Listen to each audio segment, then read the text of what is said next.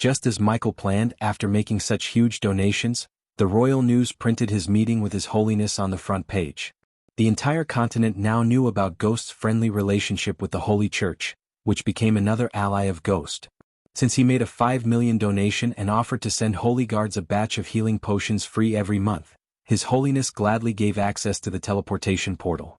Instead of walking into the portal right away, Michael went to meet King Kramer.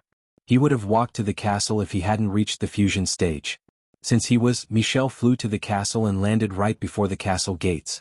As soon as his feet touched the ground, several armed guards rushed to the gates, thinking they were under attack. "Relax, I am here to meet King Kramer." The soldiers did not loosen their bodies. "Tell your king Ghost wants to see him." "Ghost?" The soldiers were startled. Although they hadn't seen him in person, they had all heard about him. "I thought a fusion stage cultivator would receive a different welcome." Michael informed the soldiers about his cultivation stage in an indirect manner. It took the soldiers a few moments to realize the graveness of the matter. But before one of them could run back into the castle, a group of fancily dressed people approached the gates surrounded by several more armed soldiers. The one who led the group was a middle-aged man with wavy shoulder-length silvery hair. He was neither too short nor too tall but rather had an average build. His thick mustache perfectly complemented his clean-shaven rosy skin. Just by looking at the silver robes and the golden crown on his face, Michael could tell who this man was. "King Kramer," Michael greeted the king with a smile. "Sorry to drop by unannounced. I was in the neighborhood and it'd be rude if I didn't come to meet you, King Ghost." Unexpectedly, it was the silvery-haired woman who greeted Michael instead of the king. To a man who saw countless heaven-defying beauties from both this universe and other universes, Michael wasn't startled by the queen's charm. "Queen Amat, I presume." The guards quickly opened the steel gate between the two parties as Michael stepped forward. "Sorry for all this, King Ghost." "Oh, please call me Ghost. I insist. The latest _sodies are on website." "As you wish." King Kramer finally opened his mouth and extended his arm to shake Michael's. "Honor to finally meet you, King Kramer." Michael firmly shook his hand. "Please come inside." The queen welcomed Michael with a bright grin on her face. "You must be the only king who doesn't like to be called king and surrounded by royal guards." The queen melodiously laughed while leading Michael to the majestic castle. "What's the point of being a fusion stage cultivator when I have to surround myself with weaker guards?" Now that the queen and king finally heard these words from his mouth, their legs stopped walking. You reached the fusion stage?" An old man carrying a thick book and a staff asked Michi in utter surprise. "Yes. It's hard to believe, right?" Not only the old man but even the king and queen also stared at Michael with clear doubt in their eyes. "I am pretty sure you have a mirror device to check the cultivation stage." "It's okay, Ghost. We believe you." The queen brushed it off but Michael shook his head. "I like to let everyone know that I reached fusion stage, Queen Amat," Michael whispered to her. Still the others heard him. "But can I ask why? Isn't it advantageous to keep your cultivation stage hidden?" Apparently the queen was more talkative than the king. But that didn't mean the king was weak. In fact, King Kramer was at core strengthening stage level 10 while Queen Amat was just at core formation stage level 3. Visit. For a better user experience, what's the point of reaching fusion stage if you can't show it off, Queen Amat? Plus, I don't have to deal with the arrogant young masters and young Mrs. Riddling Elon, Michael chuckled. His words just mesmerized the queen and everyone around. He didn't sound arrogant but domineering. Coupled with his young age, it was too hard for them to believe Ghost was a fusion stage cultivator. "Makes sense." King Kramer nodded as they finally reached the enormous throne hall. "Bring the mirrors." King Kramer ordered the old man and waited for the servants to set up the sofas. After everything was said and done, Michael took the seat facing Queen Amat and King Kramer. Being a fusion stage cultivator felt great to Michael. Normally, one would have to wait for an audience with King Kramer but now, he entered the castle escorted by the king and queen themselves. He used to feel slightly jealous of Layla and Elder Kane but not anymore. Quickly a maid approached Michael, slightly shivering from top to bottom. "I will take any kind of fruit juice, please." "No booze, thank you." Despite Michael's status and cultivation, he treated the maid with dignity. It was such a small gesture but his words to the maid surprised Queen Amat. "So what's the true purpose of your visit here, Ghost?" King Kramer asked after the maid left the throne hall. He also dismissed the soldiers except for a few royal guards who stood in the corner, watching the king and queen. "I came to meet His Holiness and dropped by to meet the two of you because I was kinda hoping I could buy a piece of land in your kingdom." "Piece of land? That's wonderful. Royal land would be honored to gift you." Queen Amat said with an ear-to-ear grin as the king nodded. Freebies break friendships, Queen Amat. So I was thinking I could name either of you as a shareholder of the majestic branch I will open here in Royal Land. Is it possible? Sorry to be blunt, but I was actually thinking it. In fact, I have the same proposal to the King of Drattle and Kethin too. Really? Queen Amat's voice trailed off as she looked to be in deep thought about Michael's offer. Of course, Michael knew they would accept it, but they had to pretend to be thinking so they wouldn't look like power-hungry wolves.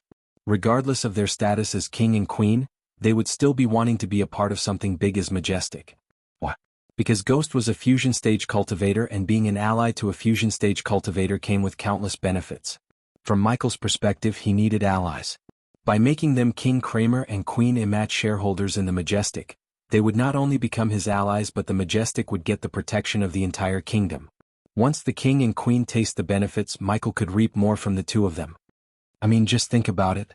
An outsider comes to your home and runs things without giving you any sort of tribute. It's not fair, right? That's why I want the two of you to be a part of Majestic in Royal Land. Visit. For the best no-understanding experience while they were talking, the old man who went to bring the mirror finally arrived at the hall with several other nobles. They all had one thing in common: curiosity. The last time Michael saw the device was when he competed in the Elon tournament. Of course, the mirror before him looked a little smaller and lightweight. It was apparent to Michael that the Guardians had made some modifications to the device. One single shout from the dormant Hydra, and they still hadn't recovered their ability to perceive someone else's cultivation level. Let's do this, shall we? Michael rubbed his palms together excitedly before walking toward the mirror. We made some changes to the contraption, Master Ghost. This one is specifically designed to check whether someone is at the fusion stage or not. I hope you don't mind it. Why would I? Michael just shrugged, placing his palm on the mirror. As soon as his palm touched the mirror, he felt a suction force and a warm sensation throughout his body.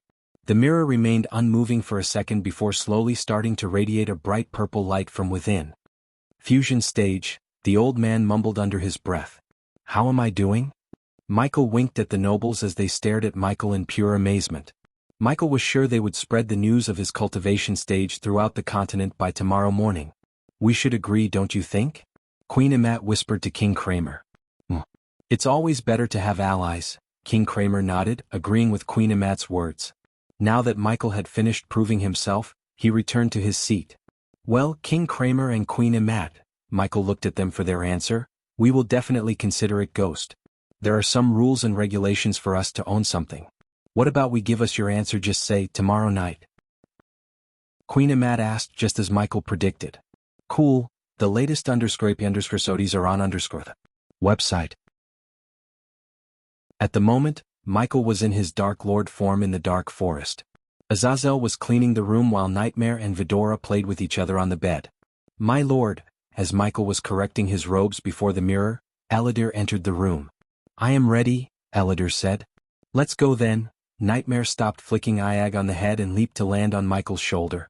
You're not coming, buddy, Michael said to Nightmare as he nodded. I know. Where is Gaia though? What's taking her so long to kill one puny human? Iag sounded lazy and tired of playing with Nightmare for so long. However, what Michael said next excited her. She will join us later at the Pirate Haven Aiden. Buddy, Michael looked at Nightmare, return to Royal Land and stay in the room.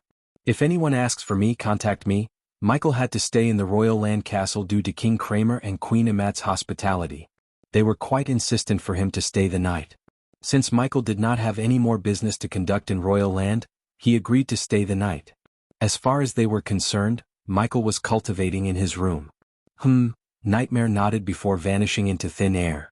After Nightmare teleported to King Kramer's castle, Vidora landed on Michael's shoulder with a single leap. Surprisingly, a rune glowed on their body, and in a few seconds they too vanished. But they didn't teleport like Nightmare. Instead, they just vanished from the naked eye thanks to Eladir's little rune. The cloaking rune would have been perfect for Ghost.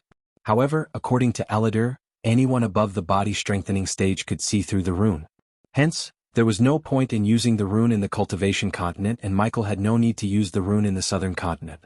He did ask Eladir about placing the rune on his army, only to learn that the rune requires a high amount of arch energy.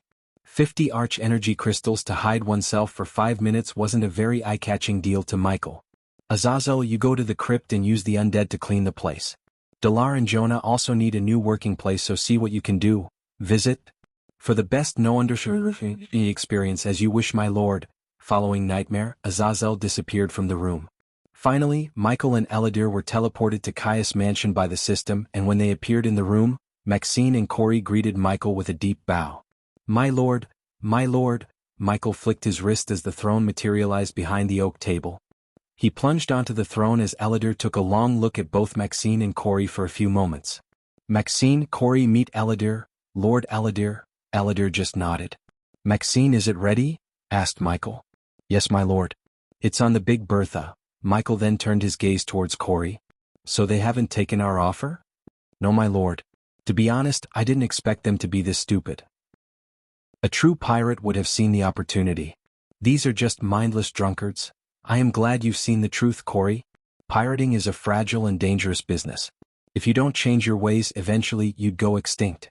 It's time we root out these weeds and unite the pirates under one banner, my banner. It'd be an honor for the pirates to serve you, my lord.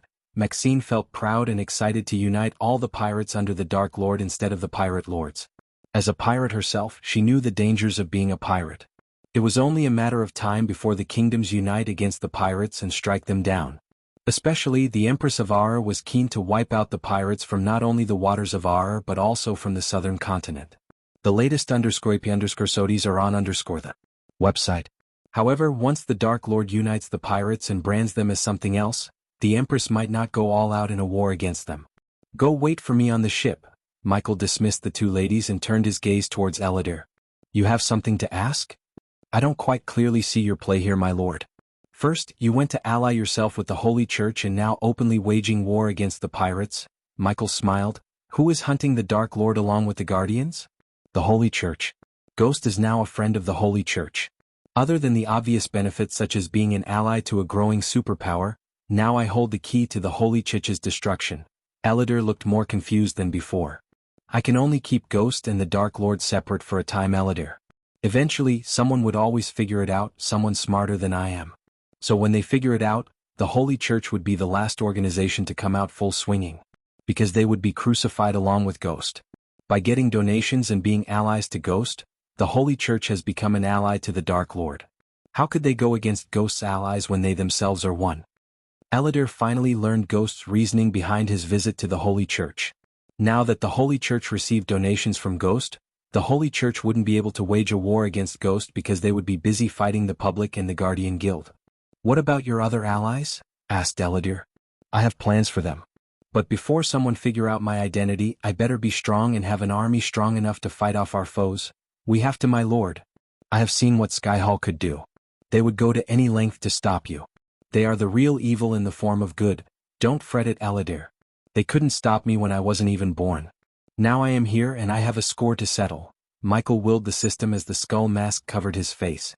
Just like a breezing wind, the two of them disappeared from the room. At that time, Gibson was preparing everything for Big Bertha's journey towards the pirate haven Aden. Since Maxine announced to the crew that the Dark Lord would arrive to meet them, the crew was extra motivated and didn't dare to slack off. Unlike the Silent Reaper, the Big Bertha was in pristine condition. No one would believe the ship was manned by the pirates or one would recognize the crew as pirates. Instead, the crew looked like disciplined soldiers wearing black leather armor and carrying new cutlasses. Visit. For a better user experience, of course, they still possessed habits such as getting as drunk as possible and eating without any restrictions. Maxine and Corey were still in the process of turning the pirates into soldiers, and Big Bertha's crew were the front runners to become disciplined warriors of the Dark Lord. Bring it out. Gibson climbed out of the lower decks and shouted at the crew before throwing a roll of ropes down the hole. Pull with all your strength. That thing is heavy. Maxine stood at the other end of the rope along with a group of pirates. The rope was attached to a pulley to make lifting the mortar a bit easier. You can lift it now. Gibson and Maxine heard Shorty shouting from the below decks. 1, 3. Maxine counted until 3 to pull down the rope using every bit of her strength. While Maxine was pulling down the rope, Corey remained at the helm, waiting for the Dark Lord. Even without the so-called new weaponry, the Big Bertha was a beast. The upper deck alone had 10 cannons on each side. In addition, they fitted the Big Bertha with 3 rows of cannons, each with 15 broadside cannons. One side of Big Bertha totally had 40 cannons, making the total count of cannons a whopping 80 cannons. Usually that number of cannons would slow down the ship, but the Dark Lord ordered them to do so despite the drawbacks. When Corey did a test run with Big Bertha, it took them almost 5 minutes to reload all the cannons. Unless they fixed the reload speed somehow, a talented ship captain could do a lot of damage to Big Bertha within 5 long minutes.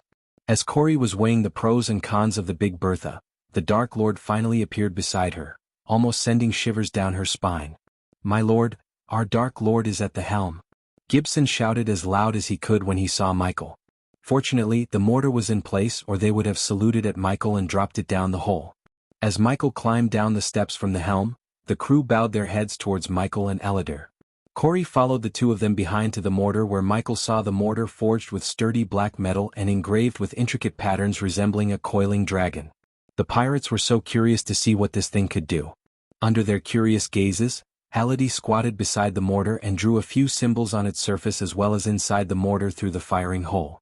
Although it looked as simple as drawing a few symbols, Michael knew the intricacy behind each rune.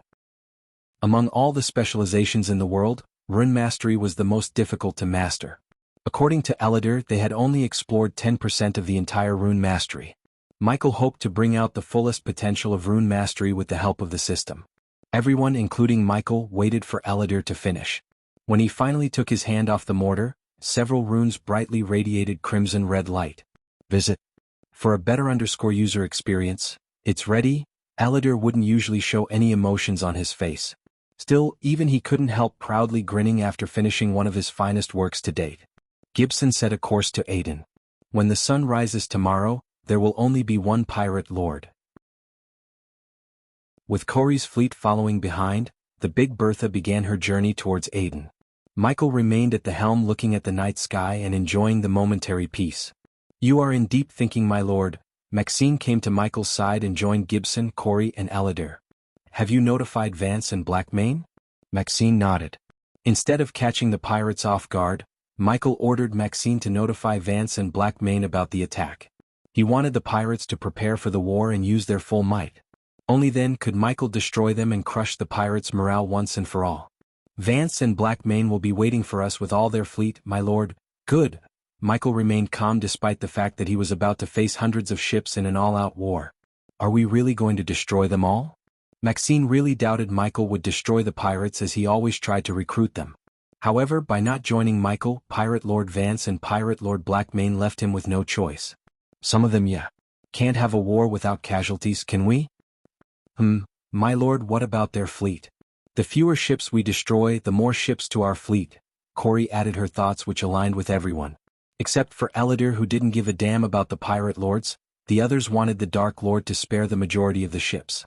At this point, none dared to doubt the Dark Lord. The two pirate lords may have superior numbers, but the Dark Lord could destroy them with a few spells. How should I end the war? Should I kill the two pirate lords in front of their fleet or destroy their fleet in front of them? "If you're asking me, I'd say kill the two of them and end it quickly," Ellider shrugged. "I agree with Lord Ellider, my lord," Gibson said. "Yes, my lord." Killing the two pirate lords would end the war quickly. Most of the pirates would immediately surrender. However, some of the fanatics might choose to fight until death path. "We can destroy them to make a statement," Corey exclaimed. They all shared the same thought. Hence, Michael decided to listen to them because what they said was correct. He should capture the ships and strengthen his fleet rather than destroy the ships. It would take years to rebuild those ships. According to Corey, once he conquered their fleet, he might have almost 500 ships in his fleet. "You focus on destroying the fanatics. I will deal with Vance and Blackmane. It's a pity they chose false freedom over the opportunity to be something great. Some people are born to live a simple life, I guess." Under the full moon, Michael and his fleet sailed towards Aden. The Big Bertha moved in front of 120 ships, including several frigates and man-of-wars. Such a massive force would terrify any foe. But, while they were sailing forward, Michael noticed a few ships in the distance, following them. "Those are Royal Navy," Gibson, who looked at the ships through the spyglass, exclaimed in shock. "The latest _IP_SODIs are on the website. What are they doing in this water?" "Watching us. They want to see the battle. If I am right, someone very close to the Empress herself is in one of those ships. Should we attack them, my lord?" Maxine asked. "No, let them watch. They are not a threat to us." Meanwhile, in Aden, Vance was looking at the ocean through the window while taking long deep sips of rum. Several pirate captains in his fleet accompanied him in the room. Some of them looked worried but some looked outright excited. "How long till they reach our waters?" asked Vance. Melina, the red-haired pirate who Corey met, answered, "For hours top. We will show them who rules this part of the sea." "Pirate Lord," one of the pirate captains exclaimed. "Still have no news about Blackmane, huh?" Ignoring the pirate captain, Vance questioned Melina. "No, but we have his fleet. So even if he doesn't show up, we can still beat Pirate Lord Corey and her fleet." Vance took another long sip and threw the empty mug away. "What about the magic-wielding captain? Lucifer? Is he coming too?" As soon as they heard the name Lucifer, the pirate captains who were afraid became more terrified. According to Maxina's note, yes. "He is coming. I want to show him the true power of the pirates. I want to show him why those freaks never dared to set foot on our seas." Vance growled, and looking at his fearless tone, some of the pirate captains, including Melina, became courageous. "No negotiation. The moment they come into our range, fire at will," Vance ordered. "Everything is ready, Vance." Melina approached Vance. "Well, take care of them. After today, there'll be only one true pirate lord," she seductively whispered into his ears. "Visit. For the best no understanding experience, Blackmane, you bastard? Where the fuck are you?" Vance looked at the hundreds of ships lining around the island, forming a defense line. Although the fleet included Blackmane's forces, Vance still missed the guidance and leadership of Blackmane. "I also took the liberty to initiate the backstabbing." Vance. Melina licked her lips and Vance, he just grinned. After everything was said and done, Vance came to his ship, a brigade built for speed rather than battle. Vance named his ship the Sailing Wind. The name suited the ship perfectly because it was one of the fastest ships on the southern continent. Vance used the ship for plundering hundreds of merchant ships transporting rum. Sailing Wind's speed always enabled Vance to hit and run until the opponent's ship was in no condition to fight. Vance even brought down a man of war with his ship. Now, he waited for Big Bertha to appear in his sight along with hundreds of ships behind him. "Look!" the pirate who stood atop the crow's nest shouted as Vance looked at the horizon through the spyglass. "They are here." Vance could see the giant frigate sailing towards them, leading the fleet of Corey. All those ships flew a pure black flag instead of Corey's flags. Like storm clouds, the black ships approached Aden at the horizon. "Get ready, pirates!"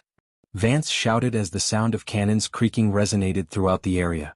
Additionally, a loud bell rang in Aden, indicating the approaching danger. "As soon as they enter our range, fire with all you have." Vance shouted again. Even in the face of war, he didn't neglect to bring a barrel of rum and chug a full mug down his throat. Every cannon in the ship in Aden aimed at the horizon and prepared to fire at will as soon as they enter their range. However, all the ships, including the Big Bertha, stopped a few meters away from their firing range. "Why are they stopping?" Melina asked. "Probably to negotiate. What if they don't sail towards us? We will go to them and sink them where they stand." Vance raised his mug, riling up his crew. They all let out a thunderous battle cry and prepared to move forward. But suddenly they saw a bright red light shooting out of Big Bertha. "What the hell?" Vance and his ship turned red like someone aiming a red spotlight at them. Boom. While they were in confusion, a thunderous booming sound echoed through the calm sea. Vance looked up at the sky to see countless stars falling down upon them. Vance and his ship didn't even realize what just hit them until they exploded into bits and pieces. "Oh my god. Pirate Lord." Vance. "Shit. The latest _sodies are on the website. Dark magic." The pirates were in utter confusion. Moreover, they were terrified. After destroying Vance's Sailing Wind, the red spotlight fell on a couple of more ships, and the result was the same. Boom, boom, boom. At this time, the pirates did not wait for Corey's fleet to enter their firing range but began to fire the cannons aimlessly at Big Bertha. As the pirates were raining down cannonballs, a dark cloud slowly flew towards Aden. "Surrender." The demonic voice swept across the sea, terrifying the pirates. Gradually, the dark cloud faded away, revealing the Dark Lord to the pirates. "Fire." However, a daring pirate captain decided to fire at Michael. But before he could take aim, the red spotlight fell on the ship. Boom. The result was the same as the ship exploded into smithereens. The mortar was more powerful than Michael expected. Michael did not stop. Instead, he pointed at Aden, signaling Maxine to aim the mortar fire at Aden. He wanted to destroy the walls and the island partially to make a statement. Under the pirates' shocked gazes, countless meteors landed on Aden, destroying the walls and everything in the explosion's vicinity. "Oh my god, Gibson shuddered in fear looking at all the death and destruction. Instead of stopping with Aden's walls and a couple of ships, Michael continued to point at ships as Maxine fired the mortar, destroying several ships in under a few minutes. Everywhere Corey turned her gaze, there was nothing but explosions. Vance did not even stand a chance. She thought Michael would fly to Vance, grab him by his neck and kill him in front of the pirates. Yet, what happened was the exact opposite. He did not even lift a finger at Vance. "If you want to join your friends, fire," Michael's voice amplified to the point it sounded like a thunderclap. The pirates shivered to hear his demonic voice. Even the most fearless pirate captains shuddered and hesitated to order their crew to fire at him. Meanwhile, Big Bertha and Corey's fleet slowly started to sail towards Aden that was burning like a bonfire. Everything was going according to plan until some of the ships in Corey's fleet began to fire at Big Bertha and the others. Michael quickly turned his gaze towards his fleet to see some ships firing at their allies. Visit. For a better user experience backup plan, huh? Regardless of the sudden betrayal, Michael did not even raise a brow. Instead, he just flew toward Big Bertha to deal with the traitors in a most brutal way. Unlike Michael, the others on the Big Bertha were completely caught off guard. Traitors. Shorty leaped onto the railing and shouted viciously. "We can't fire at them without damaging them." Gibson pointed at the friendly ships stuck between the Big Bertha and traitors. Corey shivered from top to bottom, fearing what the Dark Lord would do to her because of her crew's betrayal. "I should have seen it," Corey mumbled. Whoosh. But all of a sudden, a dark emerald-green mist enveloped the ships of the traitors. One by one all the traitor ships got covered in thick green mist. Boom, boom, boom, boom. Suddenly, all the ships enveloped in green mist exploded except one frigate. When the dust and smoke settled down, Gibson and the others saw the Dark Queen hovering above them. Gaia flew towards the last ship of the traitors and saw a few dead bodies on the upper deck.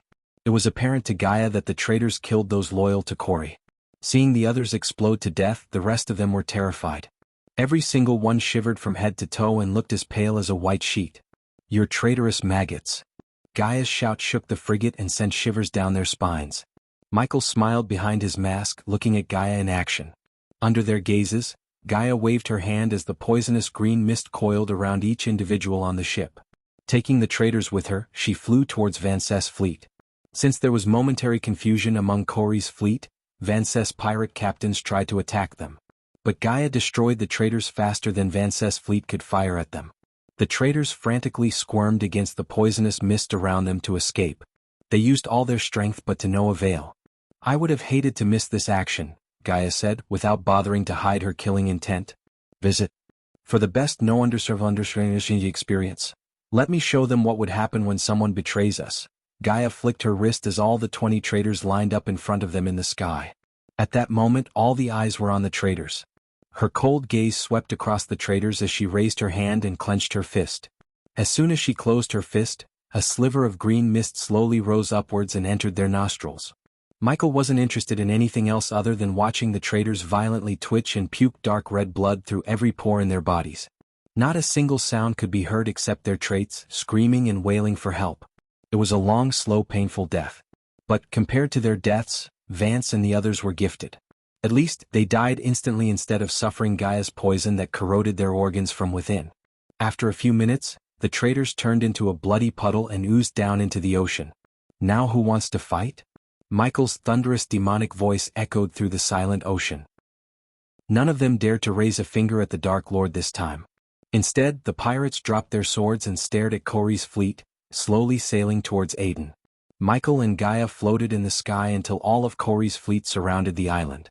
Afterward, Corey's men rushed into Aden, facing no resistance from the pirates. At that moment, the pirates thought about nothing else except what was going to happen to them. They had no one to lead or give them guidance. Once Corey's men captured all the defense cannons in Aden, Michael descended towards Vance's castle. The residents of Aden, mostly young women and elderly pirates, stared at Michael in utter shock. They couldn't believe seeing someone flying and using spells. Some even dropped to their knees and began to worship, mistaking Michael and Gaia for gods. Ignoring them, Michael entered Vance's room through the window and waited for his subordinates to arrive. Bang! Michael raised his hand, blasting away Vance's chair with a gust of wind. Then he brought the skull and bones thrones with a flick of his wrist. But before he plunged into his throne, he looked at the dark corner of the room. "You can come out now," Gaia sat on her throne, resting her one leg atop one before Michael, and waited for the united guest to reveal himself. After hearing Michael's words, a tall man walked out of the shadows, slow clapping.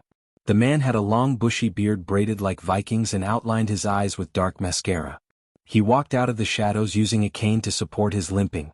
Although the man looked vicious and had an aura of a pirate, he dressed like a higher army official.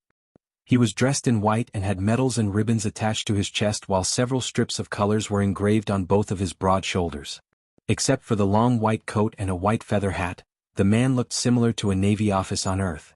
Michael just sat on his throne and waited for the man to introduce himself, although Michael had already guessed the man's identity. Lucifer, aka the Dark Lord. The man used his cane to raise the chair from the ground before sitting on it. Pirate Lord Blackmane. The pirates still believe you are on a voyage, Michael calmly said in his demonic voice. What Michael said was the truth. The man before them was none other than the most powerful pirate lord of the three, Gibbs Blackmane Jet. Visit. For a better user experience, pirates are an endangering species, Lucifer. We both know that. Gaia remained silent despite the fact she didn't like how he addressed Michael by his name. I don't blame you for joining the Empress. I have no problem with that as long as your Royal Navy don't raise their flags against my army. On the contrary, Lucifer. I am here to broker peace between the Royal Navy and the pirates. Her Highness believes the new leadership might take the pirates in another direction than the predecessors. Blackmane had a wise tone to his voice. Michael liked how calm Blackmane was despite the obvious fact Michael could kill him with a single snap of his finger. Interesting. I'm sure there are conditions, right? Asked Gaia. Simple. The Royal Navy will leave the southern continent waters in exchange for a peace treaty. You don't plunder our merchants and we won't attack you, but you don't conduct business in someone's home without paying them tribute, do you? 20%. The merchants will pay 20% of whatever they are bringing into your waters. It's a nice deal, Gaia whispered into Michael's ears. But Michael had a feeling there was something else in Blackmane's list of things he wanted from them. What else? Michael didn't beat around the bush or accept the deal right away. There is an island not too far from Aden. It belonged to Her Highness' father. He bought the island from a pirate named Isaiah. This is the document proving the claim. Blackmane slowly put his hand into his coat pocket and retrieved a golden parchment. He threw the parchment towards Michi as Gaia caught it in midair and opened it to read the contents. Her Highness would appreciate it if the island is returned to her. For a few minutes, Michael did not respond to Blackmane. I will give the island back to her on one condition. No military bases in my territory. Blackmane's eyes showed a glint of reluctance. His moments of silence indicated to Michael that they were planning to use the island as a military base. But now that Michael said no to that, Blackmane had no choice but to agree or let go of the island. Understandable. No military bases. We have no more conditions. We would appreciate it if we sign a contract with all our conditions and terms. You want a signed contract from the Dark Lord? Ah! Michael burst into devilish laughter as the room grew darker and darker. Visit. For the best no_vel_ed_g experience regardless of the phenomenon that could terrify many men, Blackmane remained calm and composed. Sure thing. Tell your Empress the pirates are no more. It's the Dark Army from now on. And they will not bother her merchant ships. Wonderful. Finally Blackmane grinned.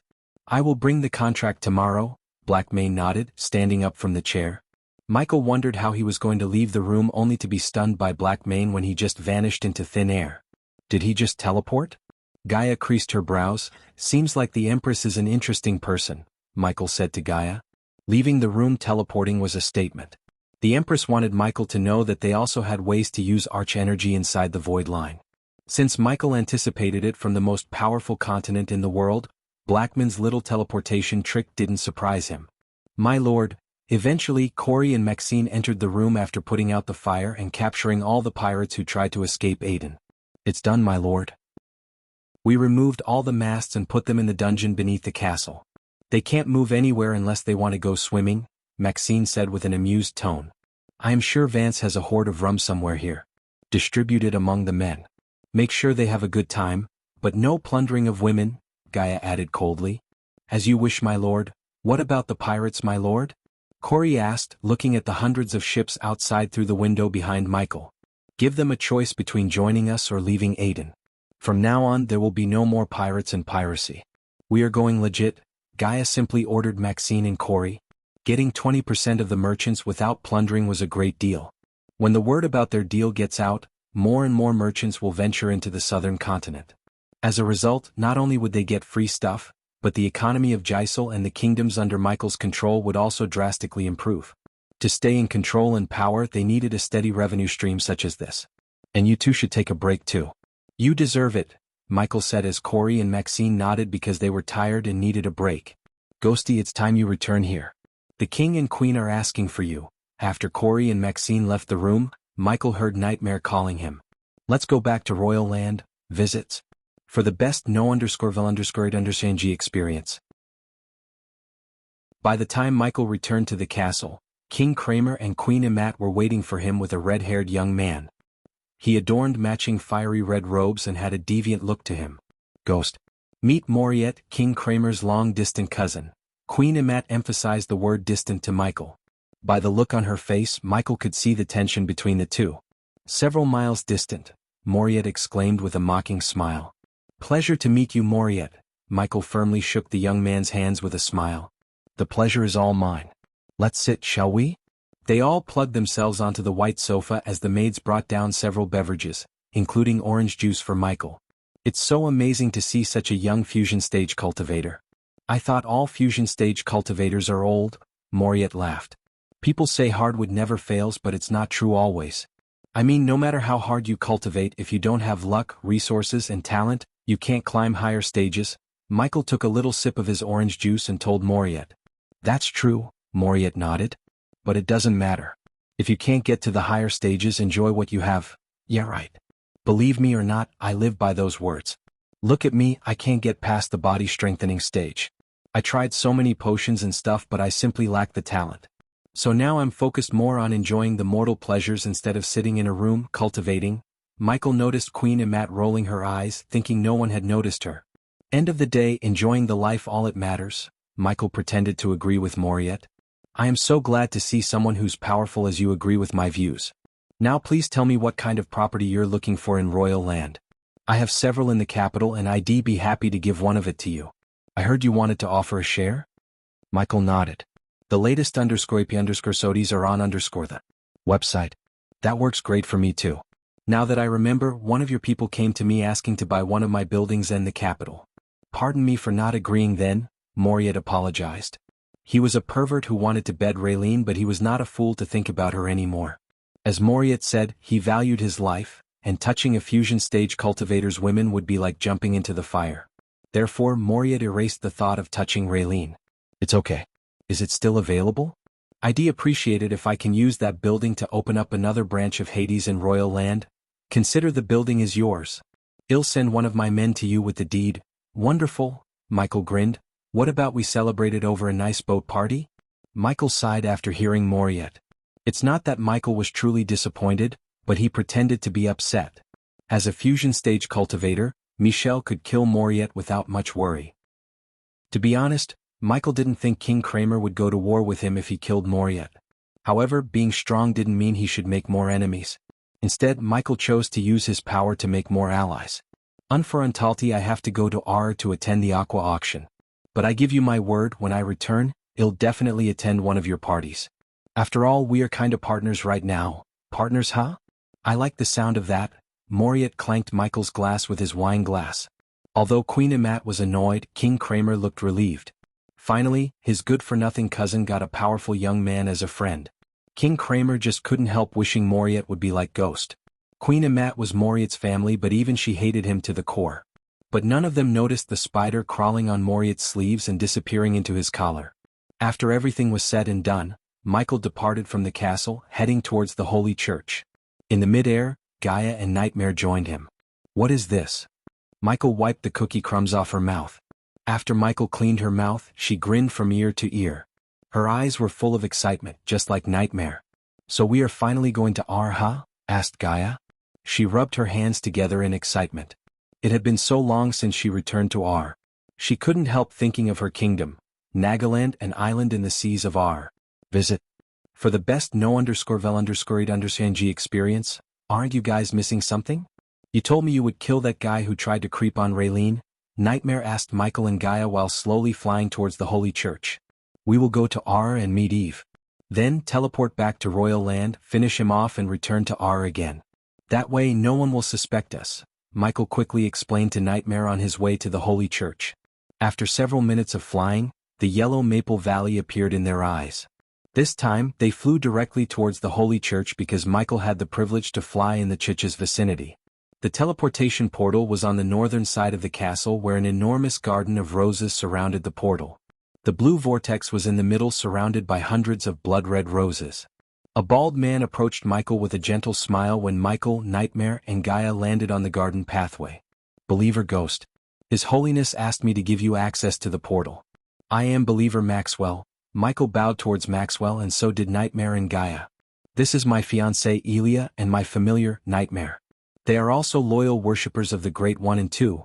Maxwell was stunned to hear a dragon was actually a worshipper of the Great One and Two. But after hearing Ghost, Maxwell grinned so brightly. It feels so great to see youngsters and a dragon believes in the Great One and Two. This world needs more people like you. Gaia almost coughed blood and burst into laughter. One big donation and the entire Holy Church began to believe Michael was a true worshipper of their gods. To be honest, Michael was the last one who would believe in the Great One and Two. He was using these idiots but they had no idea. So instead they believed Ghost to be a true believer. The exit portal is located in Ysirius in Kingdom Thera. Wonderful. Michael was glad that the exit portal was on Ysirius, Eve's home city. Otherwise he would have had to fly from one city to Ysirius. He preferred to meet Eve first before starting to explore R. Have a wonderful journey Believer Ghost, Believer Elia, and Believer Nightmare. Maxwell took time to bow towards each of them as they returned the gesture by bowing toward Maxwell. The latest _IP_SODIs are on _the website. May the Great One and Two be with you and guide you on your journey. Maxwell raised his palm, blessing the trio. Afterward, the trio approached the portal. The closer they got to the portal, the stronger they felt the pull. We will meet again soon, Believer Maxwell, Michael said looking over his shoulder before finally walking into the portal. After coming to this world, it took Michael almost 2 years to find time to visit R. However, thanks to his runic teleportation skill, he could go back and forth once he left a rune somewhere on R. Thera was a modest kingdom bordered by a calm sea to the north, rich forests to the south, a wide river to the east and a large mountain to the west. Citizens of Kingdom Thera mainly lived off weaponsmithing, wine brewing and blacksmithing. The kingdom's landscape was stunning: green, open fields, astonishing aquatic wildlife and dramatic rock formations were just a sliver of the charm Thera has to offer, which was why the country was beloved among foreigners. The people of Thera were welcoming towards foreigners and tend to welcome them with friendliness. This was because they felt foreigners could fortify the kingdom's well-being. The city of Ysirius was built at the base of a modest mountain and was truly an ever-growing wonder. Its beauty was matched by the backdrop of everclear skies and the snowy mountain.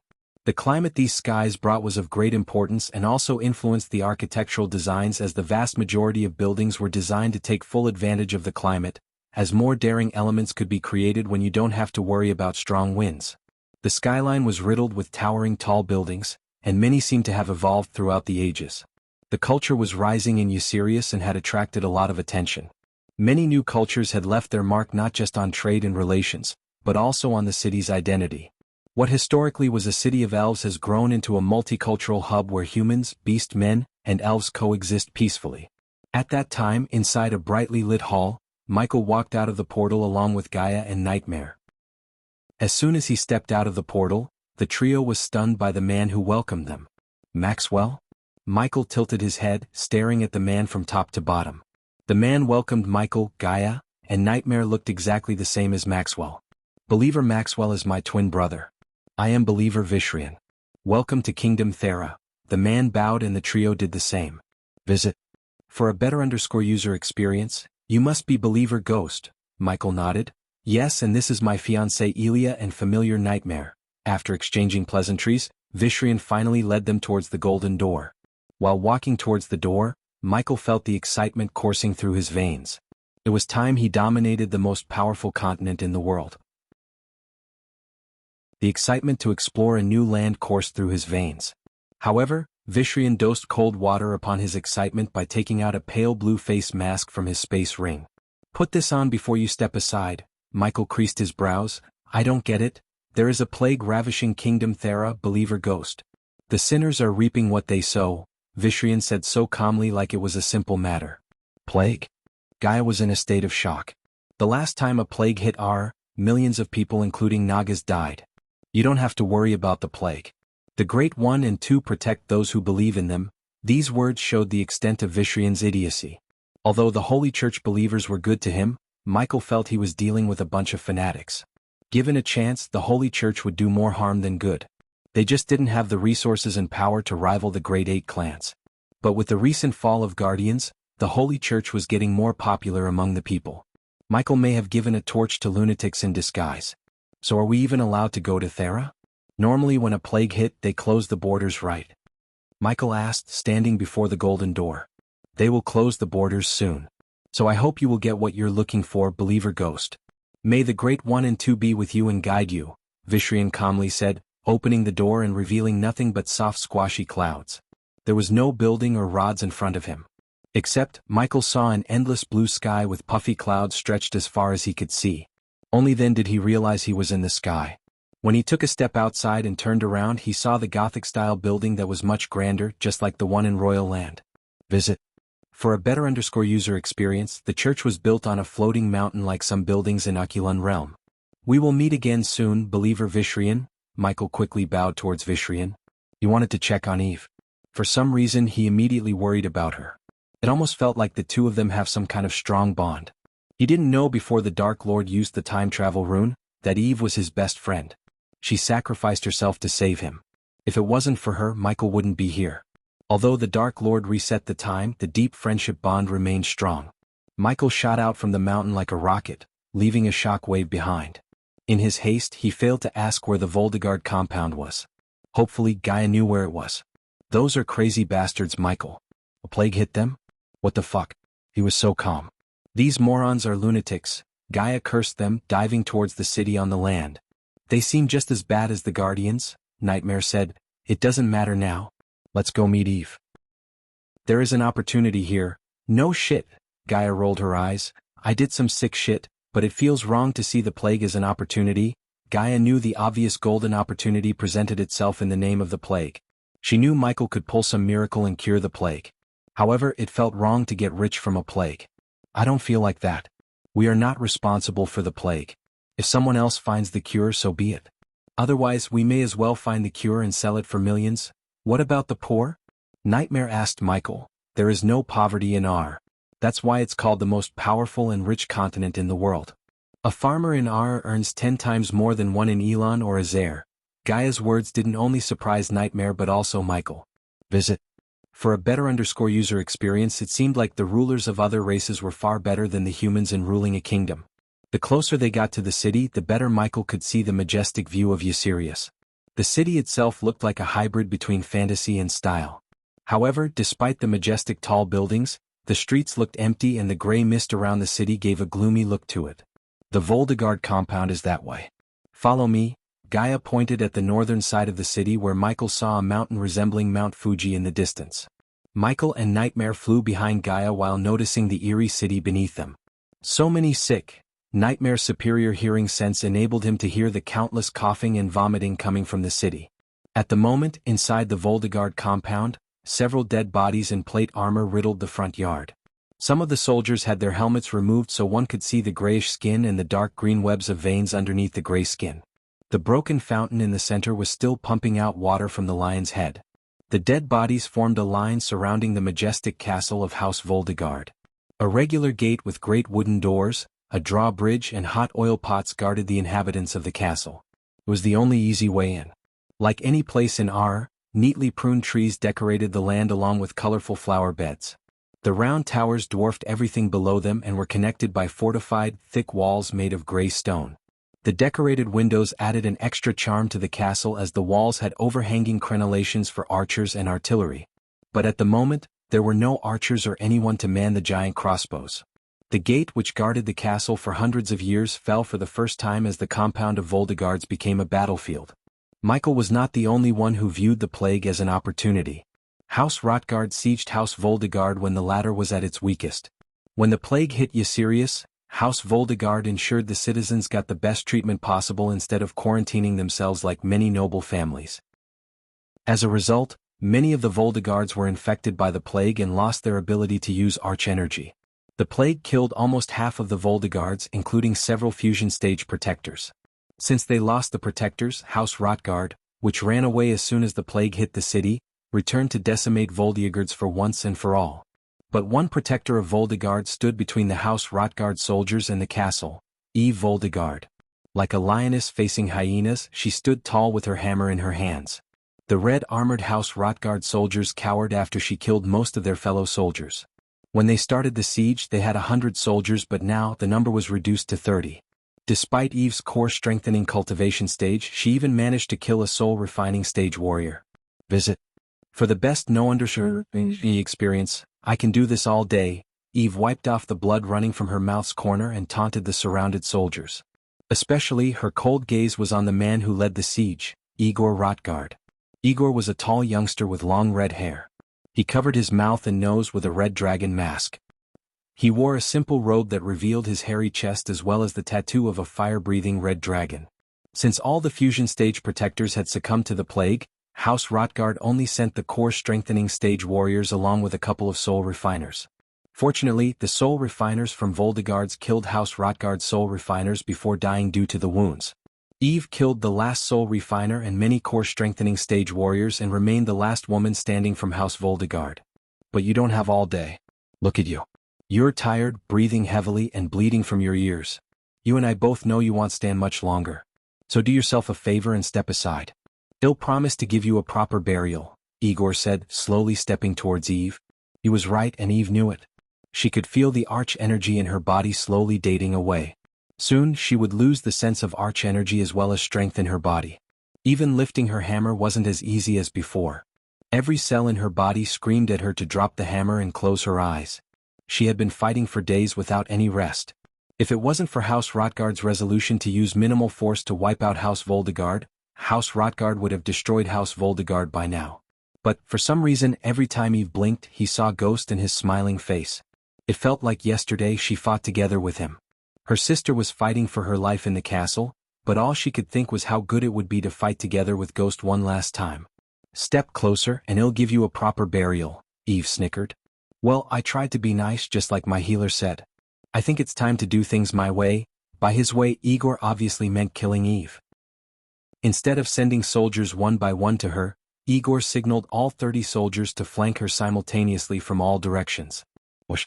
Eve began to spin the hammer as fast as she could to the point Igor only saw a blur and heard the whistling sound of the wind. Although he was here to kill Eve and her family, he couldn't help admiring her. He almost felt pity for the Voldegards. Whoa, come on, when Igor noticed his soldiers stepping towards Eve like mindless fools. Visit. For the best no-understanding experience, she will beat the crap out of you if you get too close, idiots. Use your spells for God's sake. The soldiers quickly halted their steps, preparing to cast spells. I swear to gods, one of these days, I am gonna lose my mind and start killing you incompetent fools. After getting yelled at by Igor, the soldiers of Rotgard finally began to cast spells. On the other hand, Eve kept spinning her hammer and prepared herself to be bombarded with spells. She was more of a close combat fighter rather than a spellcaster. Thus, instead of casting spells, she chose to hit her foes with the hammer. It always worked for her and she wasn't going to change now. Pillar of Iron. One soldier at the level 10 core strengthening stage raised his hand, forming a giant pillar made of energy in the air. It was so large and long that it would hit his fellow soldiers before hitting Eve. My expectations are way low for you guys, but holy fuck, you keep surprising me. Igor felt like he was about to lose his mind. Instead, he slowly started to learn why House Rotgard could never surpass House Voldegard. With incompetent soldiers like them, how could they achieve anything, let alone wipe out the Voldegards? He got more furious when he noticed the soldier keeping the pillar in the air instead of just hitting Eve with it. Hit her. Igor shouted. He wanted the pillar to hit the others more than Eve because they were just staring at the pillar instead of finishing casting spells. Yes, boss. Finally, the soldier shouted and brought the pillar, swinging down at Eve. Boom. However, the moment the pillar hit Eve, instead of Eve flying away, it was the soldiers who got scattered by the shockwave. The shockwave didn't spare Igor either, as he too was sent flying several meters by the force. When Igor managed to get himself to his feet, he saw someone standing in front of Eve with a black shield. Ghost. Eve couldn't believe her eyes. A fucking fusion stage? What the fuck? Igor scratched his eyes in utter disbelief. The man who shielded Eve looked so young, perhaps younger than him. Yet he was at the fusion stage. Thank you for inviting me to a plague-ridden city, Eve. Ghost rolled his eyes. How can I suffer alone? Eve let out an exhausted chuckle, stumbling forward. I got your back. Michael quickly wrapped his hand around Eve's shoulder to steady her. Visit. For a better user experience, you know you don't have to do this, right? Eve could barely utter these words. I do.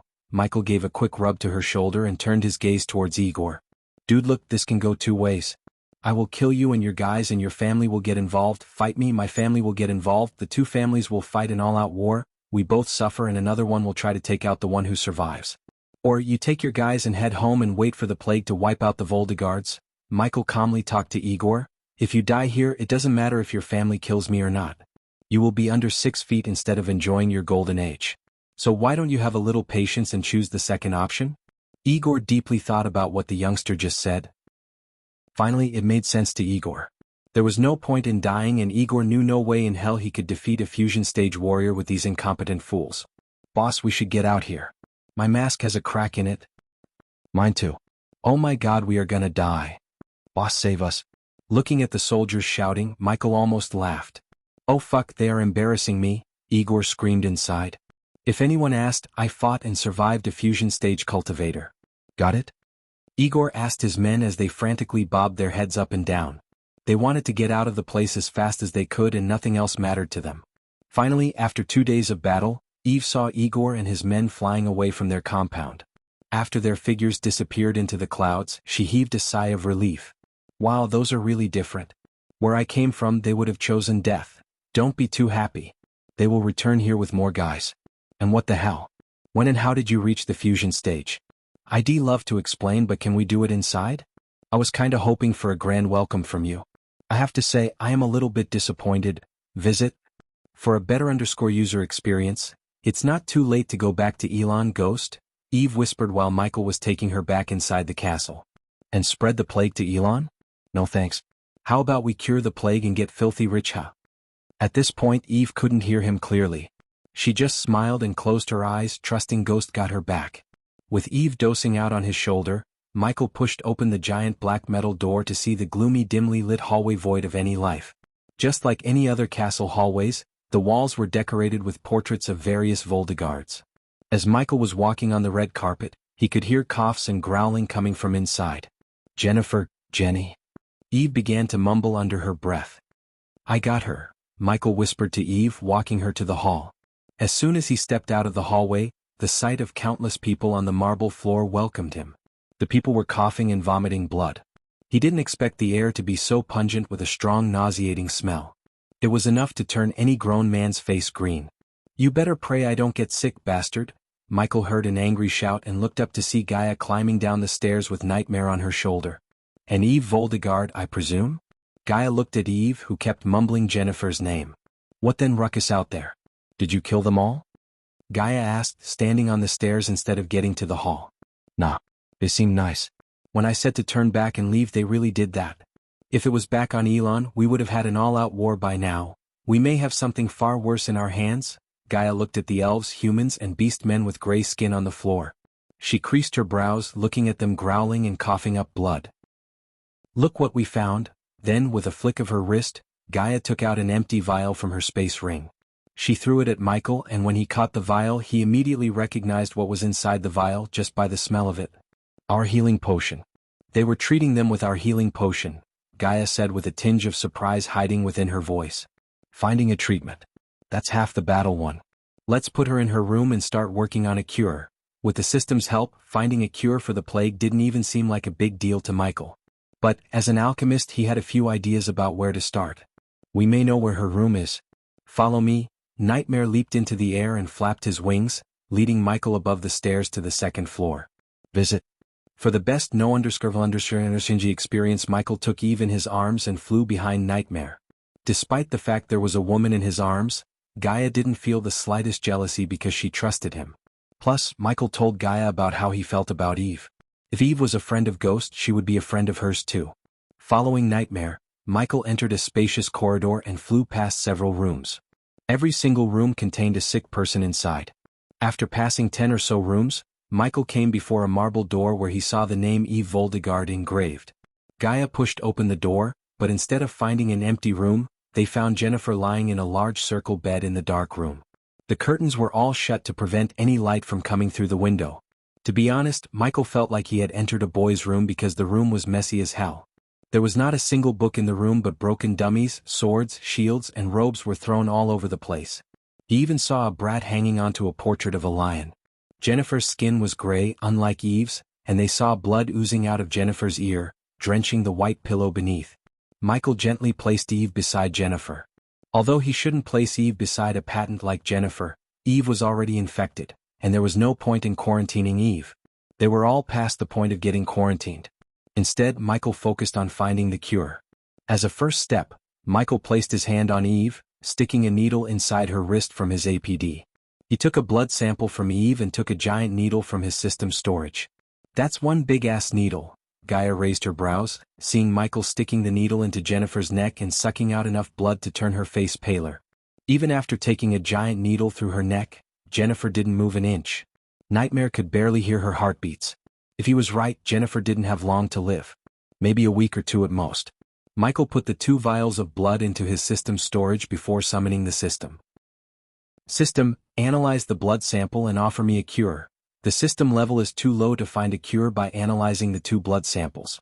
The system can find a formula to the cure if the host provides either a blood or a tissue sample of patient 0. At the moment, Michael didn't have enough points to upgrade the system. He would rather have the points in case of an emergency rather than spend them on the system. For some reason, Michael felt he would need the points soon. Besides, he would return to Mazeroth soon. No matter what, Mazeroth was a place controlled by Skyhall. It would be stupid to venture into enemy territory without having backup plans. Patient 0, huh? Eve might have an idea. Michael sat beside Eve, taking out a healing potion from his system storage. What's the plan? Asked Gaia. To find a cure, I need the first infected person. I think Eve might know who that was. Visit. For the best no_vel_8_G experience. A thin needle extended from Michael's wrist, entering Eve's neck. Michael slowly sent the healing potion into Eve's bloodstream. Eve's breathing improved after the healing potion entered her body. As a result, slight rosiness returned to her skin. Gaia, who sat beside Jennifer at the other end of the bed, saw Eve's finger twitching. Boom. Suddenly, the windows shattered as the hammer shot into the room and landed in Eve's hand. That's cool. Nightmare shrunk himself to land between Eve and Jennifer. He tried to touch the hammer, but when he did, a bolt of electricity entered his body. Ah. Nightmare jolted back. What happened? Asked Gaia, chuckling. It zapped me, Nightmare complained and bore his teeth at the hammer. On the other hand, Eve's breathing got normal as she slowly opened her eyes to see Michael smiling back at her. So it wasn't a dream. Her smile suddenly froze as she jerked her head aside to see Jennifer beside her. Jenny, she is still sick, Gaia answered her, taking Eve's gaze away from Jennifer for a moment. Eve, this is my fiancé I told you about, Elia. And that's Nightmare. I wish we had met under different circumstances. Gaia reached out to shake Eve's hand. Eve gritted her teeth to fight the pain and shook Gaia's hand. After Gaia firmly shook Eve's hand, Nightmare gently reached Eve with a leap and nudged Eve's face. It'll be alright. You have the best miracle worker in the whole world. Did you know I was death-kissed and he saved me? I don't know what death kiss is, but I assume it's something worse. Far worse, Gaia nodded. Yes, the point is we can find a cure. Nightmare's kind words put a gentle smile on Eve's face. However, the smile contained misery and sadness rather than delight. The latest _AP_SODIs are on _the website. Our best healers tried before succumbing to the plague. Our only hope is the heavenly alchemists. Fuck the heavenly alchemists. You have the godly alchemist right in front of you. Gaia's brash words quite surprised Eve, but what she heard from Ghost surprised her even more. I can find a cure if you get me to the person who got infected first. Any idea who that was? Before answering Michael's question, Eve flicked her wrist, taking out a healing potion. This is the last one. Eve sighed before gently opening Jennifer's mouth to pour the healing potion into her mouth. I don't know when the shipment is coming next. You do know Ghost brewed that potion, right? Eve took a deep breath and nodded as an answer to Gaia's question. After the plague hit 2 weeks ago, no one could get their hands on them. I sent someone to ask for yourself, but he never came back. Weird. How much did you pay for a potion? 25,000 after the plague. Before that, it's 15 to 18,000. As soon as these words escaped Eve's mouth, Gaia's eyes went wide, and the veins in her eyes popped, turning her eyes red. We were being scammed. We sell the 80% pure healing potion for 9,000 and the 90% one for 12,000. When I get my hands on that motherfucker who is screwing us, he'll cut his head and shove it way above where the sun doesn't shine. Gaia's words frightened Eve as she never expected a girl like her to be so foul-mouthed and brash. Eve looked at Nightmare to see him grinning embarrassedly. You'll get used to it. That's not a problem we have to deal with right now. Eve, who was the first person to get infected? Asked Michael. A dark elf. But he is buried in Essia, a village in Ysirius. I don't think they would let us excavate his remains. We will get arrows instead permission. There is no way they would let us. Then we want, Michael calmly said, visits. For a better user experience, we will go there by night, dig his grave, take whatever Ghost needs, and get the hell out of there before no one notices us. Gaia quickly laid out a plan as Eve stared at them wide-eyed. It was shocking to see Ghost and Elia talk so casually about grave robbing inside a dark elf territory. Usually, Eve would have stopped them, but looking at her sister and thinking about her family, she couldn't say no to something that might lead Ghost to find a cure. Are you sure you can find a cure for this? The last time Eve heard, the entire kingdom of Thera and the Empress Court of Healers were trying to come up with a cure yet had no breakthrough. However, Ghost talked so simply about finding a cure. His words sounded confident rather than arrogant. Somehow, Eve believed he could really find the cure. After all, Michael had a reputation for pulling several miracles, such as becoming the youngest fusion stage cultivator. Even Rowena wasn't as young as Michael when she reached the fusion stage. But before we do anything, we need more healing potions. Unfortunately, I don't have enough to keep everyone in the castle sustained. Can you brew enough potions if you had the ingredients? Eve quickly asked Ghost. If I brewed until the nightfall, we would have enough to keep them alive until I come up with a cure. What about moving to another safe house or something? Those guys who attacked you won't stay far away for long. They might get impatient and try to wipe you out. I know a place. Eve quickly thought of the place her father bought weeks before he fell sick. Since it was a recent purchase, none of the outsiders knew about it. Does this place happen to have a portal connected to it? Unfortunately, Eve shook her head. We have to fly there. Michael pondered for a moment before standing up from the bed. Okay, here's the plan. Elia, put everyone in a large carriage and fly there. I will stay here and brew the healing potions. Michael could fly to Eve's safe place with the two girls, but Michael wanted to stay in the castle to kill in case anyone showed up to wipe out the Voldegards. Suppose House Rotgard sent fusion stage cultivators to finish the job. In that case, Michael could turn into Dark Lord, wipe them out and earn enough experience points to level up without worrying about revealing his true self. Ghost had to fear making enemies but not the Dark Lord. Why are you doing this, Ghost? You have only known me for a few days, Yves's voice stuttered. To be honest, I have this feeling. A feeling you and I are so close, like best friends. For a change, Michael just told Eve the truth instead of making up a story. Eve was completely taken aback by surprise as she too had the same feeling. Visit. For a better user experience despite everything, Eve sadly chuckled. I have the same feeling too. Is it weird? I mean, we've only known each other for a few days, but I feel like we've known each other for ages. I think we may have been best friends in our previous lives? Who knows? We may have been. Michael just smiled before looking at the front yard through the hole in the window. The previously neatly taken care of and pruned front yard now looked like a battlefield. All those soldiers deserved a proper burial, but Michael had the living to save. After finding the cure, he didn't only have the chance to get rich but also had a way to solidify his friendship with House Voldegard. If he played his cards right, he could become an influential person in R right out of the bat. To achieve anything, he had to find the cure first. Follow me. I will show you the storage. I have to give you everything you need before I lose consciousness like the others. Eve gestured at them to follow her behind. She took a deep breath and took each step with great difficulty. When you lose consciousness, just relax and try not to worry about anything. When you wake up, everything will be back to normal, Michael said, following Eve through the corridor. I doubt it, Ghost. Most of the protectors are dead except my father and uncle. Even if you managed to cure them, it'd be near impossible for the House Voldegard to get back on its feet. Difficult times lie ahead, Ghost. Although Eve sounded strong, Michael could sense the sorrow and despair in her tone. As she said, even if he cured the plague, the House Voldegard wouldn't be as strong as it used to be.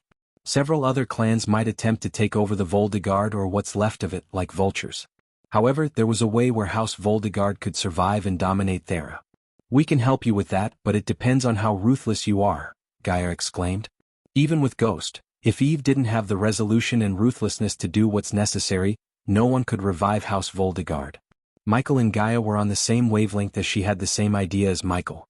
I saw my men getting slaughtered in front of my eyes. They died so House Voldegard could live. I think that would make me more ruthless than you actually think I am, Elia. Good. When you are in a position where you can't reach your foes, bring them down to your level, how are we going to do that? Eve curiously asked Gaia. We are going to use the plague against all your enemies. Eve immediately halted her steps to turn around to look at both Michael and Gaia. Nightmare wasn't as surprised as Eve because he expected it. On the contrary, he would have been surprised if Michael and Gaia didn't try to exploit the plague to their advantage. Visit. For the best no_NG experience, you are serious? Eve asked, pretty shaken up by Gaia's words. We specialize in dismantling enemies, Eve. Just think of us as your hired fixers. Michael grinned, giving Eve some courage to move forward with their plan. But even if she disagreed, Michael had already decided to weaponize the plague and spread it to his foes. He just needed some guinea pigs, and House Rotgard seemed like a great testing place. After Eve, Gaia and Nightmare left the castle, Michael sat in the middle of a room filled with racks. Each rack contained several rows, and each row had various herbs and ingredients. The whole room contained at least a ton of ingredient one needed to refine thousands of pills and potions. At that moment, Michael had an oak table before him with a bunch of ingredients and empty vials. My lord, raise the glass of water you asked. Azazel brought Michael a glass of hot water and placed it on the table beside the herbs. Michael's dark flames dimly lit the already dark room. Since Azazel had a physical body, he was helping Michael by bringing the herbs needed to brew the healing potion. My lord, you've been brewing the healing potion for hours now. You should take a break, Azazel suggested to Michael, only to see Michael shaking his head. I don't need rest. But what I need is the tissue sample of patient 0. Did you get the blood from the deceased? Yes, my lord. Azazel flicked his wrist, taking out 3 vials of dark grayish blood. I also took the liberty to place spiders inside and around the castle, my lord. Someone may have disrupted the security arrays because I found no resistance. The main warehouse is empty. I assume someone cleaned the place out before the plague broke out. That someone is Eve's father. Apparently, he transported their treasury to the Immortal Council's vault. Immortal Council? This was the first time Azazel had heard about Immortal Council. Michael wasn't familiar with them either until Eve brought it up. Yeah, after someone reaches the half-immortal stage, they would be invited to join the Immortal Council. Eve's ancestor is a member of the council. Still, they got attacked? Azazel questioned Michael. He could understand how a family of someone powerful enough to be the Immortal Council's member could be attacked and almost wiped out from the map. To be honest, Michael asked Eve the same question. First, the council won't meddle in mortal affairs. Michael emphasized the word mortal like he was air quoting the word. That means if you're a council member and your family gets into trouble, you can't pitch in and rescue them. Unless the council members agree upon it. Secondly, those old bastards have lived long enough away from their families to not give a damn about their descendants. How could they do it? I don't know. But I guess living 300-400 years in seclusion away from friends and family will do that to you, Michael explained to Azazel while throwing the herbs into the dark flames dancing atop his palm. So they have rules against saving their families? Azazel asked, knitting his brows together. I'm afraid so. As far as I heard from Eve and Gaia, they are like a bunch of crooked politicians who have nothing but time on their hands. They play politics and cultivate to get higher stages, visit. For a better user experience, but what if a member intervenes in mortal affairs? They just debate over the issue and pass their judgment on you. Which in most cases is kicking you out of the council or smite you to hell. Seems like joining the council has nothing but disadvantages, Azazel frowned as Michael chuckled. Apparently, after reaching the half-immortal stage, climbing each level would take decades. That is, if the cultivator is a genius. So the council gives you unlimited resources to cultivate. In return, you don't meddle in mortal affairs. It makes sense. Just imagine immortals and half-immortals running around the world. They will be absolute superpowers. They could enslave a kingdom if they felt like it. Having a council to put a leash on them is not a bad idea. At least it works great for me. When I wipe out some of the noble families, no one would be there to stop me. I just need to find a way to deal with the fusion stage cultivators. Michael explained his thoughts to Azazel while brewing the potions. So the council is one of the great 8 clans? No, they are like an independent group. As I said, they don't give a shit about anyone. A most one member could do for their descendants is doing small things like providing access to a vault. Azazel nodded as Michael waved his hand, putting out the dark flames. Then, Michael took the blood vials on the table and kept them before his eyes. Now I just need to find a cure before weaponizing the plague. The last thing I need is to bring down a plague upon my subordinates. One wrong move and everything will come back to bite me in my ass. Michael waved his hand as the vials disappeared from sight. When Michael finally rose from his chair, there were thousands of healing potions glistening in the darkness. The radiant blue light emitted by the healing potions brightened the room. We shall go meet Eve and Gaia. What about this castle, my lord? Just let the rot guards have it. When I am done, there won't be anyone standing against the Voldegards. Although Michael decided to help Voldegards because of Eve, his main goal was to make Voldegards his allies. In addition, having a powerful family by his side would make establishing a name for himself in Ar much easier. What would you have me do, my lord? Just stay here and monitor the situation. I am pretty sure the rot guards would return soon. Do not make any moves. Just observe and report. Got it? Yes, my lord. The latest _facilities are on website.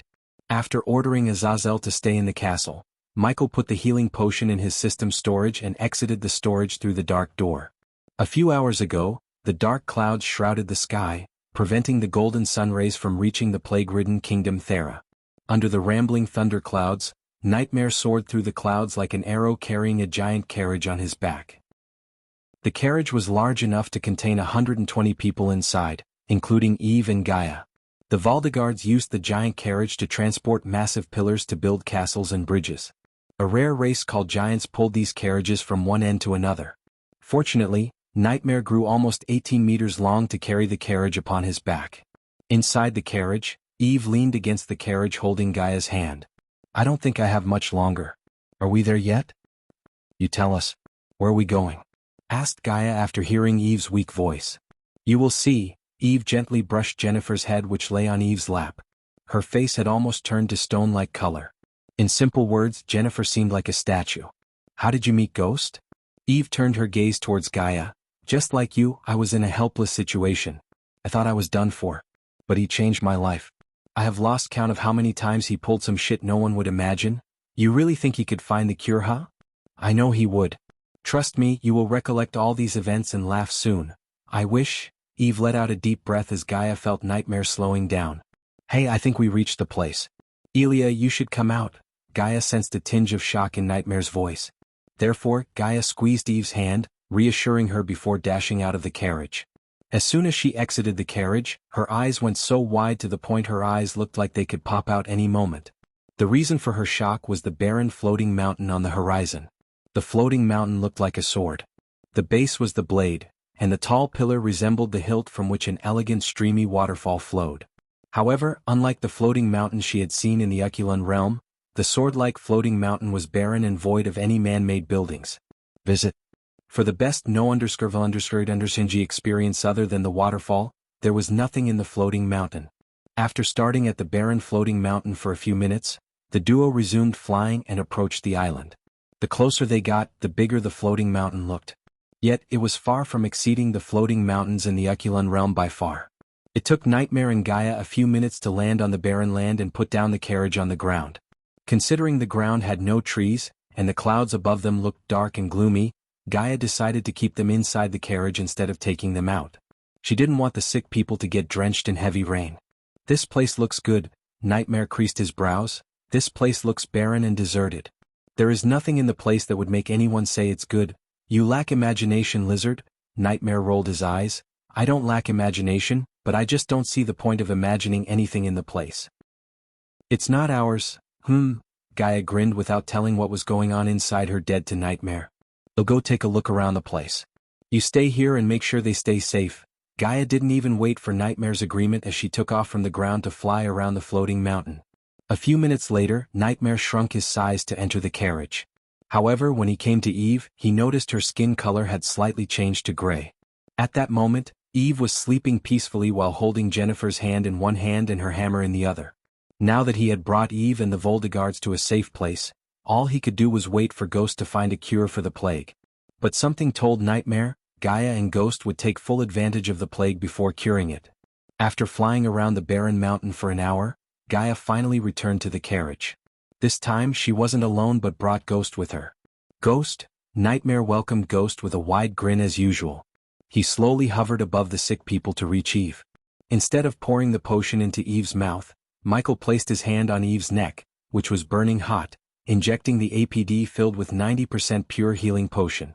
The latest _sodies are on the website. While Nightmare gave the sick a healing potion, Michael woke up Eve. I am awake. Eve spoke in a weak tone. After slowly opening her eyes, she looked at Michael and Gaia. The recent memories flooded her mind. Since Michael had given her the healing potion, she slowly regained her strength. However, the plague effect prevented her from using arch energy. As a result, her cultivation dropped from the core strengthening stage to the body refining stage. She quickly looked down to see how her sister was doing. Unfortunately, even Michael's 90% pure healing potion couldn't wake her up. Eve combed Jennifer's hair and bowed down, gently placing a kiss on her forehead. We should go now to reach the Essia by nightfall. Eve slowly stood up, holding the wall for support. Whoa, cool your roll, Eve. You're not coming? What? Eve creased her brows immediately after hearing Michael. No offense, but in your current condition, you'll be more of a burden than help. Surprisingly, Eve dropped the hammer and let out a heavy breath. You're right. But I can't sit here and do nothing. How can I? My people are dying. I need to do something. Otherwise I'd lose my mind. Both Michael and Gaia understood her feelings. Thus, they looked at each other for a moment before Michael turned his gaze back to Eve. I get you. What about this? You can fly atop Nightmare and be our lookout. That way you wouldn't have to wait here wondering what we are up to. I can do that. Eve quickly bobbed her head up and down. It's settled then? Gaia nodded, waving her hand as her silver robes turned completely black. She also covered her face with a cloak and a dark mask. Seeing Gaia adjusting her mask, Michael said, Don't fret. The plague isn't airborne. As far as I studied the samples, it's spreading in water and food. Really? Gaia sighed in relief. So you had any galas recently? Nightmare asked Eve. Almost all the Voldegards were infected by the plague. So if the plague wasn't airborne and spreading via water and food, Nightmare concluded that the Voldegards hosted a gala or a feast. Otherwise they wouldn't have succumbed to the plague at the same time. The latest _sodies are on the website. We hosted a gala celebrating Jennifer's birthday. All the Voldegards were there, including our ancestor, the half-immortal one? Asked Michael to see Eve nodding her head. Was he sick? Gaia wondered whether the plague could affect the immortal or not. To be honest, she didn't believe it could because the half-immortals and immortals wouldn't die by normal means such as illness. No, that I know of. When Father met him before transporting our treasury to the council's vault, he wasn't sick. At least my father didn't think so. So it's not affecting anyone above fusion stage, Michael pondered, but soon, he willed the system, changing his robes. Since Michael was always adorned in completely black, the changes weren't much noticeable. He just put on the mage robes he bought from the system and covered himself. Additionally, he also wore a cat mask underneath the cloak to hide his face completely. But after covering the face with the cat mask, Michael willed the system and transformed his face completely just to be safe. Nightmare, take Eve with you and stay in cover behind the darkness and the clouds. You should wear something else to cover yourself. We don't want those fuckers to make any connection, Gaia said to Eve. She sounded more annoyed and furious than usual when she mentioned the Dark Elves. To Michael it was evident Gaia has some kind of history with the Dark Elves. Eve nodded and closed her eyes for a moment. Gradually her white robes turned dark, and a cloak appeared around her head, covering her face with darkness. Just like Michael, she also took out a bear mask and put it on her face. Finally, she looked at her hammer, and with a heavy heart, she flicked her wrist as the hammer slowly faded into thin air. Follow us at a safe distance. Gaia turned around. Do you know where the village is? But Gaia halted her steps when she heard Eve. I happened to come across the village once. Let's go, Ghost. Gaia didn't linger around for Eve to ask more questions. Instead, leading Michael, Gaia soared towards the sky to the point they went above the dark clouds. What's the story? You messed with the Dark Elves, didn't you? Michael asked, flying beside her. Why do you assume that? Do you think I always mess with others? I am not a racist. You are, Michael chuckled. You hate the other races. That's the definition of a racist. Visit. For a better user experience, I don't hate you. You used to. Remember you tried to kill me with a candle holder? You know what? Fuck you. I'm not a racist. If you think I am a racist, just wait till you meet the Dark Elves." She just snickered and sped up. Considering Michael studied with the elves in Mazeroth, he could understand the meaning behind Gaia's words. However, he didn't have the pleasure of meeting any Dark Elves in Mazeroth. Now that Michael thought about it, he had never met a single Dark one since he came to this world. By the time they reached the outskirts of the village, night had fallen upon them, erasing any light from existence. Lightning flashed across the dark sky, brightening the sky out of its darkness for only a single moment. The rain drizzled, creating a piece of rhythmic music. The journey towards Essia village was peaceful as Gaia didn't say a word until Michael saw a distant forest. He shouldn't have seen the forest from above the clouds. Each tree in the forest stood at least 300 meters tall and 50 meters wide. For a few moments, Michael stopped flying and stared at the forest with giant trees. He had never seen such a forest made with trees that seemed to be touching the clouds. "What is this place?" Michael asked Gaia in utter shock. To his surprise, the trees were glowing like a city. When he looked closer, he could see man-made structures in the forest. The Dark Elves built houses inside and outside the tree above the ground. He could at least see hundreds of elegant tree houses that looked extremely cozy. Instead of runes or lamps, the houses were lit with luminescent mushrooms. These colorful mushrooms lit the three-layered houses. The first layer glistened in blue, brightening the crowded little homes. The houses built above the first layer were more grandiloquent than the first layered houses and lit with emerald green mushrooms. Finally, the third layer on top had fewer but grand houses. All these higher-level houses were lit with radiant golden mushrooms. All these three-layered combined looked awe-inspiring.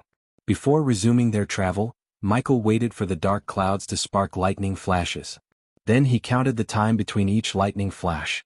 After calculating their approximate gap, Michael prepared to cast the lightning dash. Michael slowly hovered towards Gaia and held her hand. 1, 2. Michael began to count in his mind and cast the lightning dash spell as soon as he counted up to 3. Just as he cast the spell, a flash of lightning streaked across the sky, masking the golden trail left by Michael. In a few blinks of an eye, Michael reached the other end of the forest, where Michael saw a lush green field with several wooden headstones. The headstones were accompanied by saplings of different ages. Some saplings had grown almost 4 feet, while some just had foot-tall saplings growing out of the grass field. Luckily for Michael and Gaia, the graveyard had no dark elves guarding it. Dreamed Esrit, that's the name of the dark elf who died first, Gaia, who learned the name from Eve, told Michael. "Let's split up and search for the headstone," Michael instructed Gaia and descended towards the graveyard. When Michael landed in the graveyard, he saw a wooden headstone named Dremzal Rinzudia. Although he was in a dark elf's graveyard, he didn't desecrate the place. Instead, he floated a few inches away from the cemetery, leaving no footprints. He respected the dead no matter their race. He floated above the headstones, checking the names one by one. Gaia also checked on the headstones, but unlike Michael, she left a few footsteps until she saw Michael floating above the ground.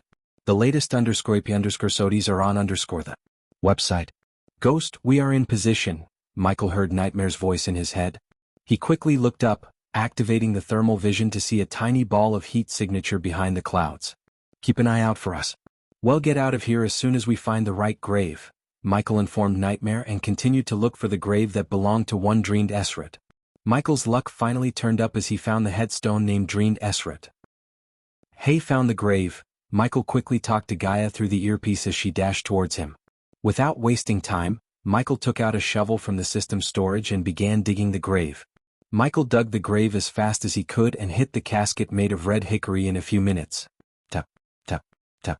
Gaia heard the shovel hitting the casket and felt excited. However, Nightmare's words halted her excitement. "Look out." But before Gaia and Michael could react, an arrow flew past Gaia's face, butting through the cloak and a strand of her hair. Shit shit shit. Gaia quickly turned around, realizing they had been found out by the Dark Elves. "Watch my back." Michael didn't lose his calm but increased his digging speed. He wasn't going to turn back without getting what he needed. While Michael was breaking open the casket, Gaia raised her arm towards the sky, creating a thin shield around them. "Fuck, they are here," Gaia cursed, looking at the numerous Dark Elves flying toward them. "So much for being stealthy," Gaia snickered as the arrows hit the shield but couldn't penetrate through. However, the more arrows hit the shield, the weaker the shield became. Visit. For the best no-understanding experience, hurry up. Michael initially thought of just getting a few stripes of flesh and a piece of bone as samples. However, he changed his mind after seeing the Dark Elves bombarding him and Gaia with arrows. What surprised him more was he didn't detect anyone in his environmental scanning. The distance between the cemetery and the forest was at least 900 meters. Still, a Dark Elf managed to hit Gaia with deadly accuracy. Michael wanted to see that Dark Elf. It was no-brainer that the Dark Elf who fired the shot didn't go for the kill but rather had given Gaia a warning. Holding the shield around them, Gaia could see at least hundreds of arrows soaring toward her. She used every bit of arch energy in her body, strengthening the shield. Like droplets of water hitting the puddle and creating ripples, the arrows created countless ripples on the shield when they hit. Without wasting any more time, Michael broke the casket with his bare hand and pulled out the decayed body of the Dark Elf burning within. He put the halfly decayed body on his shoulder and jumped out of the grave he dug. "Let's go," Michael said as Gaia slowly stepped backward, preparing to fly away from the graveyard. However, just when they were about to fly, a golden arrow shattered the shield and sent Gaia flying into Michael. Michael quickly caught Gaia in one hand while holding the decayed body in the other. Gaia gritted her teeth, holding the bubbling anger within her. Every fiber in her body told her to go berserk on the Dark Elves, but she managed to control her anger so they could escape the place without revealing themselves. "Make a move if you want to meet your makers." Out of the blue, a chiming bell-like voice traveled in the wind and breezed through them. The voice made Michael look upwards to see a Dark Elf carrying a golden bow and arrow descending from the sky. The Dark Elf's glistening bow brightened his sharp features. He could be described as black-skinned and dark-haired in appearance. The most distinguishing feature was his brownish skin due to living under the shade of the forest. Like all elves, he too had pointed ears almost as long as the normal elves Michael met in Mazeroth. However, his facial features were visibly sharper than those of other elves. They had a more angry brow curve, which coupled with their sharp, carnivorous teeth, gave them a rather savage and predatory appearance. As the Dark Elf's feet touched the ground, several others landed around Michael out of nowhere as though they sprouted from the ground. They all raised their bows taking aim at Michael and Gaia. Although they weren't muscular as the human warriors, nonetheless, every single Dark Elf had at least one tattoo ranging from icons of a deity to runes with actual magical enchantments. Because symbolism and tattoos played an important role in Dark Elven culture, tattoos and piercings were highly abundant. For example, the Dark Elf who appeared in the sky had an eagle tattooed on his neck as well as an arrow pointing towards the sky on his forehead, right between his brows. "You have desecrated a sacred ground," the Dark Elf spoke in a cold, murderous tone. Since Michael paid the system to mask his actual cultivation level, the Dark Elves thought he was only at the core formation stage. As a result, the Dark Elves felt superior and didn't bother to call for backup. The Dark Elf who threatened Michael and Gaia was the strongest, who stood at soul refining stage level 4. "Put him down," the Dark Elf said, looking at the decayed body hanging on Michael's shoulder like a piece of cloth. "Visit. For the best no_Shinji experience, no one has to get hurt. Just lower your bows and let us go," Gaia calmly said, but the Dark Elves didn't even budge. Except their stars intensified more. "Leave," Michael growled at the Dark Elf before them a few meters away. However, he didn't direct the word to him. In reality, he ordered Nightmare, not the Dark Elves. "You will pay for your crime at the first light," the Dark Life coldly said without reacting to Michael's words. But unknown to Michael, today was an auspicious day in the Dark Elves' calendar. Thus, they were prohibited from taking life unless facing a calamity. Since both Michael and Gaia had no weapons and didn't pose a threat to them, the Dark Elves had no need to kill them. But it was only temporary. As soon as the first light appeared on the horizon, the Dark Elves would send an arrow through their heads, ending their lives. "They'll take the body and return it in a few days," Michael calmly said to the Dark Elf. To be honest, Michael didn't want to fight the Dark Elves because he had desecrated their holy ground. They had all the right to kill them. If someone had done the same to a place Michael held holy, he would have killed them in a blink of an eye. That was why Michael didn't raise his hand to kill the Dark Elves. Instead of speaking with words, the Dark Elf chose to talk with an arrow. The Dark Elf sent an arrow straight into the ground a few inches before Michael in a blink of an eye. "I'll take that as a no." Michael put the body down, cracking his neck. "Remember, I gave you a choice." Michael slowly took a step forward. "Stay put. It won't take too long," Michael said to Gaia and turned his gaze back towards the Dark Elf. Michael completely ignored the other Dark Elves because they were all only at the core strengthening stage. Not that Michael underestimated the Dark Elves, but rather he was simply too strong to be concerned. Except for the soul-refining stage Dark Elf who seemed to possess superior archery skills, the others didn't pose any threat to Michael. Visit. For the best no_vil_underscored_ng experience considering the soul-refining stage Dark Elf was the strongest, Michael targeted him. Seeing Michael readying for a battle, the Dark Elves tensed. Then they slowly pulled back the bowstring as they were only inches away from releasing the arrows they knocked. Whoosh. Suddenly, Michael dashed at the leading Dark Elf as fast as a lightning bolt. His speed startled the Dark Elves. Still, they managed to release the arrows as Gaia quickly cast the shield spell around her. Since she only concentrated the arch energy around her, the shield formed around her was stronger than before, which covered an area several times larger. The Dark Elf leaped back, firing a golden arrow. But Michael simply caught the arrow in mid-air, startling the Dark Elf. It shouldn't have been possible for a measly core formation stage warrior. Despite his shock and the fact Michael caught the first arrow, the Dark Elf fired again. This time the arrow soared towards Michael faster than the previous one, almost at the speed of a bullet. Yet the result was the same. At that time, Michael had a golden arrow in each hand. Whoosh, whoosh, whoosh. The Dark Elf rapidly fired arrow after arrow, and so did the others, only to see Michael using the arrows as steps to climb higher into the air. In a few blinks of an eye, Michael reached the Dark Elf leader using the arrows as steps in mid-air. Except for a few, the Dark Elves targeted Michael. Because Michael was too close to their leader, they were forced to move around to adjust their aims.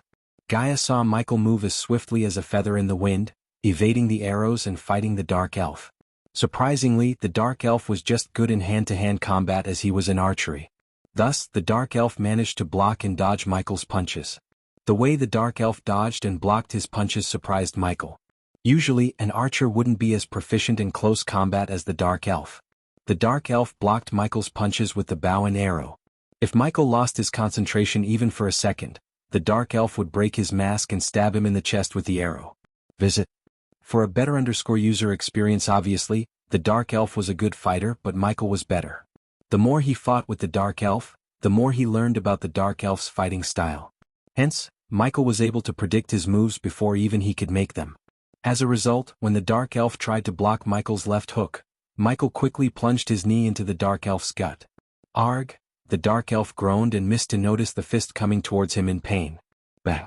The Dark Elf surprised Michael again by grabbing Michael's fist. Michael did not expect the Dark Elf to recover so soon. Luckily, Michael still had the arrow in his hand. Without delaying, Michael pulled out his fist, stabbing the Dark Elf with the arrow in his other hand. He plunged the arrow's head straight into the Dark Elf's rib cage without cutting any of his major organs. "Commander!" the Dark Elves shouted, looking at Michael stabbing the Dark Elf again and again. The Dark Elf was lucky Michael didn't go for the kill. Instead, he rapidly stabbed the Dark Elf to make him bleed and weaker. "Drop your bows or I'll slit his throat right now." Michael moved behind the Dark Elf, who had blood leaking out of his side, and put the bloody arrow against the Dark Elf's throat. "You should listen to him," Gaia coldly snarled at the Dark Elves. Then, seeing their commander's life in danger, the Dark Elves hesitated but eventually lowered their bows.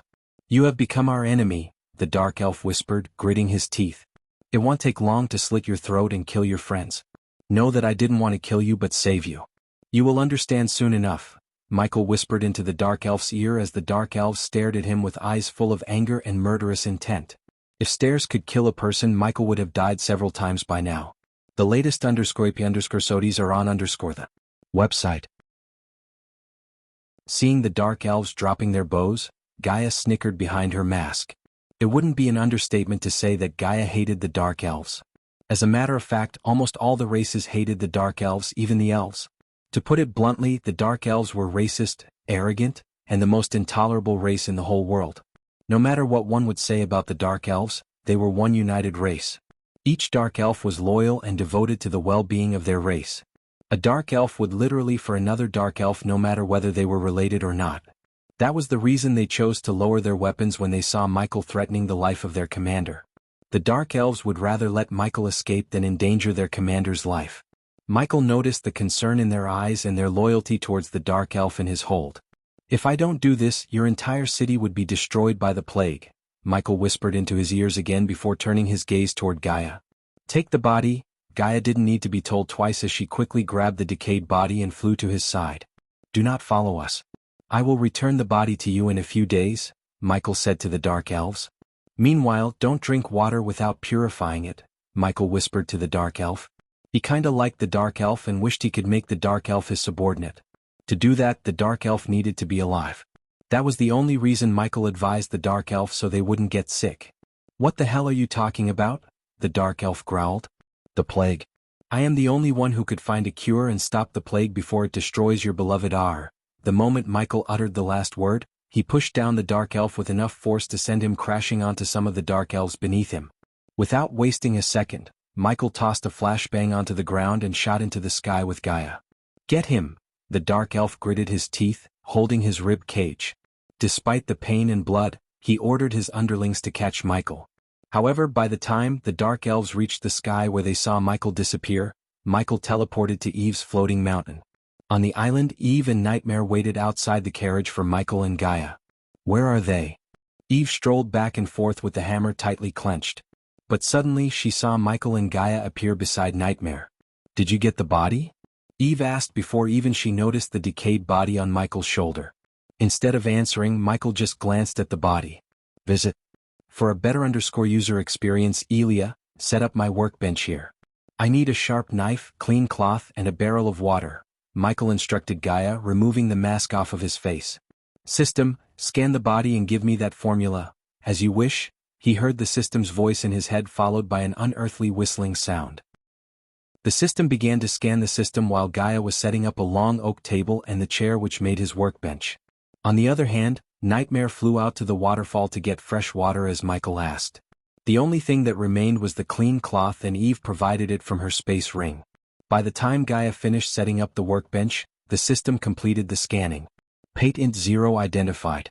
The system requires 200,000 badass points to create a formula for the plague. Take it. Michael didn't even think for a second before agreeing to the system. Compared to the gold coins he would make after finding the cure, the 200,000 badass points were nothing. The only downside was after paying the system, his badass points were almost depleted. At that moment he only had 120,000 badass points. Because of the upcoming Aqua auction, he was unable to turn the gold coins into badass points. The system requires a tissue sample and bone marrow from the patient 0. The system asked Michael, place the body here, Michael said to Gaia. Gaia gently placed the decayed body on the table as Eve covered her nose to stop breathing the strong stench coming from the body. But unlike Eve, Michael showed no signs of disgust on his face. Instead, he just took the jade dagger from Gaia's hand and started carving the body around its chest. Eve saw Ghost cut a chunk of decayed grayish flesh from the body and then turn the body upside down. Wait a minute. Suddenly, Gaia stepped closer to the body and moved her head closer to the Bodhi's neck. Eve and Michael looked closer at where Gaia was pointing and was surprised to see a bite mark. The bite mark had 2 deep holes an inch away from one another. It was too similar to a vampire bite. Do you think he was bitten by a vampire? Eve asked after several minutes of silence. It's possible, Michael frowned. Visits? For a better user experience, what possible? Is definitely a vampire bite. I had a feeling that this plague is somehow connected to the vampires. It makes sense. If you want to bring down the cultivators, you have to bring down R. If I am right, Thera was only a testing ground. If we don't do something, soon the plague would spread throughout the continent. Gaia's words put a deep frown on Eve's face. R could win wars against armies, but no one was equipped to win against the plague. Even the most talented scholars and healers in Empress Court failed to find a cure for the plague. Until now, they made no progress. A single person could spread the plague and destroy a powerful kingdom without waging war. The mere thought of it shook Eve to the core. Then it's a good thing you have me. Michael drew a line along the spinal cord with the jade dagger before sending a needle into the spinal cord itself. Whoosh. As Michael was extracting the bone marrow, Nightmare landed beside them with the barrel in his hands. Hey, race your fresh water. Put it here, Gaia instructed the Nightmare as Nightmare walked towards the bench and placed the barrel beside the table. That's gross. Nightmare rolled his eyes seeing the needle getting filled with a thick grayish liquid. How long will it take? Eve couldn't help but ask Michael. She had lost so many closest family members in the last couple of weeks and couldn't bear the thought of losing her father, mother, and sister. But she lacked the knowledge or ability to find a cure. Deep down she knew she didn't have a way to save her family. That was the reason she drowned herself in battle. Ghost was the last ray of hope she had. System. Instead of answering Eve, Michael put the flesh and the needle into his system storage. Then he summoned the system. Analyzing the samples. Creating a formula? Converting the formula into a potion recipe? Michael waited for the system to finish creating the formula patiently even though time was of the essence. Just give him some time, Gaia said to Eve, noticing Ghost's silence. Visit. For a better user experience for almost 10 minutes, only silence filled the lonely mountain and they heard nothing but the melody of the waterfall. Cure found? Imparting the recipe into the host's brain? Finally, the system etched the recipe into Michael's brain in the form of a potion recipe. He was suddenly flooded with new knowledge about the plague and a potion to cure the plague. With his new potion he could not cure the sick but also prevent anyone from getting infected in the future. But unfortunately, his knowledge about the plague also came bearing a piece of bad news. According to Jennifer's condition, she didn't have much longer to live. At most, she had 2 days with the constant supply of healing potion. Eve. When Michael finally turned his gaze towards Eve, her heart almost skipped a beat. She shivered, waiting for his next words. I have the cure, but we need to find the ingredients fast. Since time was of the essence, Michael even tried to buy the ingredients from the system store, but the system required 600,000 badass points. Even if he took along, he wouldn't get 600,000 badass points. Hence, the only way to get the ingredients was to buy them somewhere. But hearing Michael's words, Eve's face brightened and at last, a relieved smile appeared on her face. Anything. Bunyip bone, Hydra hook, Dryad lock, Behemoth eye, Naga scale, Walperdinger antler, and Plague barberry. You don't have any of these back in the castle. We need to buy them somewhere and we need them fast. Your sister has only 2 days, Eve shuddered, hearing his last words. In a blink of an eye, her mind was flooded with the sweet memories she had with her little sister since they were little. Then what are we waiting for? Let's go to the Aqua Palace and buy these. I am pretty sure they have everything you need. Nightmare always tried to stay positive, but Gaia shook her head sighing. Aqua Palace is in Kingdom Sil Allery, not in Thera. We will go to Sil Allery.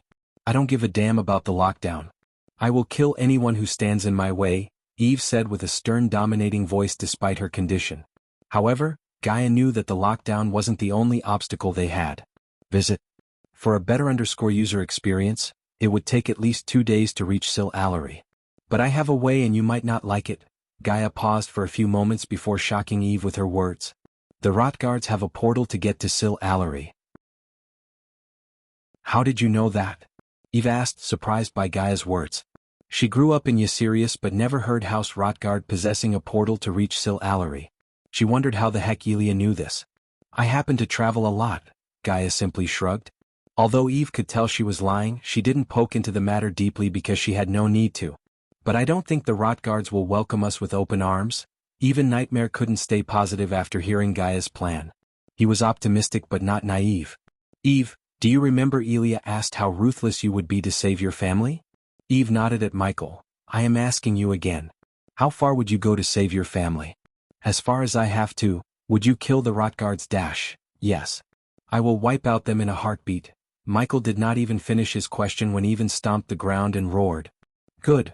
Michael simply nodded before turning his gaze back at the body. He then cut another piece of flesh and a strand of gray hair from the head. Michael submerged the flesh and the strand of hair into the barrel Nightmare brought. The three of them stared at Michael without any clues of what he was doing. Under their curious gazes, Michael washed the flesh and the hair. Eve, go give your sister the healing potion, Michael told Eve as she nodded and went inside the carriage. When she disappeared from their sight, Michael quickly willed the system to teleport to Eve's castle. After Michael vanished into thin air, Nightmare came to Gaia's side. Are you thinking what I am thinking? Nightmare asked. Yep. He is doing it. Gaia's face had a devilish grin, unlike Nightmare, who seemed a bit worried. A few minutes later, Michael appeared again before the oak table. With a flick of his wrist, he took out a bunch of ingredients from the system's storage. As Michael conjured his alchemy flames which burned with emerald green flames, Gaia and Nightmare approached him. Visit. For a better user experience, so you're weaponizing the plague? Asked Gaia, looking over Michael's shoulder. Do you see another way to infiltrate the House Rotguards and use their portal? Michael didn't look at Gaia but focused on refining the ingredients. I just want to make sure it wouldn't come back to bite us in the butt. It won't. When I finish modifying the plague, it will only affect the soul refiners and fusion stage cultivators, Michael explained while extracting the essence from the herbs. Initially, Michael thought of making the plague airborne and affecting all the cultivators. They hadn't taken the vaccine he was about to create. However, the modified strain of plague would be extremely unstable and prone to mutate. Moreover, Michael did not want to start a pandemic that he wouldn't be able to control. Since Michael had reached the fusion stage, he did not need to kill the weaker cultivators with the plague. Instead, Michael decided to modify the plague strain with the help of the system to only affect fusion and soul refining stage cultivators. This new modified strain wouldn't mutate and was easily fused with the fear toxin. That's good. How does it work anyways? Nightmare asked Michael. Once you breathe in the newly enhanced fear toxin, you will experience coughing, vomiting blood, and losing control over your celestial and arch energy. Boom, in a couple of minutes you are nothing but a commoner. I assume you will modify our masks too? Asked Gaia. Since they hadn't taken the cure yet, the modified fear toxin was dangerous to them. Therefore, Michael had to buy 3 masks from the system and modify them. Luckily, it was a simple task for Michael as he was a 5-star inventor and possessed all the necessary parts. But first, Michael needed to finish modifying the plague. At that moment, black essence beads floated about the green flames. These beads radiated an ominous smoke as Michael slowly merged them together. After which, Michael sent the flesh and the strand of hair into the fire and burnt them. When the flesh and hair burnt in the fire, Gay and Nightmare closed their mouth and nose with their hands. The strong scent was nauseating to the point Gaia felt like throwing up.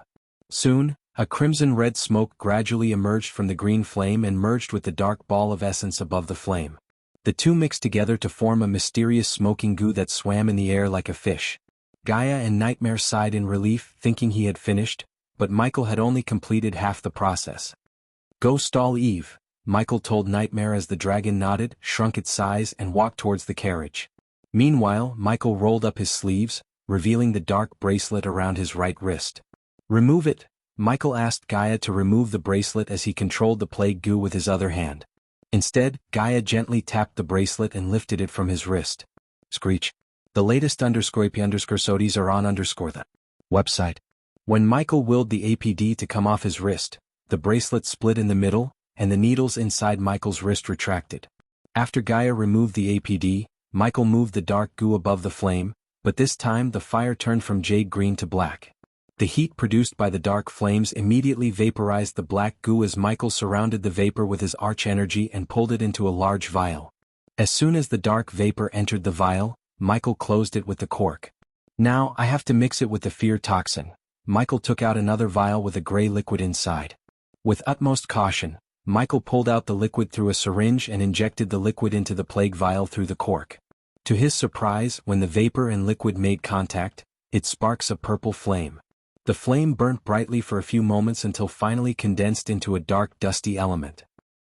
This will be our weapon for ultimate domination, Michael devilishly grinned, looking at the dark vial in his hand. So, have you given any thought to mixing the blood tonic into the cure?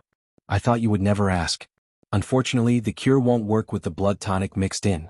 It's only a setback though. I will find a better cure in the future which could be mixed with the blood tonic. Michael really tried to squeeze the blood tonic into the cure, but the formula simply didn't allow it. The cure had to be in its purest form. Otherwise, it wouldn't heal the infected and prevent one from getting infected. We would have been gods if it worked, Gaia sighed. Yeah, Michael opened the compartment connected to the needles and APD and put the one in his hand inside. You can't use the fear toxin while you are in your ghost persona?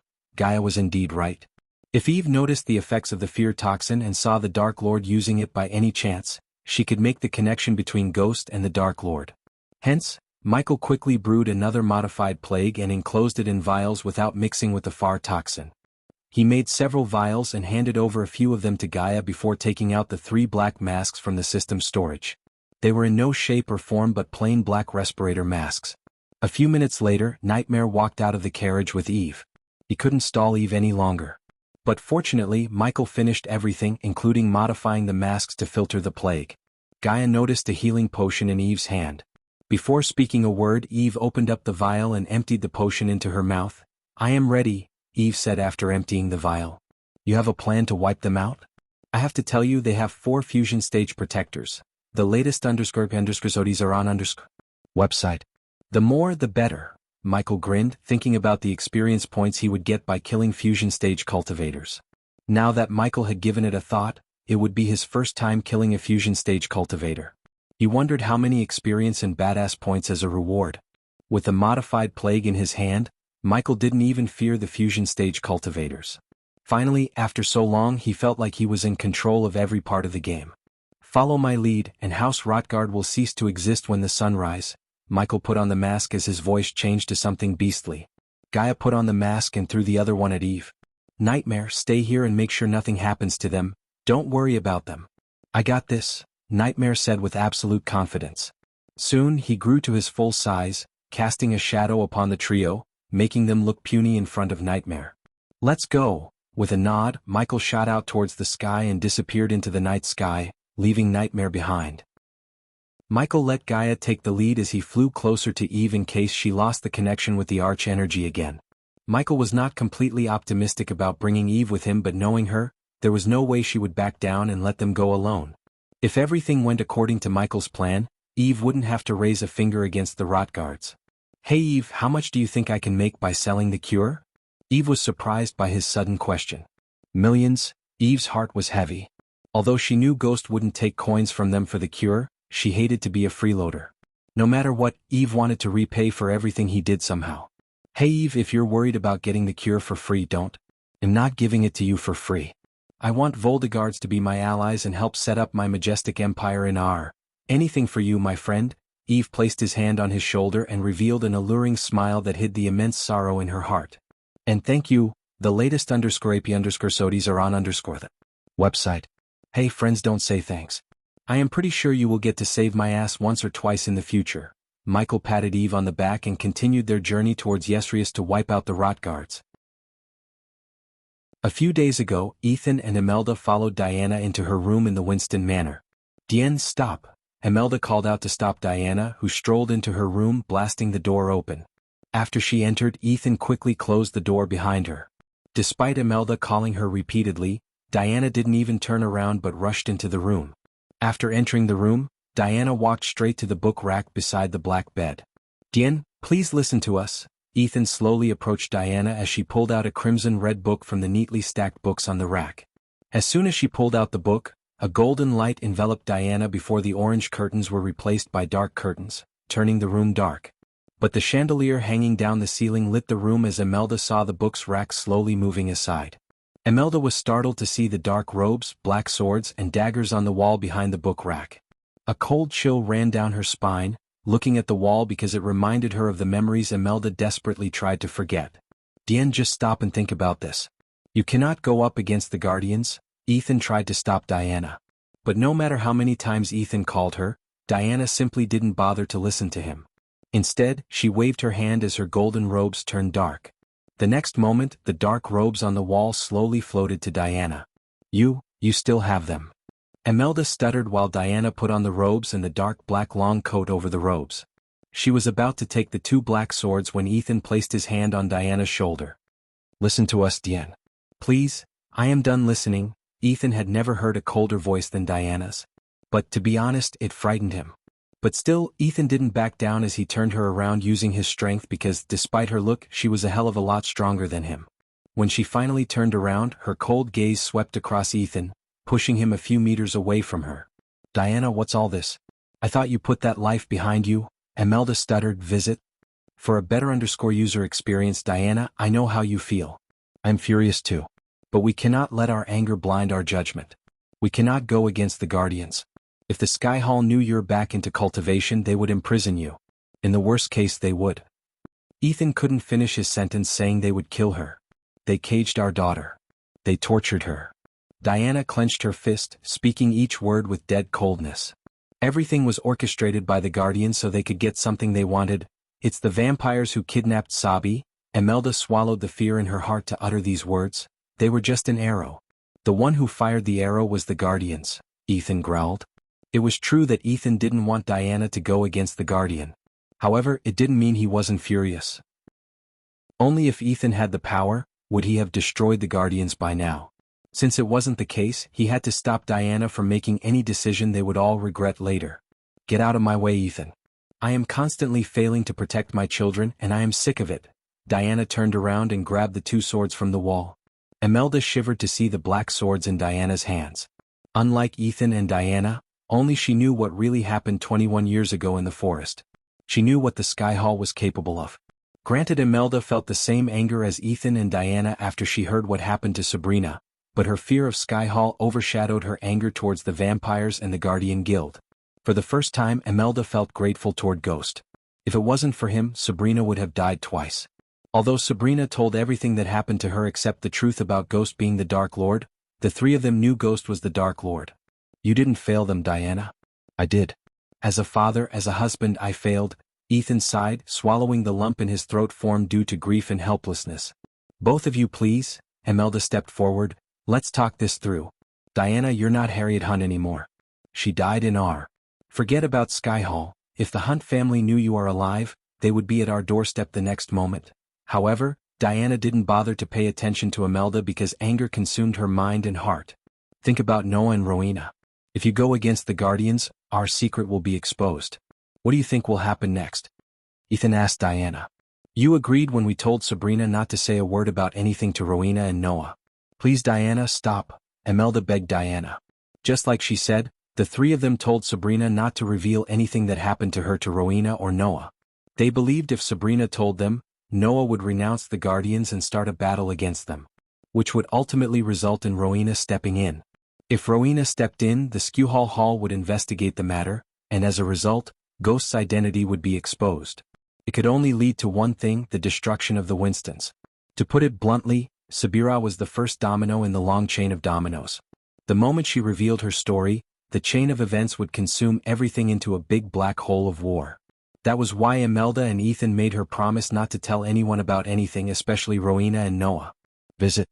For the best no_vel_read_ng experience by making her promise, however, they destroyed Michael's plot to set Noah against the Guardians. You are missing the point. Finally, Diana's hair turned from striking golden to raven black. I am not going against the Guardians. I am going against the elf who orchestrated everything.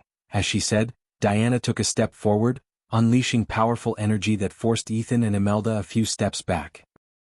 Seeing Diana in black hair and dark robes, Imelda shivered from head to toe. Once upon a time, an entire continent feared her.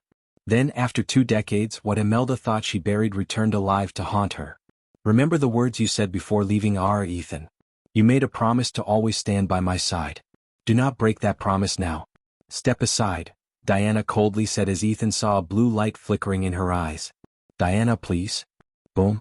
Ethan tried to change her mind, but he was sent crashing onto the wall behind by a strong gust of wind. I'm sick of you two trying to change my mind. Diana roared before stomping the ground with enough force to shake the entire room. The wall crumbled and cracks formed where Ethan hit before falling down. Afterward, Ethan couldn't get to his feet. Not because Ethan was hurt physically, but because he was hurt mentally. This was the first time Diana had cast a spell on him in a long time. It was equal to her raising her hand against Ethan. Ethan. Imelda quickly rushed to Ethan to lift him up while Diana walked towards the window and opened them with a wave of her hand.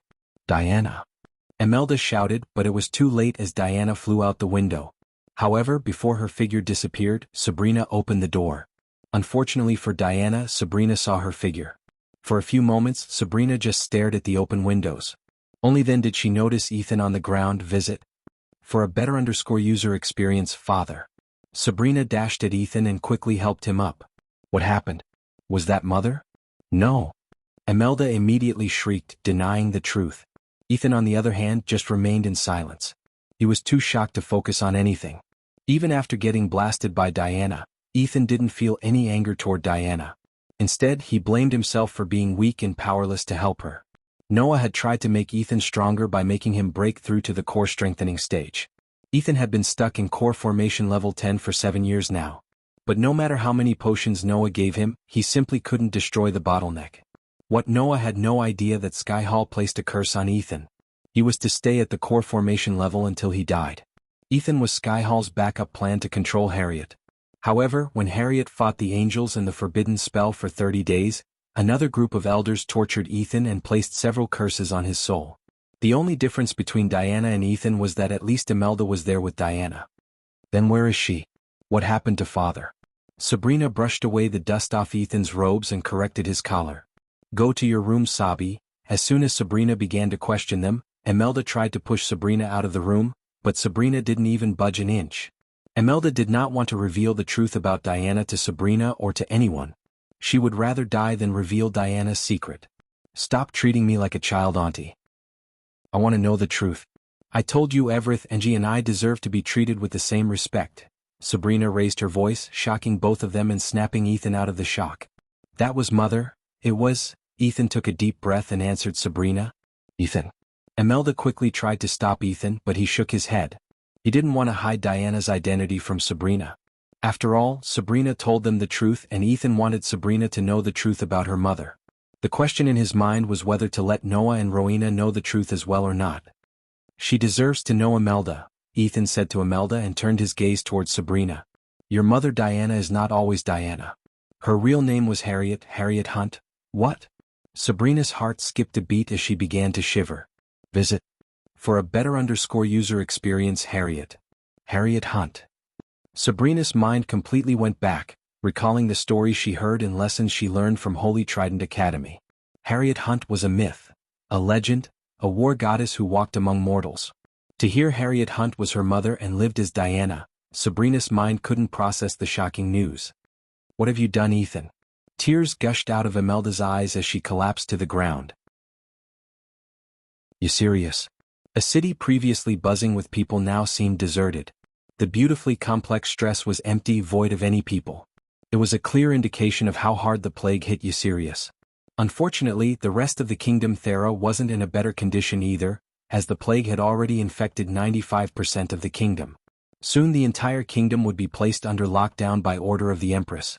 As they flew under the drizzling dark clouds, Michael, Eve and Gaia reached Eucerius borders that separated Kingdom Thera from the ocean.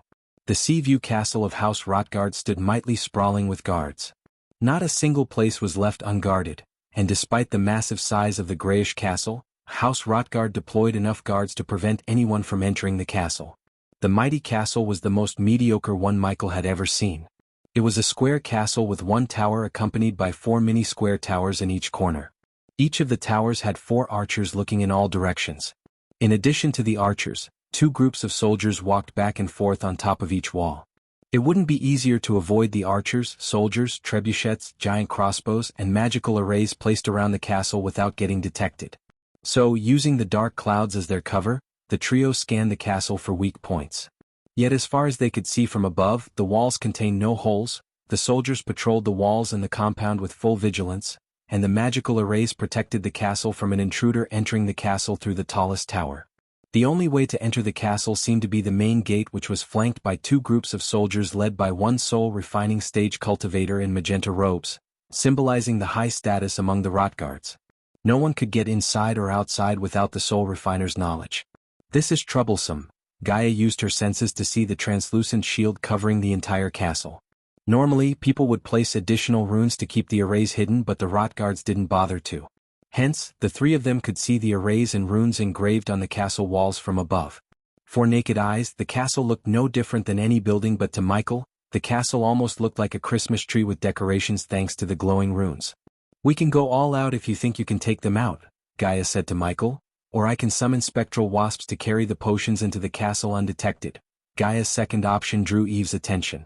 Eve was oblivious to the fact Michael had weaponized the plague and contained it in several vials as potions.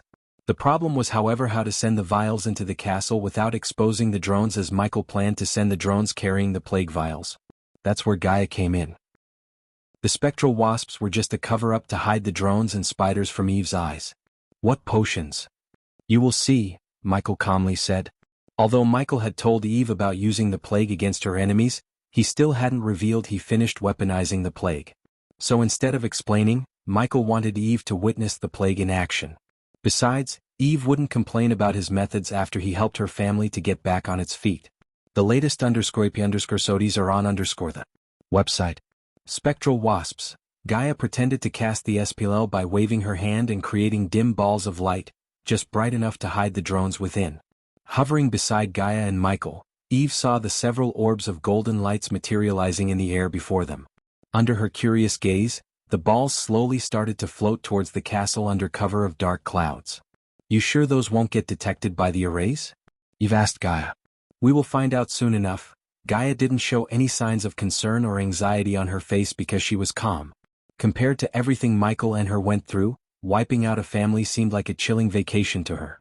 The golden balls gradually lost their glow and disappeared from Eve's eyes. But her full focus was on the thin blue layer of light enveloping the castle. Unlike Eve, Michael could see the drones flying through the thin light layer without triggering the arrays. If it were before Elidar, the arrays would have detected the drones despite having been built with junk metal. Now all of Michael's drones and spiders had Elidar's special cloaking runes that prevented almost 98% of the arrays from detecting them. While piloting the drones via his mind, Michael carefully paid attention to the video feed transmitted by the drone camera to his mind. The drones may have fooled the arrays, but they were still visible to the naked eyes, especially the vials they were carrying atop them. So any archer or a soldier could still see them and shot them down from the air. Hence, Michael carefully piloted the drones to the center tower's highest point. No problem until now. Gaia felt the excitement coursing through her veins. If the drones got detected, which was highly unlikely, she could go rampage on the Rotguards. Otherwise, she could walk through the main gate and kill the plague-stricken Rotguards, which would be as easy as killing insects. Either way, the fate of the Rotguards was sealed. She almost felt pity for the Rotguards but didn't show her emotions to Eve. To be honest, it was quite common in R. Like any other continent, R wasn't an exception to the rule of killing or being killed.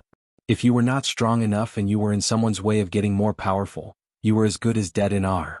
The Voldegards put survival over helping others, which led them to be almost exterminated by the Rotguards. However, Gaia admired how Rotguards handled themselves. As soon as the plague hit Thera, Rotguards closed their compound to anyone and ordered everyone to stay put except for a few groups. They completely cut out any ties from the outside, including drinking, eating, or having physical contact with others. Compared to Voldegards, they certainly had better scholars who gave proper advice and safeguarded the Rotguards. You have a plan to start over? Putting the Voldegards back on their feet won't be easy. At the same time, Michael was busy piloting the drones into the castle undetected. Gaia started a conversation about the future of the Voldegards. Visit. For a better user experience, I'd rather let my father take of it. He has been leading us for decades and it won't change anytime soon. I only wish we can cure him sooner. Eve was a great warrior and Michael could vouch for that. However, her leadership qualities were still hidden. No matter how good of a friend Eve was to Michael, he wouldn't recommend handing over House Voldegard to Eve without knowing how good of a leader she was.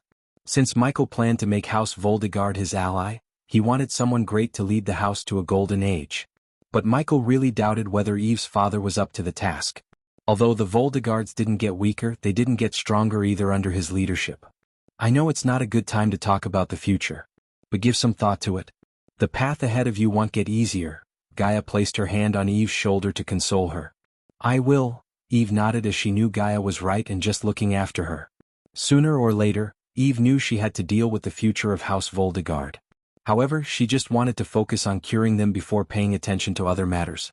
On the other hand, the drones entered the castle through the open windows in the tower. He could clearly see the brightly lit throne hall directly beneath the tower. At that moment, a man wearing crimson-red robes and a crown with a large rub on the front sat on a lavish throne decorated with gold and gems.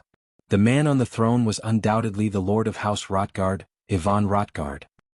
He stared at the four protectors of the house who were seated on their own thrones facing the Ivan and Igor on his one knee. There is no point in wasting resources on House Voldegard anymore, Uncle Ivan. Igor received cold death stares from the gray-haired protectors. Still, Igor tried to convince the House Lord to focus on capturing House Voldegard's business and stream of revenues rather than trying to kill all the Voldegards as the protectors suggested. For Igor, fighting Voldegards was nothing but a waste of resources. He would rather accumulate power, capture more revenue streams, and make allies than wage war against all their enemies. Only if your father was here to hear those words.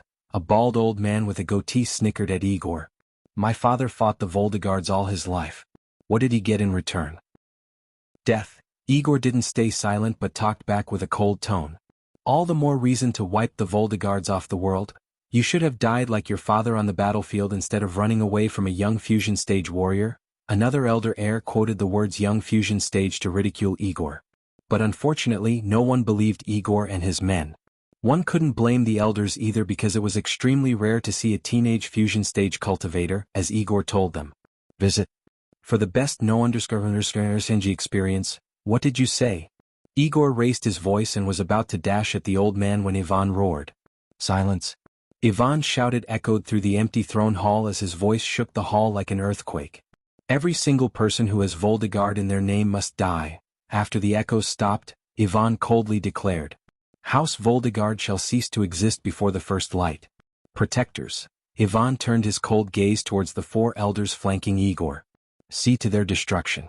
No more excuses. What about their allies? An elder who ridiculed Igor asked Ivan with a murderous grin on his face. Ally of the Voldegards are our enemies. Destruction is what I would grant them, Uncle Ivan. Listen to me, too much power vacuum will open our city to new powers, powers we may not be able to handle. You dare to question your house lord. An elder slammed his throne and rose to attack Igor, but a single glance from Ivan stopped the elder from doing so. You are not the house lord Igor. The only reason I tolerate you is you're my nephew. But my tolerance has its limits. Despite being blood relatives, Ivan shared no love for Igor, and it was a known truth to everyone in House Rotgard. As a matter of fact, Igor hated Ivan for leading House Rotgard on a war path, while Ivan hated Igor for being his nephew. Every time Ivan looked at Igor, Igor reminded him of his elder brother, whom Ivan hated to the core. The latest _IP_SODIs are on the website. Only if his ancestor hated Igor as much as he did, he could have killed Igor long ago while Igor was studying in Silalary. Michael witnessed everything happening in the throne hall through the drone. Igor surprised Michael with his words. Unlike the old cahoots, Igor actually wanted to strengthen House Rotgard through other means than waging war against the other houses. I have a limit too, Lord. When Ivan was about to rise from the throne, Igor said, gritting his teeth. A limit for my patience? How dare you? One of the elders growled at Igor only to be ignored by the latter. I wish I have taken the Empress' offer to join her clan. Igor snickered as Ivan's eyes reddened in pure hatred for Igor. While they were busy quarreling, they didn't notice the change in the air. Unknowing to them, they were breathing the fear toxin mixed with the plague. Michael felt lucky to get all the protectors and the house lord under the same roof. It made poisoning them with the fear toxin a much easier task. Otherwise, he would have had to find each fusion stage cultivator and poison them individually. His only regret was Igor. Michael couldn't help feeling Igor would have made a fine asset in his growing army. Unlike most people in the world, the young man seemed to possess intelligence and rational thinking. It was a pity Igor was getting infected as they spoke. The only reason you stand before me is our ancestor care for Iranian, Ivan spoke coldly. Iranian was Igor's late father, and when Igor heard his name from Ivan's mouth, Igor felt his anger bubbling deep within him. Because of their old ways and hatred for Voldegards, Igor lost all his family. Deep down, Igor hated Ivan and the protectors more than he hated the Voldegards. I hope our ancestor will be delighted to see House Rotgard faces several new threats in a few years. But suppose you think destroying Voldegards would make your lives easier. In that case, you guys are in for a shitty surprise. Igor sneered and stood up before Ivan.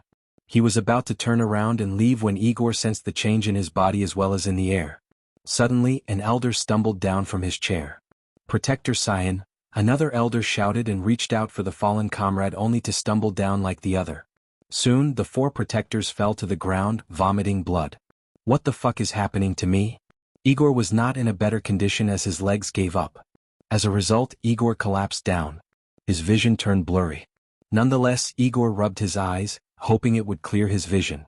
While Igor tried to regain his strength, he heard the elders finally stop throwing up blood. A few seconds later, the protectors returned to their feet. With his blurry vision, Igor looked up to see Ivan rising from his throne and wiping the blood coming off his mouth. Visit. For a better user experience, since Ivan was stronger than everyone in the hall, the fear toxin affected him less.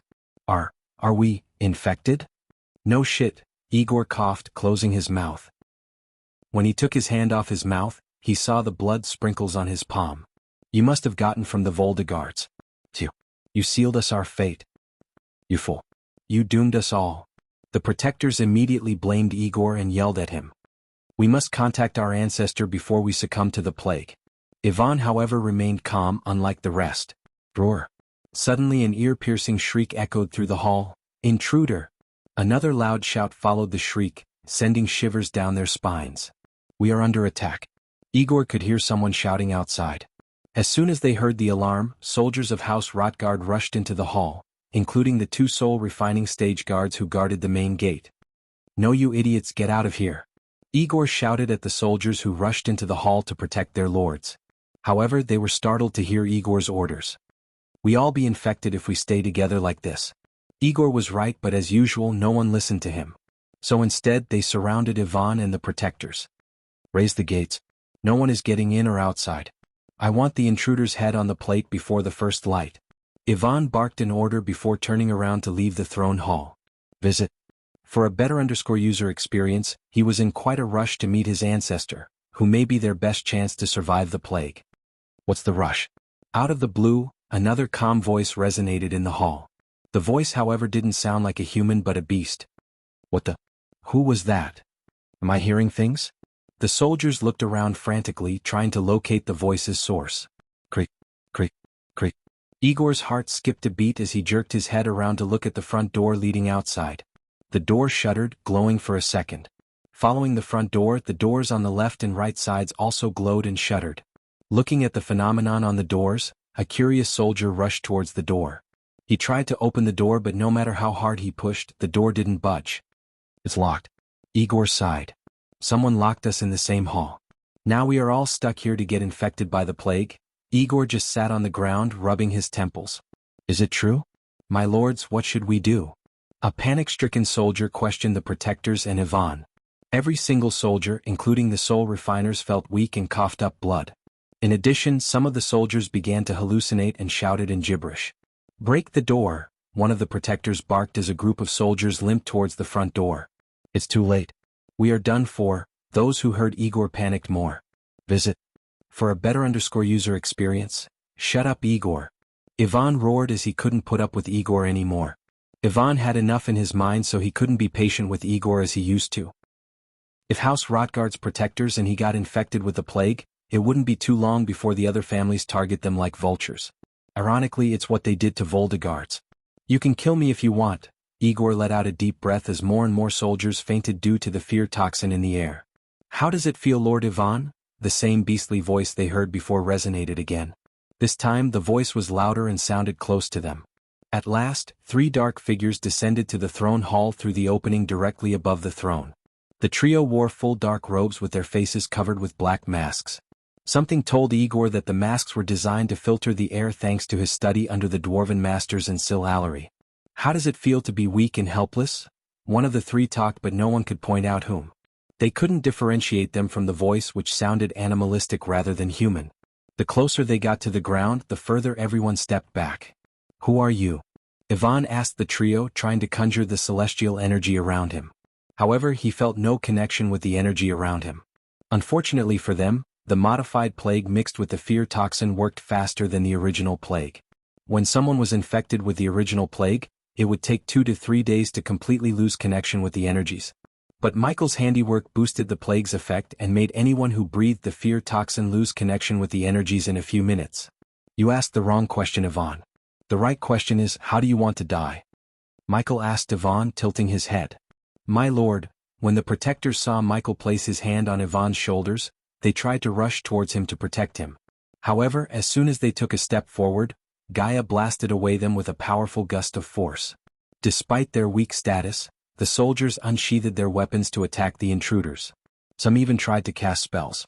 One who kills must be prepared to be killed.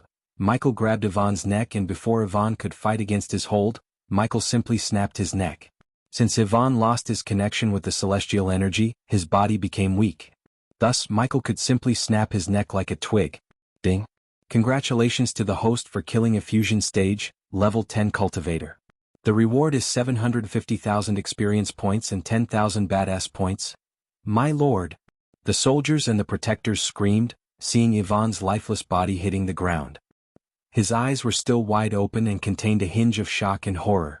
Igor, who hated Ivan to the core, surprisingly felt relieved and had a tinge of joy seeing Ivan's body.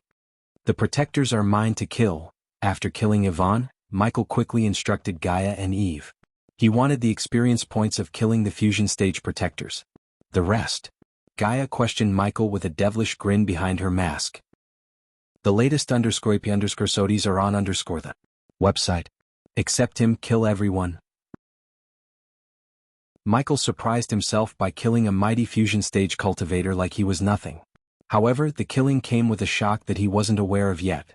The protectors and soldiers looked pale and shivered after witnessing Ivan's sudden death. Even Eve's heart shuddered seeing Ghost's power. She was glad Ghost was on her side.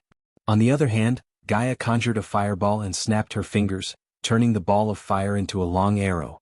Considering she was in her Elia persona, she could not use the powerful spells in her arsenal. Almost all her spells utilized her poison, which radiated an emerald green mist. Fortunately, the weakest spell like the fire arrow could kill the 6 soldiers. You should blow off some steam by killing them, Gaia advised Eve. Gaia's voice pulled Eve out of her shock. Ah yeah, Eve nodded. She felt no remorse or pity for the House Rotgard soldiers after she witnessed Rotgard massacring her family members. After killing Yvonne, Michael put the fear of God in everyone's hearts. Moreover, the fear toxin terrorized their brains by enhancing their fear several folds. In a blink of an eye, Michael appeared before a protector and grabbed him by his neck. Shh! The old man punched Michael's hand and kicked him in the gut, trying to escape his hold. Yet all of his attempts yielded no fruits. Finally, with a simple flick of his wrist, Michael took out the jade dagger he used to carve the elf's decayed body. Poch!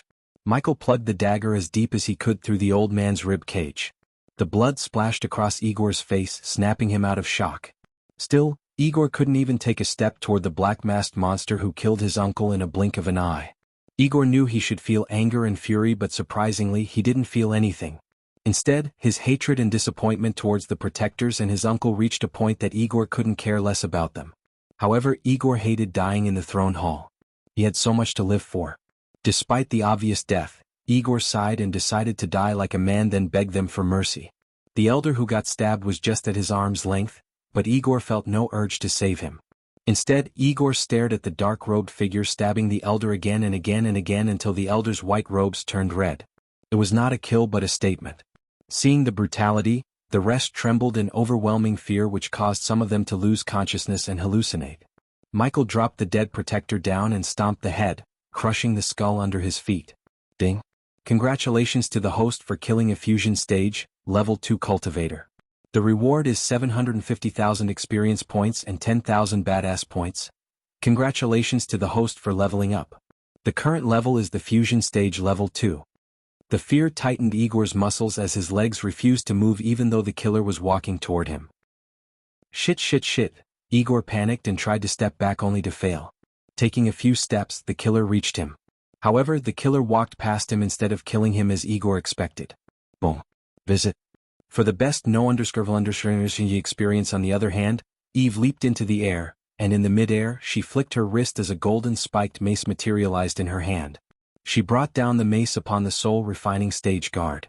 The poor soul tried to cast a spell to leap away as his body and mind were trained to cast spells. But he forgot that he had lost his ability to cast spells. As a result, he didn't move an inch until Eve brought down the spiked mace on his head. The golden mace crushed his skull as bits and pieces scattered across the hall, and a few chunks ended up on some soldiers' faces. Some soldiers outright fainted on the spot and got stepped on by Michael on his way to the 2 protectors. Seeing Michael walking toward them, the 2 protectors lost their courage to fight.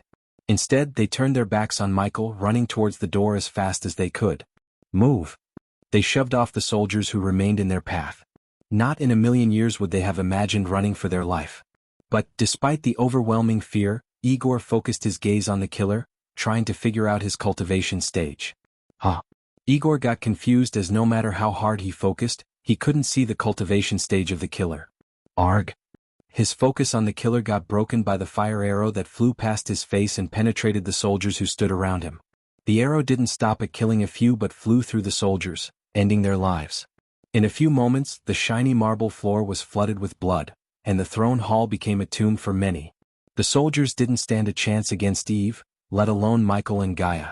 While controlling the fire arrow and killing the soldiers, Gaia admired Eve's persistence. Regardless of the plague, Eve pushed herself to the limit and caused havoc among the soldiers like a killing machine. Suppose anyone in Eve's shoes had been bedridden. The plague turned the fusion stage cultivators into weaklings. Yet it couldn't stop Eve, who was only a core-strengthening stage warrior. Of course, Eve drank several vials of healing potions, but Gaia knew more than the healing potions. It was persistence and endurance that fueled her. Boom, boom, boom. Eve swung the mace without any finesse or technique in all directions. The soldiers screamed and begged for mercy, but Eve was in a raging mood. She kept hitting the soldiers mercilessly as she vented all her rage and hatred upon the soldiers. Meanwhile, Michael caught the two fusion stage protectors who banged the door like crazy. At that moment, Gaia and Eve killed almost a third of the soldiers in the hall, including the two soul refining stage cultivators. Igor witnessed the brutal massacre and the fall of his house and stood still. He was weak and scared to do anything. "Didn't you two want to wipe out the Voldegards a few moments ago?" Michael whispered in their ears as their bodies went rigid. The protectors slowly turned around. Visit. For the best no_vil_ing experience for a few seconds, Michael just stared at them. Afterward, Michael just grabbed their heads and smashed them against the door the protectors tried so hard to open. Michael kept going until the two protectors lost their heads, and he received the notifications from the system. Ding. Congratulations to the host for killing a fusion stage level 3 cultivator. The reward is 750,000 experience points and 10,000 badass points. Congratulations to the host for leveling up. The current level is the fusion stage level 3. Ding. Congratulations to the host for killing a fusion stage level 3 cultivator. The reward is 750,000 experience points and 10,000 badass points. Congratulations to the host for leveling up. The current level is the fusion stage level 4. After reaching fusion stage level 4, Michael felt a warm wave soothing him from behind. The feeling made him smile and close his eyes. When he looked up with his eyes closed, the throne hall grew a bit darker for a moment, and the chandeliers flickered. Fortunately, the phenomenon disappeared before Eve could notice the change. Michael felt his power growing within him. Eve creased her brows seeing ghosts standing still without moving. No one dared to stay close to him. "Please don't kill me. Oh, have mercy. Lord Igor. Save us." The remaining soldiers went to their knees and began begging for mercy. Some even grabbed Igor's legs, pleading with him to save them. But unfortunately, Igor had no power or will to save them. Instead, Igor was stuck in a state of utter fear and shock. On the other hand, Michael remained with his eyes closed until the screams and cries died down, and the hall became deadly silent. At that moment, they only spared Igor's life but scarred him for life. It would take years for Igor to come out of the trauma caused by the three of them. "Show us the portal to Sil-Allery," Gaia grabbed Igor by his neck and asked. Despite her cold tone, Igor said no word. Instead, he looked like his mind was somewhere else. The latest _IP_SODIES are on _the website. Hey. Gaia slapped Igor to bring him out of shock. "Where is the portal to Sil-Allery?" Gaia asked again, shaking Igor by his collar. "Portal, Sil-Allery," Igor mumbled. "Leave him. I know where it is." Michael finally opened his mouth. He located the portal through the drones and spiders. So they had no need to threaten Igor. Michael spared Igor not because he wanted to know the portal's location but because he wanted Igor to consider joining Voldegards. It was apparent Igor hated the protectors and the House Lord. Now that he had killed them, Michael wished to rope Igor into joining Voldegards. Michael turned around and slowly walked towards Igor. When he reached Igor, he just patted Igor on the face. "House Rotgard is no more. Now you are finally free." Michael then placed his hand on Igor's blood-soaked chest. Boom. Suddenly a powerful gust of wind shot Igor away onto the wall behind. The force of Igor hitting the wall made him lose consciousness. After Igor collapsed on the ground, Michael looked around at the dead bodies in the hall. "An eye for an eye," Michael stated, feeling no pity. Every soldier they killed had blood on their hands. A few days ago they massacred the Voldegards. At that time, the soldiers of House Rotgard didn't show any mercy to Voldegards. So why should Michael show them any mercy? Michael only killed the strongest of the Rotgards and spared the rest so they could spread the word about what happened to them. "Let's go." Michael walked away from the dead bodies and entered the corridor through the door the two protectors tried to open. As soon as they opened the door, a few guards tried to attack them, but Gaia killed them before they could even raise their weapons. By the time they entered an empty room where House Rotgard had built the portal, the sun rose up on the horizon, shedding its first light on the kingdom. Just as Michael told Eve, the House Rotgard had ceased to exist at the first light. Finally, Eve stood before the portal after so much trouble and blood. "Next stop, Sil-Allery," Gaia stated before walking into the dark blue vortex. Following Gaia, Michael walked into the portal and disappeared. At last Eve took a deep breath. "Great 1 and 2, please let me save my family," Eve prayed, looking at the ceiling. Then, she walked into the portal with a ray of hope and heaviness in her heart. The latest _IP_SODIES are on _the website. The kingdom of Sil-Allery was one of the 3 kingdoms in Ar ruled by the elves. As one would expect from a kingdom ruled by elves, Elves were the majority of the population, followed by half-elves, orcs, and a tiny number of humans. The kingdom itself was vast, almost double the size of Kingdom Thera, which was ruled by a human king.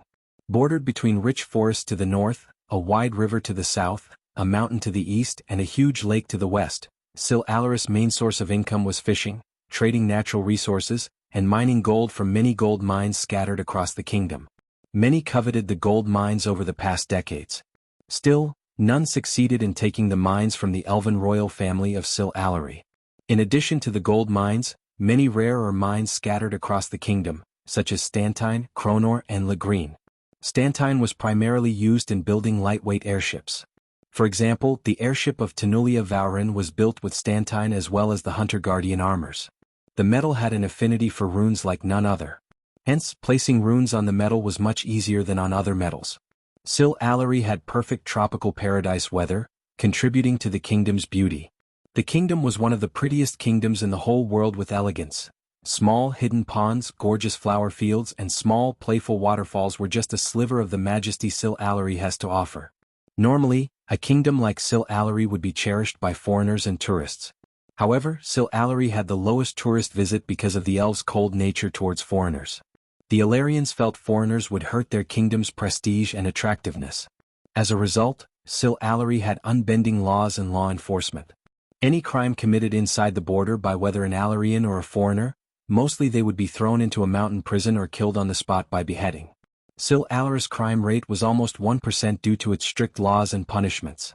This was also reflected in the kingdom's flag, which had 3 vertical stripes and a circle in dark pink and bronze.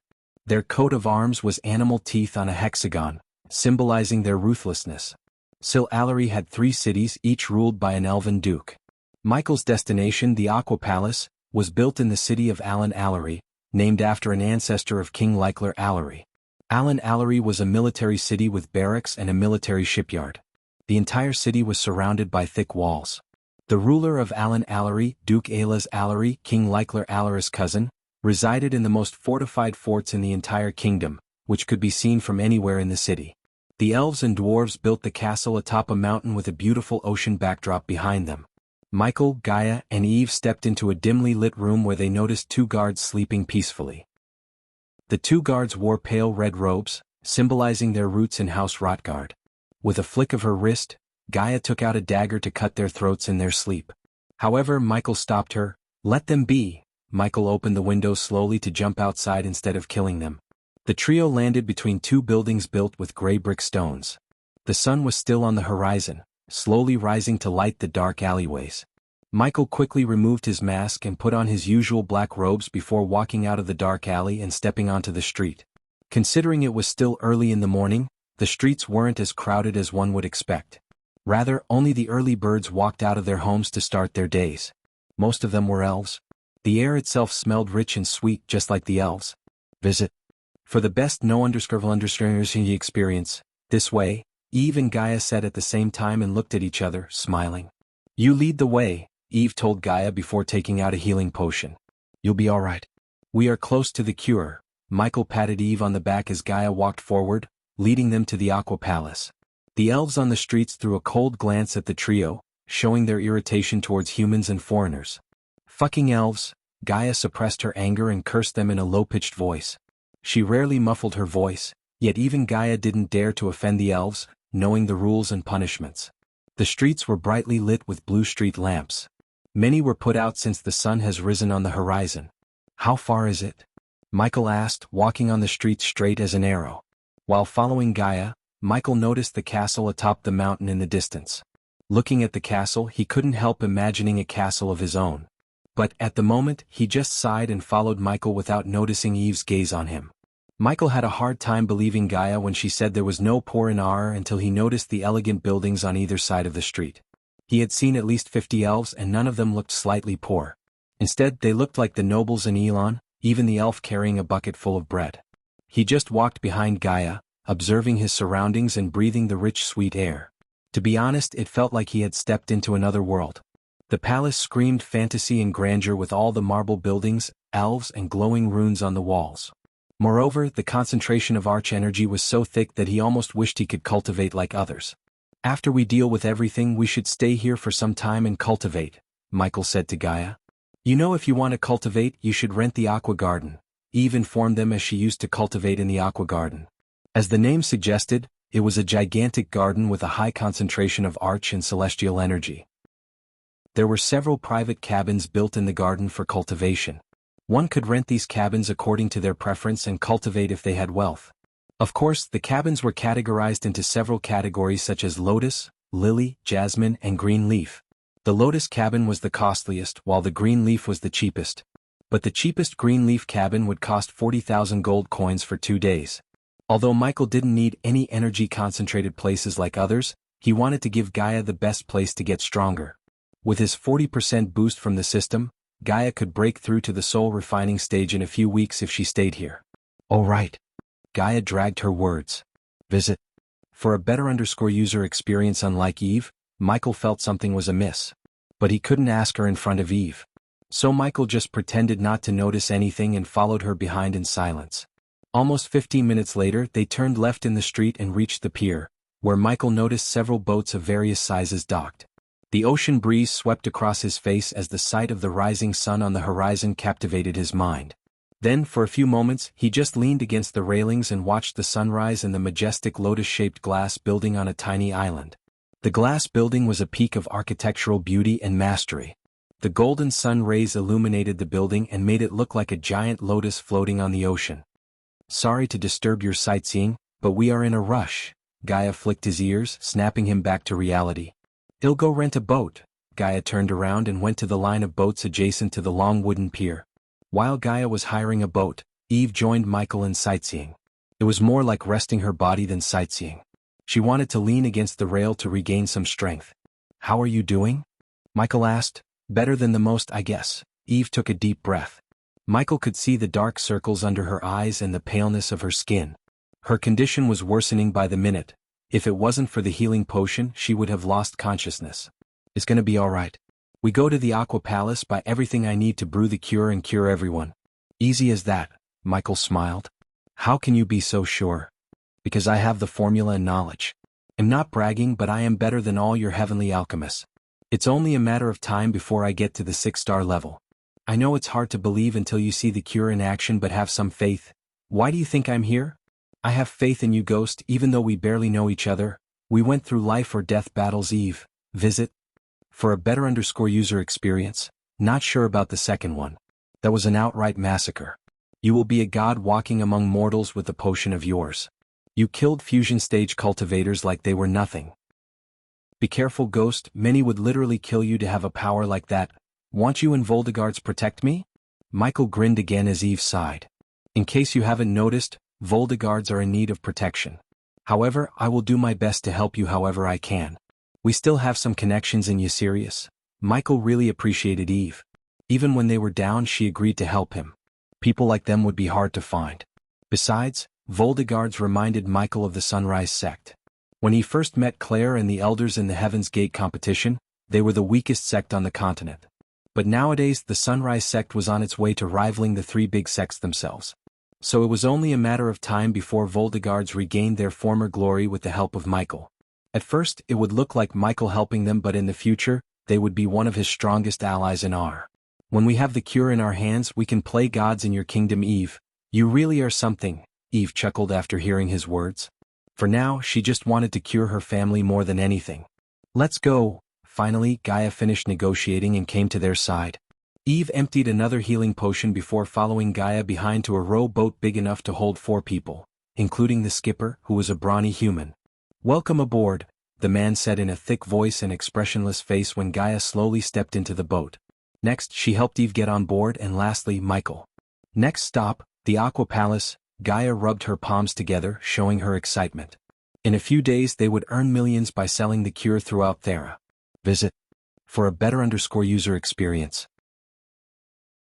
Michael uttered no word while they were on their way to Aqua Island. They only had to stop once before reaching the island to pay the entry fee. For a moment, Michael was speechless when a guard adorning in aqua blue robes asked them to pay 10,000 gold coins as an entry fee. One could buy a healing potion for 9,000 gold coins in Elon. Calculating how many gold coins the Aqua Palace would earn in a month alone made Michael jealous of the Aqua Palace. In reality, the Aqua Palace had a monthly income of 50 million in gold coins. In addition, they received rare artifacts, herbs, and ores as another source of income. Eventually, after 20 minutes of rowing the boat, they reached the island. "Do I have to wait here?" the man asked Gaia, but she shook her head. "No need." Gaia stepped onto the dock and helped Eve. The Aqua Palace looked more majestic closer than when Michael looked at it from the pier. Michael activated his X-ray vision to see countless glowing runes etched on each glass petal which could easily contain 100 humans. Aqua Palace held the #1 spot for being majestic and grandeur among all the buildings Michael had seen in this world. Imagine a giant lotus made of glass and glistening in the sunlight. To Michael's surprise, there weren't many guards patrolling the premises. In fact, it was void of any guards. However, that didn't mean the Aqua Palace was vulnerable. Instead, hundreds of runes and magical arrays, including killing and illusion arrays, protected the Aqua Palace, leading to minimal use of actual guards. The Aqua Palace wanted its customers to feel at home and offered high-quality customer service. They believed having guards patrolling the premises would make the customers feel like they were inside a military base. Hence, they used arrays and runes instead of guards. To those who had no guide like Gaia, the Aqua Palace placed markers pointing the visitors towards the front door. It was so easy to get lost on the island without any supervision. "So, who owns the Aqua Palace?" Michael asked, following Gaia. "The Arctic Hall of the Sea Folks. This is one of the very few establishments of the Sea Folks," Gaia answered Michael. "Sea Folks, huh? We don't hear about them often, do we?" "That's because we live in Elon. In Ar they are quite famous. Are you from Ar, Elia?" After hearing Gaia, Eve couldn't help asking. Elia seemed to know much more about Ar than Eve expected her to. It was quite surprising for a resident of Elon to know a lot about Ar unless Elia had some kind of connection with Ar. "She travels a lot," Michael answered Eve and asked more questions about the Aqua Palace. It was an excellent time to learn more about Ar and Aqua Palace since it would take at least 10 minutes of walking to reach the front door. However, the water fountains, flower beds, and butterflies made walking a soothing experience. Aqua Palace was one of the most well-maintained places in Ar. On one side was a bed of sunflowers, except these flowers had bright blue petals. On the other side, the red maple trees provided shade as well as carpeted the pavement with their red leaves. Visit. For a better user experience, the trees looked ancient and well-pruned. "I thought Aqua Palace was owned by the Empress. Most people think that. But they don't know that the Empress owns this island, not the Aqua Palace," Eve explained to Michael. "Isn't the Arctic Hall one of the 3 major factions of the Sea Folks?" Michael recalled everything he heard about the Sea Folks from Layla Alden. Gaia and Eve nodded. "Unlike the Water God Hall and Sea Serpent Hall, Arctic Hall is split into 3 houses. House of Dathomir, House of Megaloids, and House of Haurid." Gaia yet again surprised Eve with her knowledge about the Sea Folks. "Thank the gods they don't step onto the land. Now that I think about it, I want to see who will win the award of being the first-class bitch, elves or the sea fuckers," Gaia whispered and giggled. "Well, be careful what you wish for. You might see them soon enough." Michael and Gaia immediately stopped walking. "What do you mean?" asked Michael. "Don't you know? House Haurid has put a base in Azair. We had to send in some construction materials before the plague. Rumor has they are joining the hunt for the Dark Lord." A cold chill ran down her spine as soon as Gaia heard Eve. She even began to sweat beneath her robes. Dealing with guardians was difficult enough, and now House Haurid had joined the hunt, which meant the Arctic Hall had come to hunt down the Dark Lord. At that moment, they learned their lives had become several times more complicated and hard. Visit. For a better user experience, however, Michael remained calm because he anticipated this. He wouldn't be surprised even if the Sky Hall itself joined the hunt. It was only a matter of time before new powers sought to destroy the Dark Lord. Nowadays, everyone seeks to find the Dark Lord. Michael smiled as he resumed walking towards the front door. Although Eve had more things to worry about than the Dark Lord, she curiously asked about the Dark Lord. "What's your thoughts on the Dark Lord?" "If I'm right, he hunts down the nobles in Elon. After reading that the Guardians hid the vampire's existence from the world, I don't think we can trust them to apprehend the Dark Lord. They might have even known about him all this time and done nothing to stop him," Eve sighed. "I think we don't have to worry about the Dark Lord, Eve. Each of us has enough problems to deal with. He is the Guardian's problem. If they couldn't stop him, there are 7 more great clans. If you ask me, don't believe everything the great 8 clans and the Guardians say. Who knows? The Dark Lord might be what this world needs," Gaia chuckled, putting the seed of doubt in Eve's mind. Suppose Ghost's secret got exposed, they would need as many allies as possible. But what Gaia didn't know was Eve stood beside the Dark Lord until she drew her last breath. Eve's death affected the future Dark Lord as much as the death of Nightmare. Their deaths put Michael on a path to building a time machine that sent Michael back in time.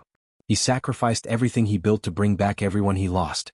The moment the Dark Lord traveled back in time, he had become the past, and the current Michael became the present. Yeah, keep an open mind and you won't be disappointed, Michael patted Eve on the shoulder. Finally, they reached a set of white stairs leading up to a set of burnished golden doors. The doors were flanked by a towering orc standing 7 feet and carrying a spear taller than him in a uniform of silver plate armor. The orc said nothing as he opened the door for the three of them.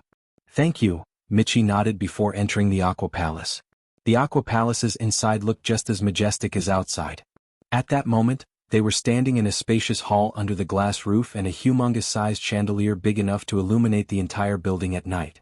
As expected, several lounges were set up for the customers to sit and rest with rare exotic flower plants for decorations. Michael also noticed several half-elves walking around the hall serving drinks and beverages to the elves in the lounges, reading royal news.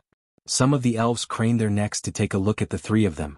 After seeing they were humans, they snickered and took their gazes away. Ignoring those elves, Michael, Gaia, and Eve walked toward the marble counter at the end of the hall. Welcome to Aqua Palace. I am Zen the Vermes. How may I help you today? As expected, they were welcomed by an angelic elven beauty. However, unlike those racist elves, the girl showed no emotions but delight on her face when she greeted them with a wide grin. We are looking to buy some alchemy ingredients. Gaia took the lead as Michael walked around the place like he owned the place. Visit. For the best no_Shinji experience, does my lady have a VIP card? If not, you have to buy a token for 7,000 gold coins and wait for your turn. We will provide you with drinks and beverages on the house, of course. You're new here? Where is Velitha? Eve asked, surprising the smiling elf. Here. With a flick of her wrist, Eve took out a deep blue card with the words Voldegards engraved in golden letters under the Aqua Palace crest, a water droplet encircled by 2 sea dragons. Forgive me for not recognizing you, my lady. You must be Lady Eve Voldegard. The girl quickly bowed with the utmost respect. We are in a rush, Zenda. So I would appreciate it if you get me these items as quickly as possible. Of course. Myriad. Zenda clapped as another elven girl dressed in emerald green robes walked out of the door behind Zend. Take my Lady Eve Voldegard to Master Eloba, Zenda instructed Myriad and turned her gaze back to Gaia and Eve. Master Eloba is our head of the alchemy section, and he will be glad to help you. With a wave of her hand, Zenda made the marble counter slide open for Myriad. Afterward, the elf began to lead them to Master Eloba. Looking at Eve and Gaia following an elf behind, Michael stopped gawking around and followed them behind. The elf led them to the glass stairs to the second floor, which contained several stairs leading to various branches in the building, but they didn't take any stairs.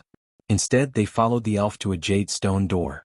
Master Eloba is inside, my lady, my lord, the elf said in a melodious voice as Gaia pushed open the door. Thank you, Michael nodded before following Gaia through the door. As soon as Michael entered the room, he felt like he had entered a penthouse instead of a showroom. Take a seat. Surprisingly, a dark elf greeted them, sitting behind an oak table flanked by black roses the size of a small child. The man looked similar to the dark elves Michael met in Essia village. Like them, the room's dark elf had silvery hair and brownish skin. They could see thin lines of a tattoo design behind the dark elf's green robes but couldn't make out the complete design. As they approached the dark elf, 3 wooden chairs emerged from the ground for them to sit. Eve and Gaia glanced around the room yet found not a single herb or an ingredient in the room. All they could find were book racks, wooden tables with parchments, and a giant portrait of the dark elf before them. Visit.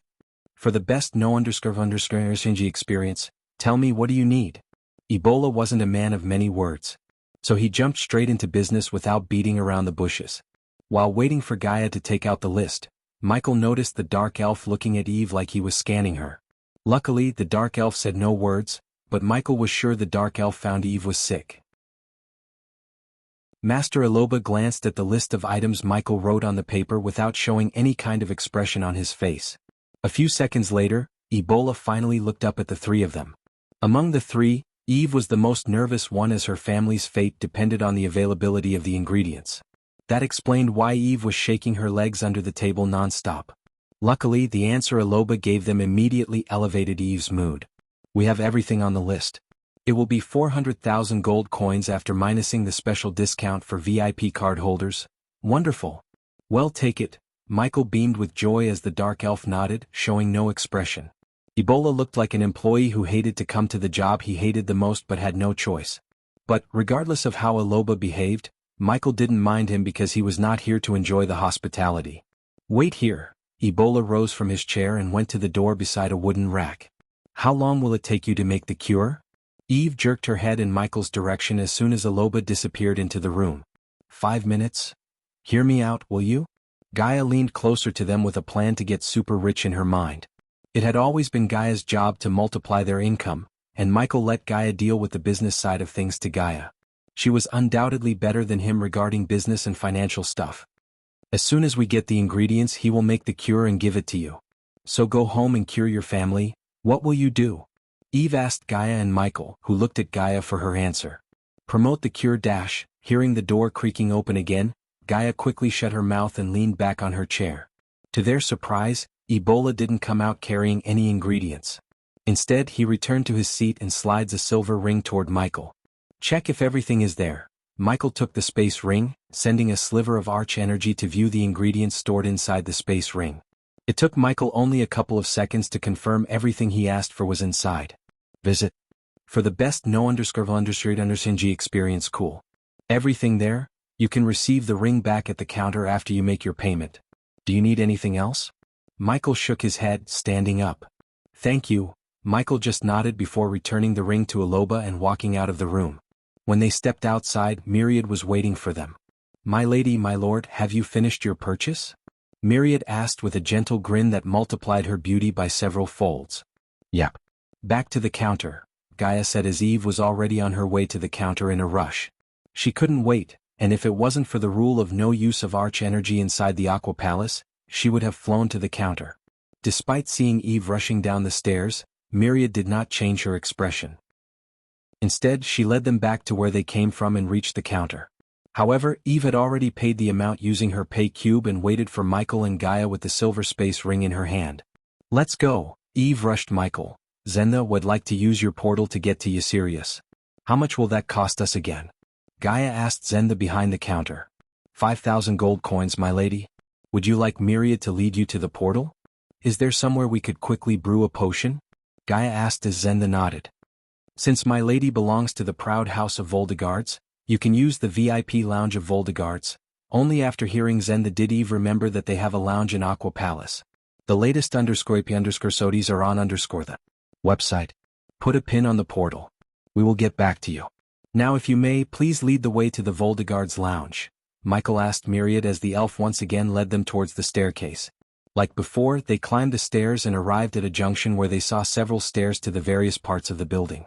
This time, Myriad led them to the southeast staircase leading to the highest floor. Once they climbed the last staircase, they were welcomed by a brightly lit corridor.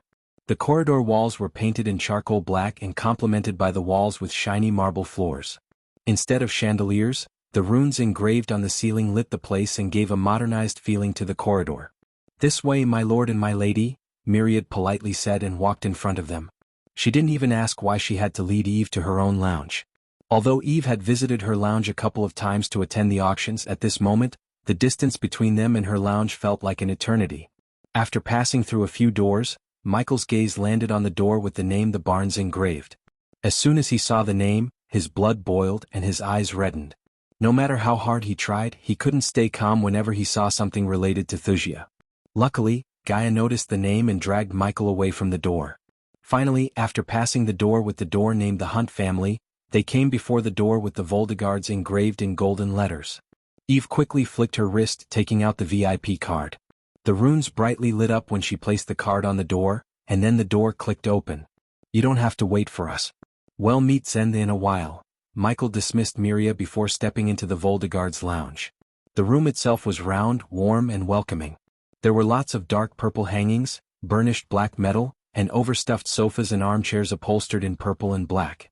The glass wall provided a view of a humongous stadium with thousands of seats around and a grass field in the center. This was the auction stage allocated for only special annual auctions. The stadium was big enough to rival the biggest football stadiums on Earth. The sunlight coming directly above that brightened the grass field like a natural spotlight, made the auction stadium more majestic. The Voldegarde's lounge also had a large, purple wooden mantelpiece with carvings of a Pegasus on it. This was located underneath a portrait of a black-haired man wearing dark purple robes and carrying a golden crane decorated with a large ruby on top. He was the current House Lord of House Voldegarde and also Eve's father, Julian Voldegarde. In addition, various rose plants grown in tiny pots stood on wooden circular sheaths were curved to fit the walls, and copper-bottomed plant holders dangled amid the ceiling with ferns and ivies. Michael immediately conjured the emerald green alchemy flames as Eve and Gaia felt the heat radiating from the flames.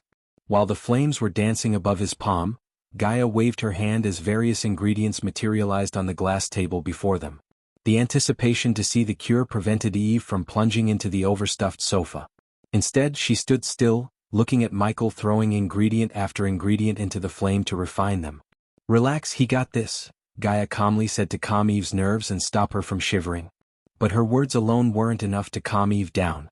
The following minutes dragged forever as Eve stared at the colorful beads emerging from the flame without batting an eye. On the other hand, Gaia couldn't hold her excitement. Even the crackling sound resembling wood crack in the fire sounded like music to her. To Michael, however, there wasn't anything dramatic but business as usual. He knew the formula and had all the ingredients, so brewing the potion wasn't a difficult task. After a long couple of minutes, Eve finally saw a sparkling purple liquid dance above the green flames. Soon the air became sweeter and they could smell lavender in the air. The liquid danced according to Michael's movement. Finally, after the green flames disappeared, he turned his gaze towards Eve. "Visit. For a better user experience, open your mouth." Without asking any questions, Eve opened her mouth like a child as Michael moved the potion into her mouth. Michael and Gaia waited for Eve to swallow the potion. A few seconds later, Eve just closed her eyes, feeling the warm sensation all over her body. To be honest, she couldn't help closing her eyes and smiling. It felt like an eternity since she experienced the warmth of arch energy running through her energy veins.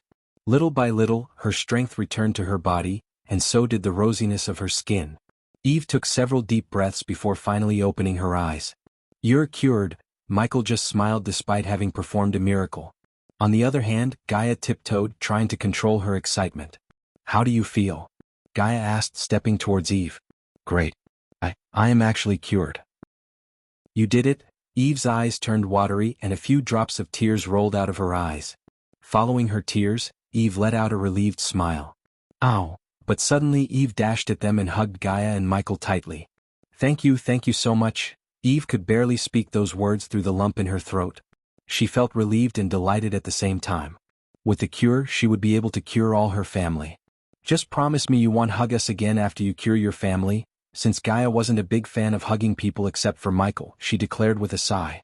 "I told you I have the cure." Michael patted Eve's back and gently pushed Eve away to wipe her tears. "Now just give me a few minutes." Michael conjured his flames again to brew more cures for Eve's family. It took Michael almost 15 minutes to brew 20 potions. In the meantime, Gaia and Eve discussed distributing the cure and opening a majestic store in Ysirius. Since the Voldegares owned many properties in Ysirius, Eve insisted Gaia take one of her buildings and establish the majestic. The business-minded Gaia naturally accepted such an offer and agreed with a wide ear-to-ear grin. "Visit. For a better user experience." Michael put the cure inside his space ring before walking out of the room with Eve and Gaia. The trio directly went to the counter. "My lord, my lady," Zenda greeted them with the brightest smile as though she was meeting them for the first time. "Take her to the portal," Gaia asked Zenda as Eve quickly took out the pay cube. The purple cube glowed in Zenda's hands. The light shot out from the cube formed the number 5000. After the number faded away, Myriad approached them again. "If you may, my lady," Myriad gestured at Eve to follow her. "We will meet you after we are done here." Michael patted her shoulder with a nod. "Take this." Eve handed over the VIP card to Michael. Afterwards, Eve didn't linger any longer as she nodded at Michael and Gaia before following Myriad to the portal. This time they didn't go to the stairs but walked around the hall and disappeared through a door. "Zenda, if we want to put something precious in an auction, who should we meet?" Gaia leaned on the marble counter and asked Zenda in a low-pitched voice. "I can take the item and take it to our appraisers, my lady." However, Gaia shook her head. "I was thinking about meeting the one in charge of the annual." The item we have can save thousands of people. So it's pretty important. Since you have a VIP card, I can arrange a meeting with our manager Lord Anfailer, my lady. That would be great. Gaia grinned from ear to ear. Please wait a few minutes, my lady, my lord. Zen turned around, walking into the room behind her.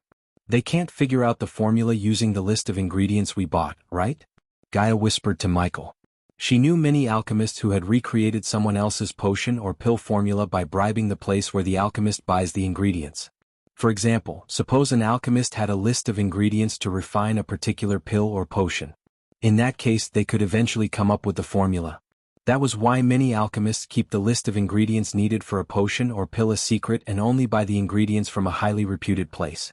Although Aqua Place was a highly reputed place, she didn't trust the elves. The latest _sodies are on the website. I'm not an amateur.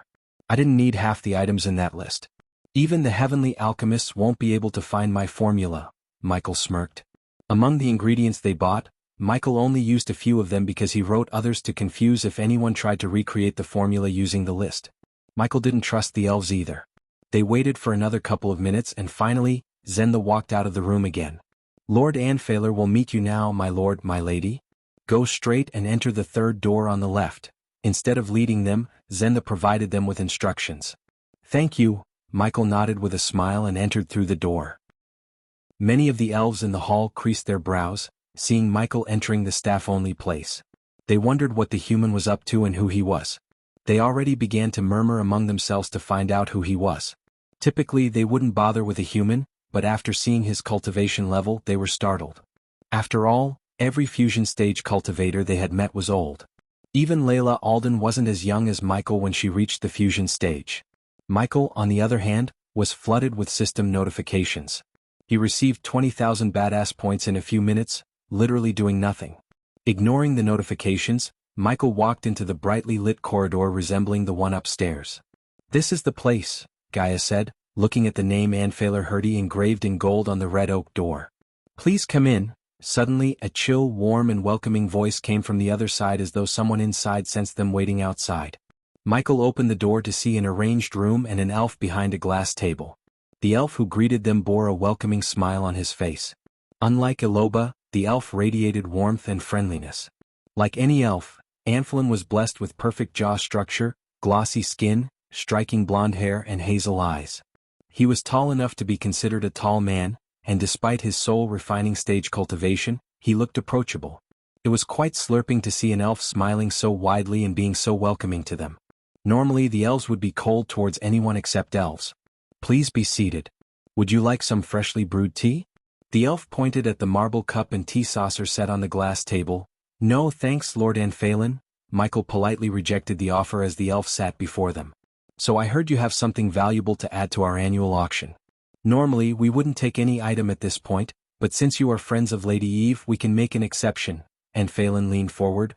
Have you heard of the plague in there, Lord Anfailen? Regardless of how much she hated the elves, she talked to Anfailen with a face full of smiles.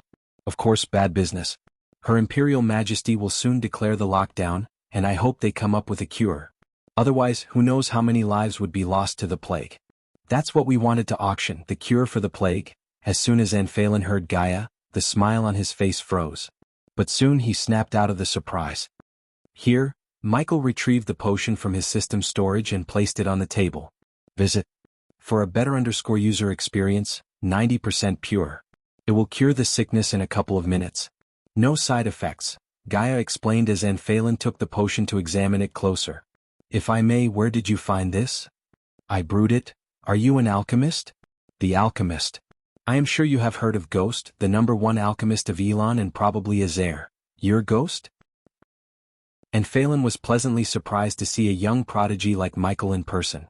Even in R, many related to the alchemy field have heard about Michael, especially after what happened in Azair during the alchemy competition. Anfailen was one of the elves who admired and respected Michael despite their racial differences. One and only, Michael nodded. I have to ask. If you have the cure, why not sell them yourself? If I'm right, you have a store. Don't get me wrong, the cure is a big thing. But I don't think it'll be worth the while to put it in the auction. Somehow Michael wasn't surprised to hear his words. Merchants like him would always put profits and well-being of their own above everything else. Hear me out, Lord Anfailen. We don't want you to auction the cure and give us the coins. Whatever you make with the cure by selling it, you can have it all. Gaia initiated the negotiation as Anphalon turned his gaze towards Gaia. Let me get this straight. You want us to auction the cure and take all the coins ourselves. You don't want anything, correct? Gaia nodded. You can have it all. We don't want a single coin. Anphalon was speechless until Gaia explained her plans to him. You will get coins and we'll get promotion in one of the biggest stages. It's a win-win situation. Moreover, we are planning to venture into the treacherous ocean. If you do this favor, we'll choose the Aqua Palace to auction the rare items we get there. Visit? For a better user experience, Gaia sweetened the pot by mentioning the treacherous ocean. For a few moments, the elf was completely taken aback by surprise. Of course, no sane one would venture into the treacherous ocean voluntarily. Still, after seeing Ghost's cultivation level, Anphalon didn't think they would surely die. Besides, it was a great deal for the Aqua Palace. They would be the first ones to introduce the cure. First, however, Anphalon wanted to check if they really had the cure. Have you tested the cure? Anphalon asked without agreeing to Gaia's terms yet. Yes. We cured the Voldegards with the cure. Here, take this and test it on a sick one. Gaia placed another potion on the table. Anphalon didn't say no to another potion. He had a sick one as Aqua Palace was researching the plague and trying to find a cure. In fact, every single major organization was working hard to come up with a cure. Whoever finds the cure first could earn millions as well as the Empress' favor. They'll be with you in a few minutes. Please make yourselves at home. Taking the two potions, Anphalon left the room, leaving Michael and Gaia behind. Although Anphalon left the room, several recording stones were hidden in places such as inside the chandelier above, behind the bear statue on the table, and on top of a portrait watching Michael and Gaia. They were like CCTV cameras recording everything. Michael could easily disable them with the system. But instead, Michael put his hands behind him and released the spiders. The little spiders quickly camouflaged themselves with the environment and crawled away. Since they were being watched, Michael and Gaia didn't speak to each other. Instead, they acted casual and stared at the big stadium outside. The auction is next week, right? Gaia nodded. This was the only conversation they had until Anphalon returned almost after 10 minutes. Sorry for keeping you waiting. So what your scholars tell you, Lord Anphalon? Michael asked. Seeing Anphalon not answering, Michael smiled. Oh, come on, Lord Anphalon, you have to test the cure. I completely understand that. How can you take something and accept it as a cure for the plague? Anphalon looked a bit flustered because of the cure's effectiveness. The Aqua Palace had a few sicknesses underground and studied them to find the cure. So Anphalon just had to give the potion to one of the test subjects to validate the potion. Every scholar, alchemist, and healer responsible for finding the cure was completely startled when they saw the potion cure the sick in a couple of minutes. The cure was legit. The Aqua Palace wasn't swindlers. Many others would have said the cure was fake, killed Ghost, and tried to replicate the potion to sell the potions themselves. If they wanted Ghost dead, the Aqua Palace had all the resources to kill him despite his cultivation level. However, that is not how Aqua Palace conducted business. The latest _IP_SODIs are on the website. I can put the cure to the auction, but the Aqua Palace needs something else. Anphalon may be warm, welcoming, and friendly, but he was still a merchant in blood. So Michael and Gaia weren't surprised to see him asking for something in return and negotiating for more. But to be honest, they were both expecting. Please, Michael gestured at Anphalon to continue. The Aqua Palace wants to help you distribute the cure throughout the continent, Master Ghost. Michael's smile disappeared as he creased his brows. What do you mean throughout the continent, Lord Anphalon? The last time I heard, only Thera has this plague. Anphalon leaned forward and talked in a low-pitched voice. Can I trust that you won't tell a soul what I am about to tell you? Of course, Lord Anphalon. You have my word, Michael nodded. The plague isn't restricted to Thera. A village has been put under lockdown in Sil Allery. We heard the news that people are also turning up with the same plague symptoms in other kingdoms. Each kingdom is doing its best to contain the news, but eventually, the news will spread across the continent. Soon, the Molten Plague will affect the entire continent. Molten Plague. That's what they named the plague. Anphalon nodded at Gaia and turned his gaze back at Michael. So basically I am sitting on a gold mine? Anphalon saw a cold, opportunistic grin on Ghost's face that showed his other side. A gold mine that puts a target on your back, Anphalon said in a grave voice.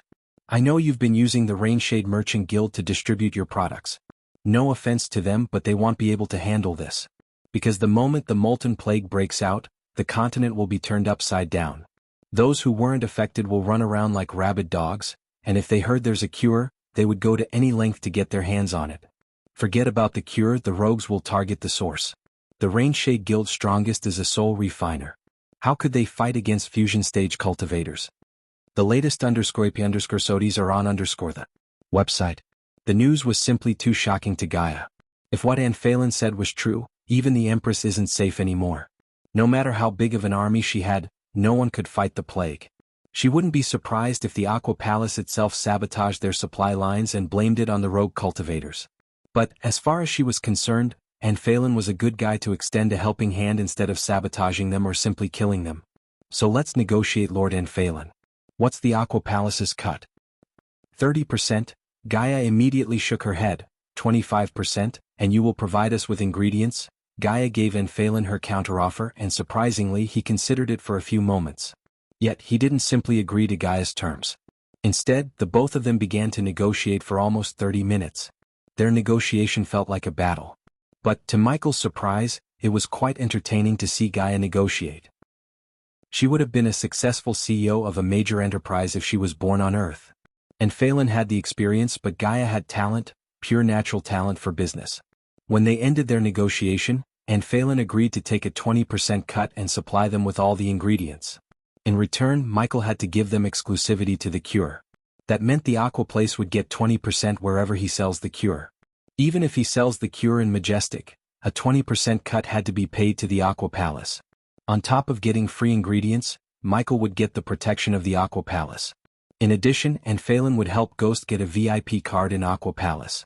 Gaia tried to get a VIP card as a part of the deal, but it wasn't in the hands of Phelan. So instead, the Arctic Hall would decide who to give the VIP card to every 5 years. Unfortunately, they offered new VIP cards last year, so Michael had to wait for 4 more years. Where should I send the contract to? To the Voldegard's mansion. He'll be staying there, said Michael as Phelan made a mental note.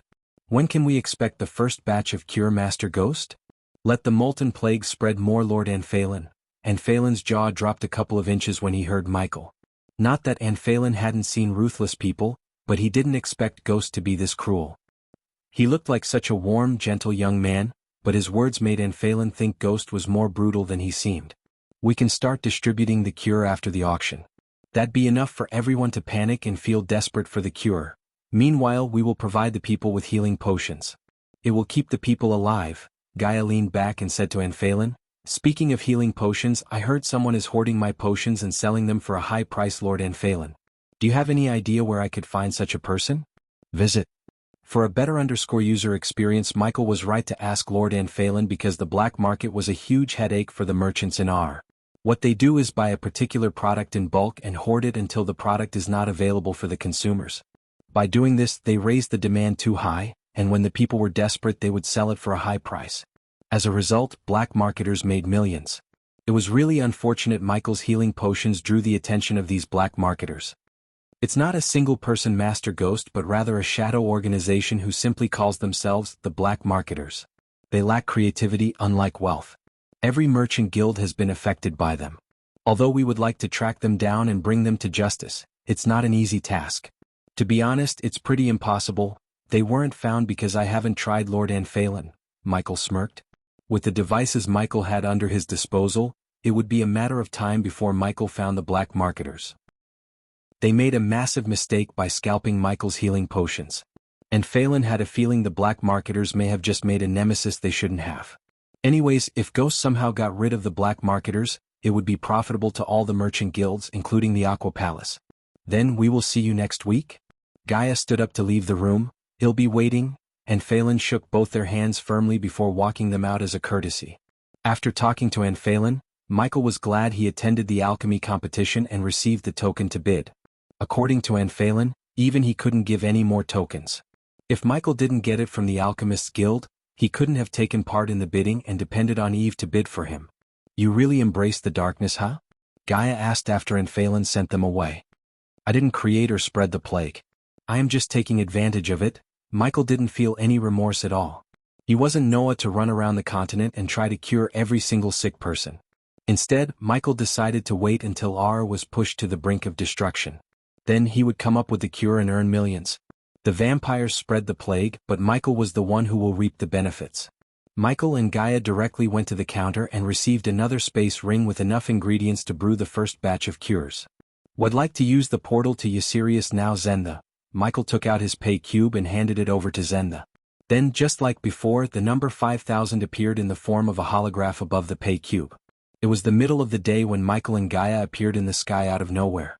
Unlike the portals they've been using before, the portal in Aqua Palace teleported them to the sky above Ysirius instead of into a building. The drizzling clouds added an extra layer of gloominess to the already plague-stricken city. The air itself turned slightly palish green, giving the city a depressive look. Visit.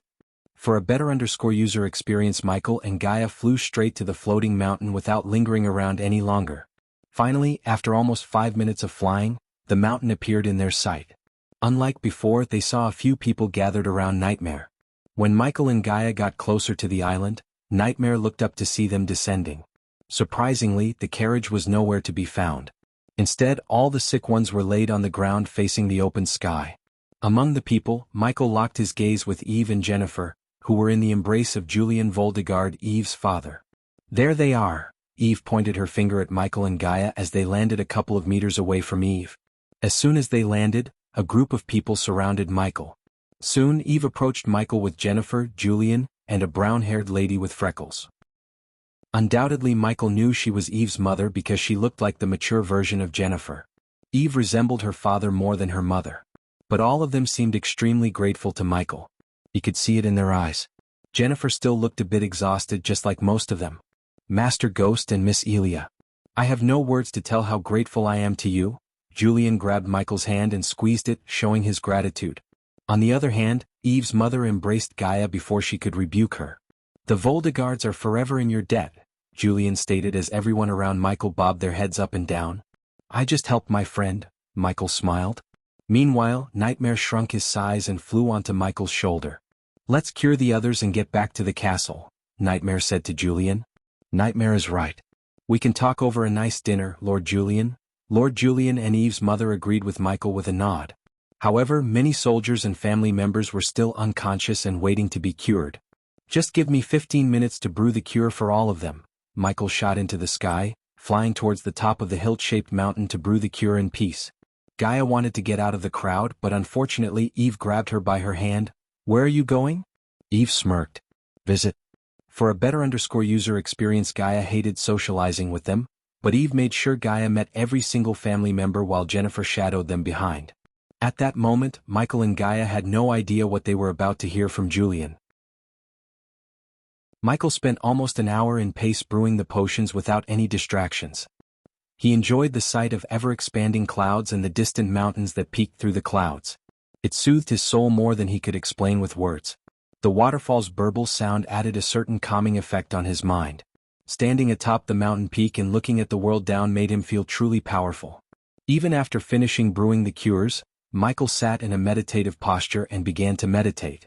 The clouds above him moved to his rhythm every time his chest rose up and down. He didn't notice the pebbles and mud flying in a circle around him or the dark smoke emanating from his body.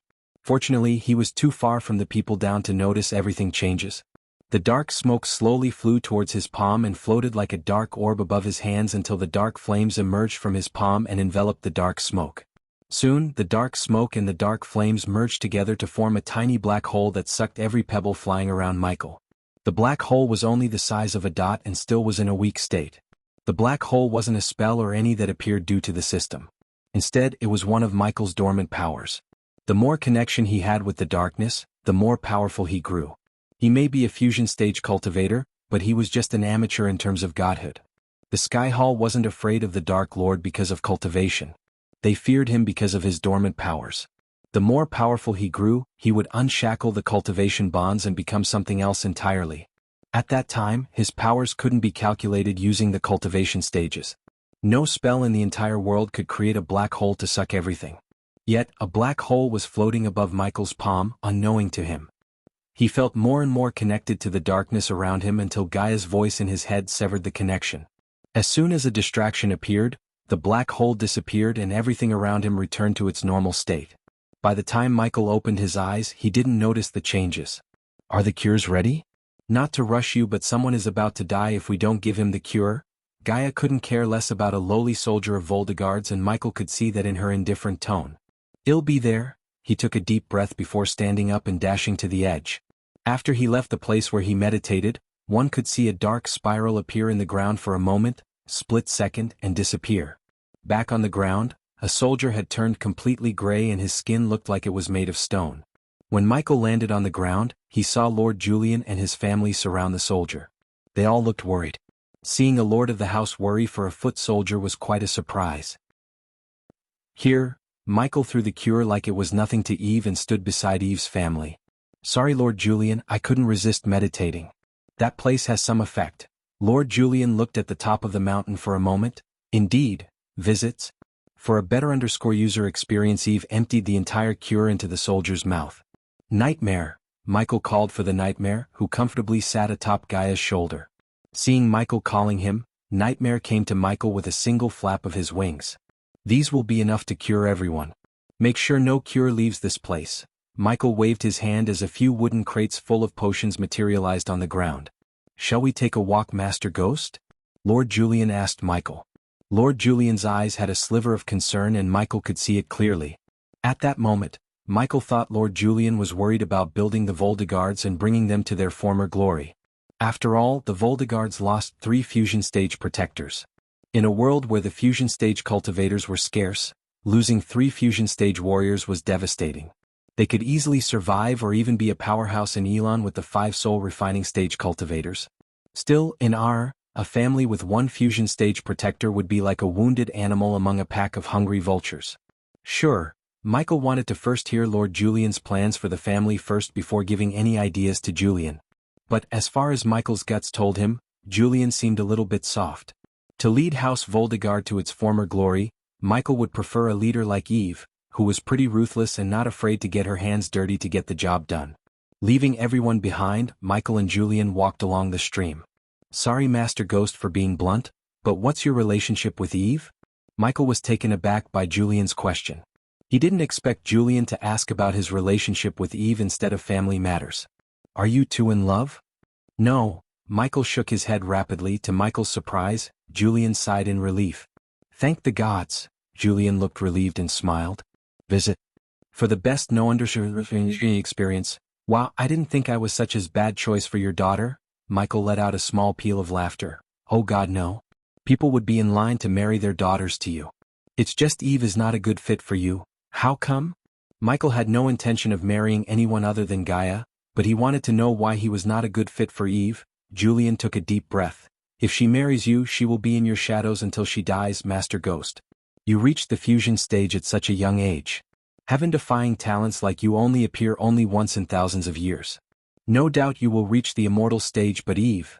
Julian looked at Eve, who was helping the soldiers in the distance, and sighed. "She is destined to be at the core strengthening stage forever. I have done everything to make her strong and protect her from the things people talk about her behind her back. Even in our family, they want me to choose Jennifer's husband as a successor after she marries. Why not Eve's husband? Only if she agrees to get married. She put a tough wall around her, Master Ghost. But she is just a gentle girl behind that wall. Did she ever tell you about Filvander?" Michael slowly shook his head. He had never even heard of the name before. "He was once Eve's fiancé." Another pleasant surprise hit Michael, hearing Julian. "She fell in love with him while studying in Golden Lake Sect.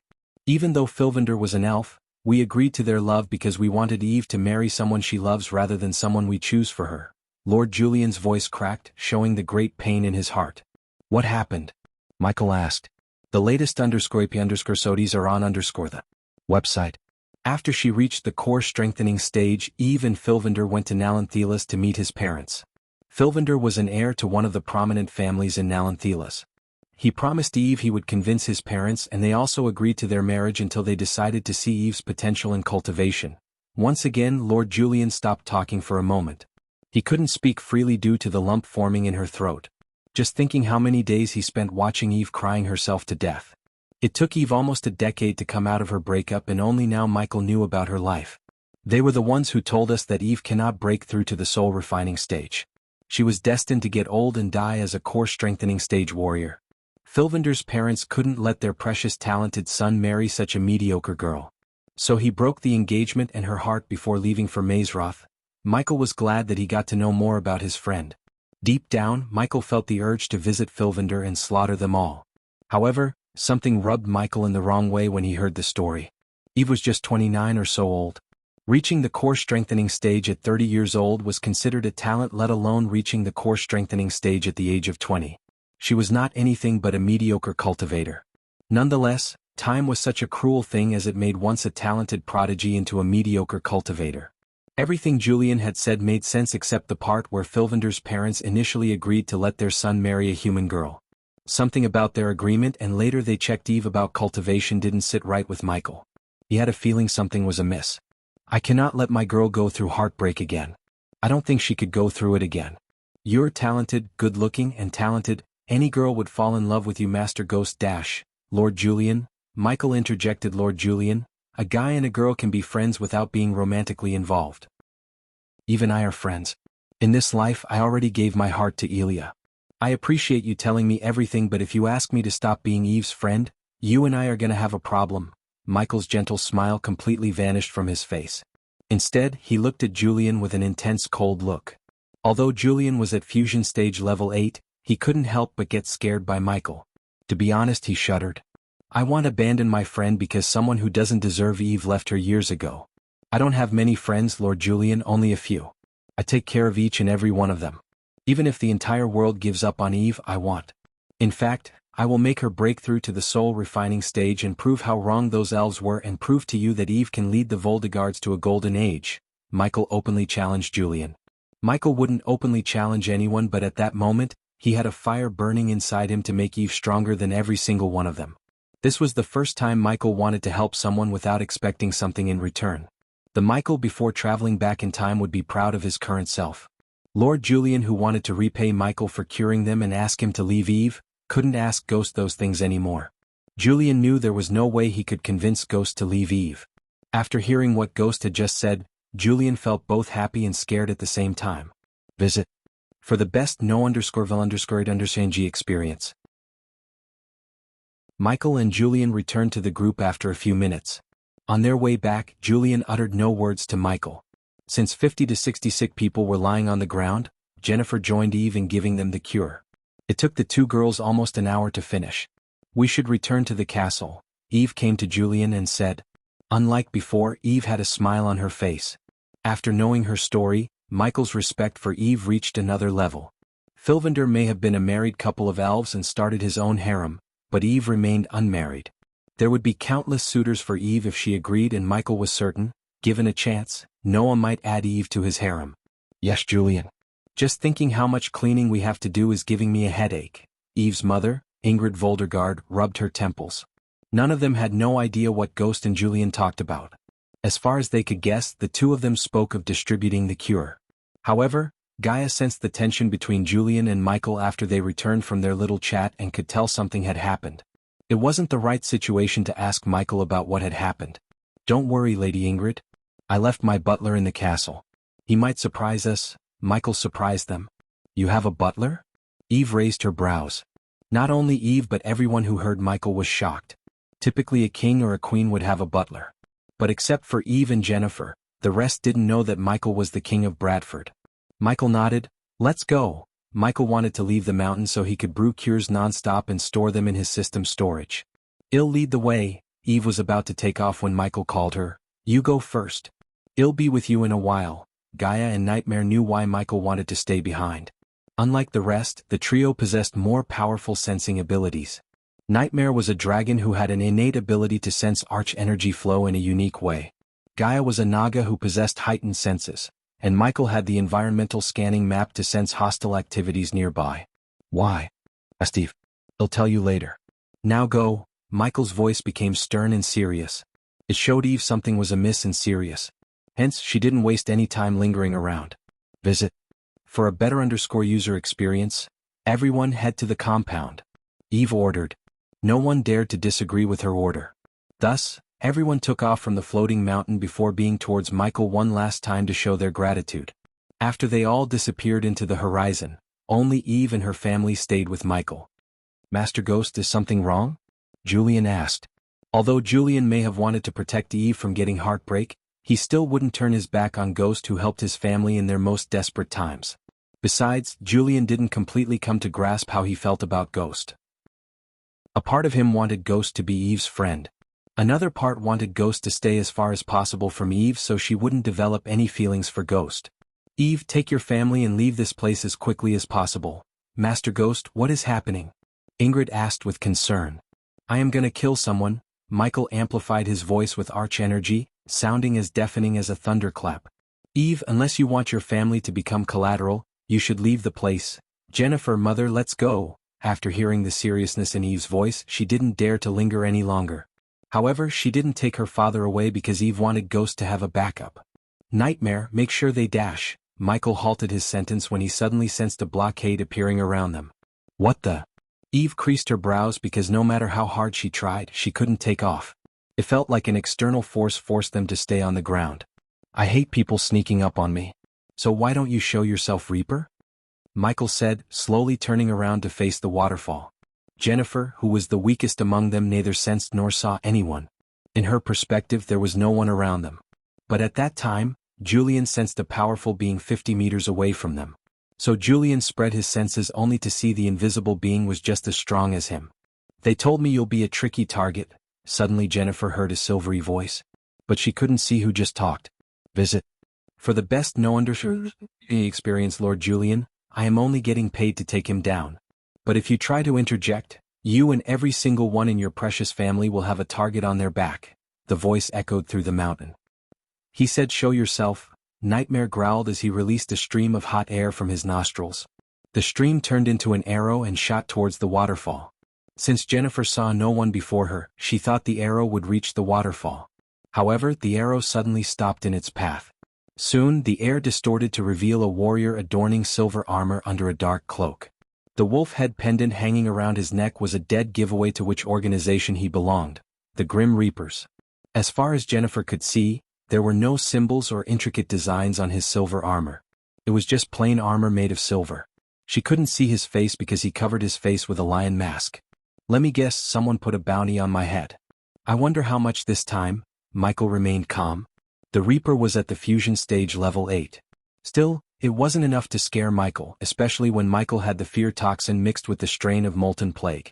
Why can't you just live without pissing off people? I feel bad to kill such a talented young man, the Reaper sighed. Back off, Reaper. Master Ghost is a guest of House Voldegard. Raising your blade against him will be considered raising your blade against the House Voldegard. Julian stepped forward, threatening the Reaper, only to see the Reaper burst into laughter. Lord Julian, you are in no palace to threaten me. Take my advice and back off. You have such a beautiful family. It'd be a pity to lose them. Why don't you make your move and find out? Eve's hammer materialized in her hand. Just like Julian, she stepped forward to fight for Ghost despite her cultivation stage. It's my fight, Eve. Michael patted Eve on the back and walked forward. Lord Julian, take your family and get out of here, Michael said to Julian, but he and Eve seemed reluctant. Get out. Michael's thunderous shout echoed through the area as the Sword Hilt mountain trembled. As a result of his shout, rocks crumbled down from the mountain. The latest _IP_SODIs are on the website. The single shout was enough to terrify Jennifer and Ingrid. Even Eve took a step back. Come on. Nightmare quickly grew to his original size and shielded the family under his wings. He pushed them back. After seeing how Michael reacted, Julian couldn't stay here with Ghost. It was his fight and Ghost wanted them to leave the area. Besides, Julian didn't want his family to be collateral damage in a battle between two fusion stage cultivators. As a father and a husband, his first priority was to ensure his family's safety. Eve, go with Nightmare. The Reapers are unpredictable. They will use you and your family against Ghost, Gaia stated. Meanwhile, the Reaper patiently waited for the family to leave. However, Michael wondered one thing: they were about to leave before the Reaper revealed himself. They would have already left the mountain if the Reaper hadn't revealed himself. Instead, the Reaper prevented them from leaving, exposing himself and letting them go. System, buy a teleportation scroll and transfer it to Gaia's space ring. Michael quickly entered the system and bought a teleportation scroll. Suppose the Reapers were planning an ambush for the Voldegards, Gaia could teleport them to the Aqua Palace. Gaia sensed a new item in her space ring. Even without Michael explaining, she understood his plans. So she took Eve and her family to leave the mountain. Bring his head to the feast, Ghost. Eve didn't cry or form tears like typical girls. Instead, she had confidence in Ghost's strength despite the cultivation difference between him and the Reaper. So much confidence in her friend, the Reaper slowly clapped for Eve until everyone disappeared into the horizon. Finally, Michael and the Reaper were alone in the floating mountain. Do you happen to know who put the bounty on my head?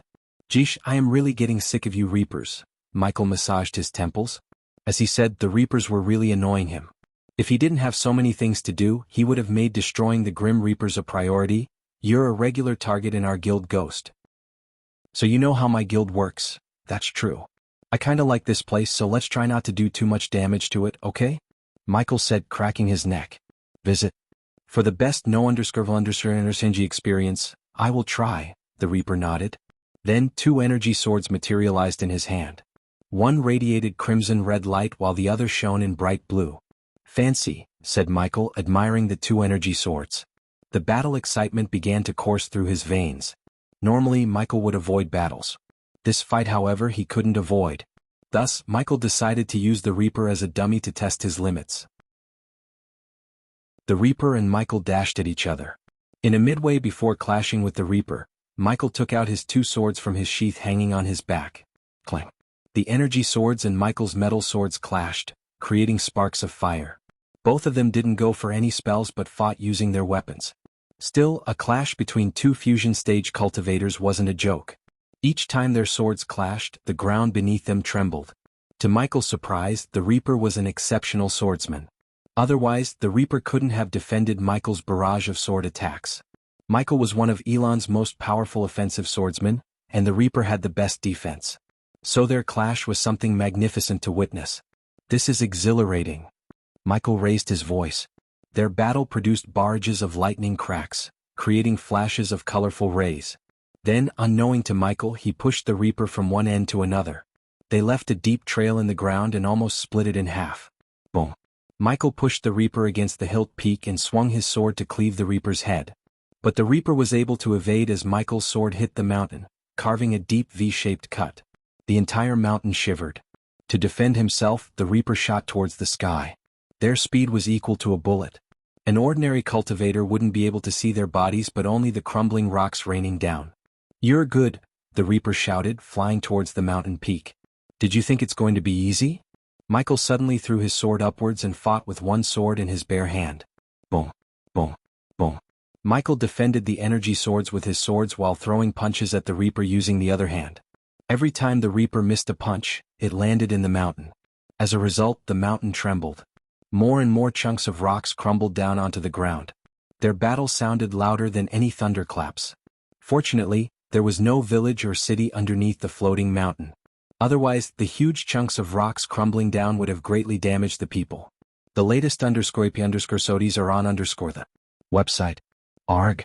The Reaper threw his 1 energy sword away to fight with 1 sword. He let out a thunderous battle cry before swinging his sword more violently. He wanted to put Michael onto the defense. Ha! However, the Reaper saw Michael burst into mad laughter. The Reaper could swear he saw a dark silhouette behind Ghost as he fought.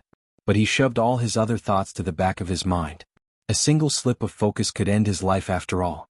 Despite the cultivation difference between them, Michael gained the upper hand. Typically, a fusion stage level 4 cultivator would have a difficult time fighting a level 8. Yet Michael was anything but typical. For levels of difference were nothing to Michael. In fact, he was stronger than the Reaper at the moment because they both hadn't used a spell yet. Iron Gauntlet. But suddenly the Reaper cast a spell. Since the fusion stage cultivators didn't need to utter the spell, Michael was caught off guard by the sudden appearance of a giant gauntlet behind him. The giant gauntlet was at least 10 meters long and 5 meters wide. Even though the gauntlet was created using Celestian energy, it looked like it was made of pure iron.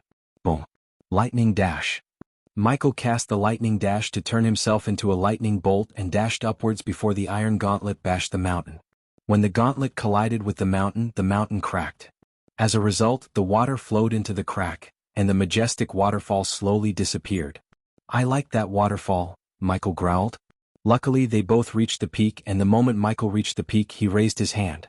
The sword Michael threw into the air before fell directly into his hand. Wing Blast. Before the Reaper could cast another spell, Michael raised his hand, sending a powerful blast of wind to the Reaper. The wind blasted the Reaper onto the mountain peak while Michael still hovered in the wind. Eagle wings.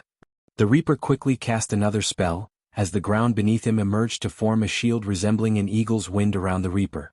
The wall shield protected the Reaper from the wind blast. Still, the wind blast was powerful enough to destroy half of the shield. Wing blast. Michael sent another powerful blast of wind to destroy the rest of the shield. But when the wind blast obliterated the wall, the Reaper was nowhere to be found. Out of nowhere, the Reaper materialized behind Michael in the air. Michael's neck hair immediately stood up, sensing the danger, yet Michael was a second late to react in time. It was not Michael who was slow, but the Reaper was fast. Fortunately, the Reaper aimed with the intention to pierce Michael's heart, but Michael evaded getting stabbed through the shoulder. Visit. For the best no_vel_read_G experience. Finally, after stabbing Michael, the Reaper stopped moving and so did Michael. Not bad. Michael grabbed the energy sword sticking out of his shoulder and grinned. Instead of showing signs of pain, the Reaper saw a devilish grin when Ghost turned around. The energy sword radiated intense heat and would burn the victim's skin. Anyone who got stabbed with the sword would definitely be in severe pain despite their cultivation stage. The Reaper had seen countless cultivators scream and even cry in agony after being stabbed. But for the first time in his 150-years-old life, he had seen someone grin. Michael wasn't faking it or using APD either to fight the pain. In fact, Michael didn't feel any pain at all.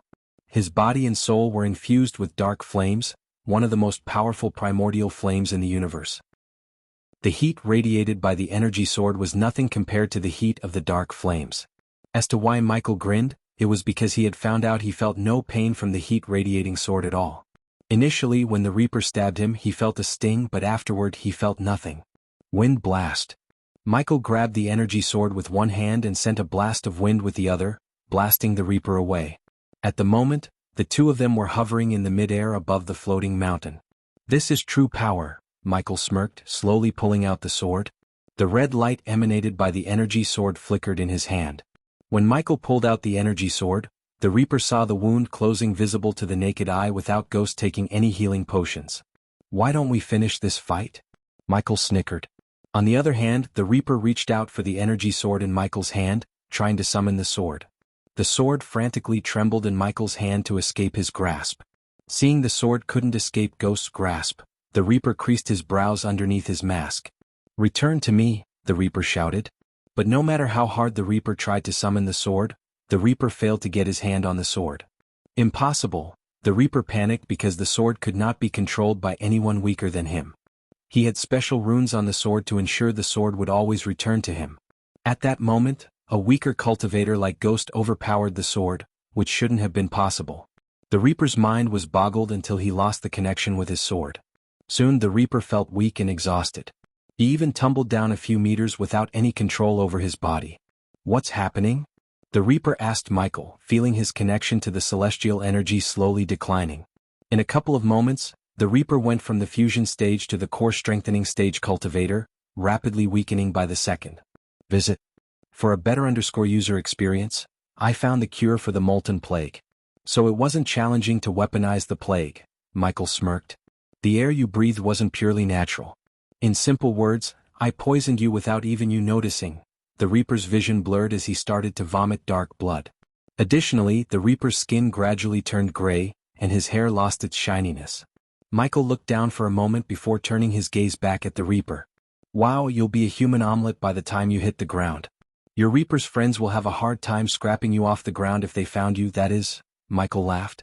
From the moment he sensed the Reaper, Michael began to release the fear toxin from his APD. Simply put, Michael defeated the Reaper even before the battle started. Michael just wanted to see his fusion stage powers and how powerful his spells have gotten. Otherwise, Michael could have dragged his conversation with the Reaper until the fear toxin took effect. By battling the Reaper, Michael found out his vulnerabilities. "You weaponized the plague?" "What?" the Reaper asked, coughing up more blood. "Why else?" "Money. By this time next week, the entire Aura will be struck by the plague. Desperation will take hold of Aura, including the Empress. A man with a cure will be like a god at that time. I can name whatever the price I want." The Reaper didn't utter any word for a moment. He had seen hundreds of ruthless and evil beings in his life, but Ghost was the evilest two-faced demon he had ever seen. You still have time, Reaper. You may not know who put the bounty on my head, but you know the location of your guild. Reveal the location and he'll give you the cure. We can pretend like this never happened.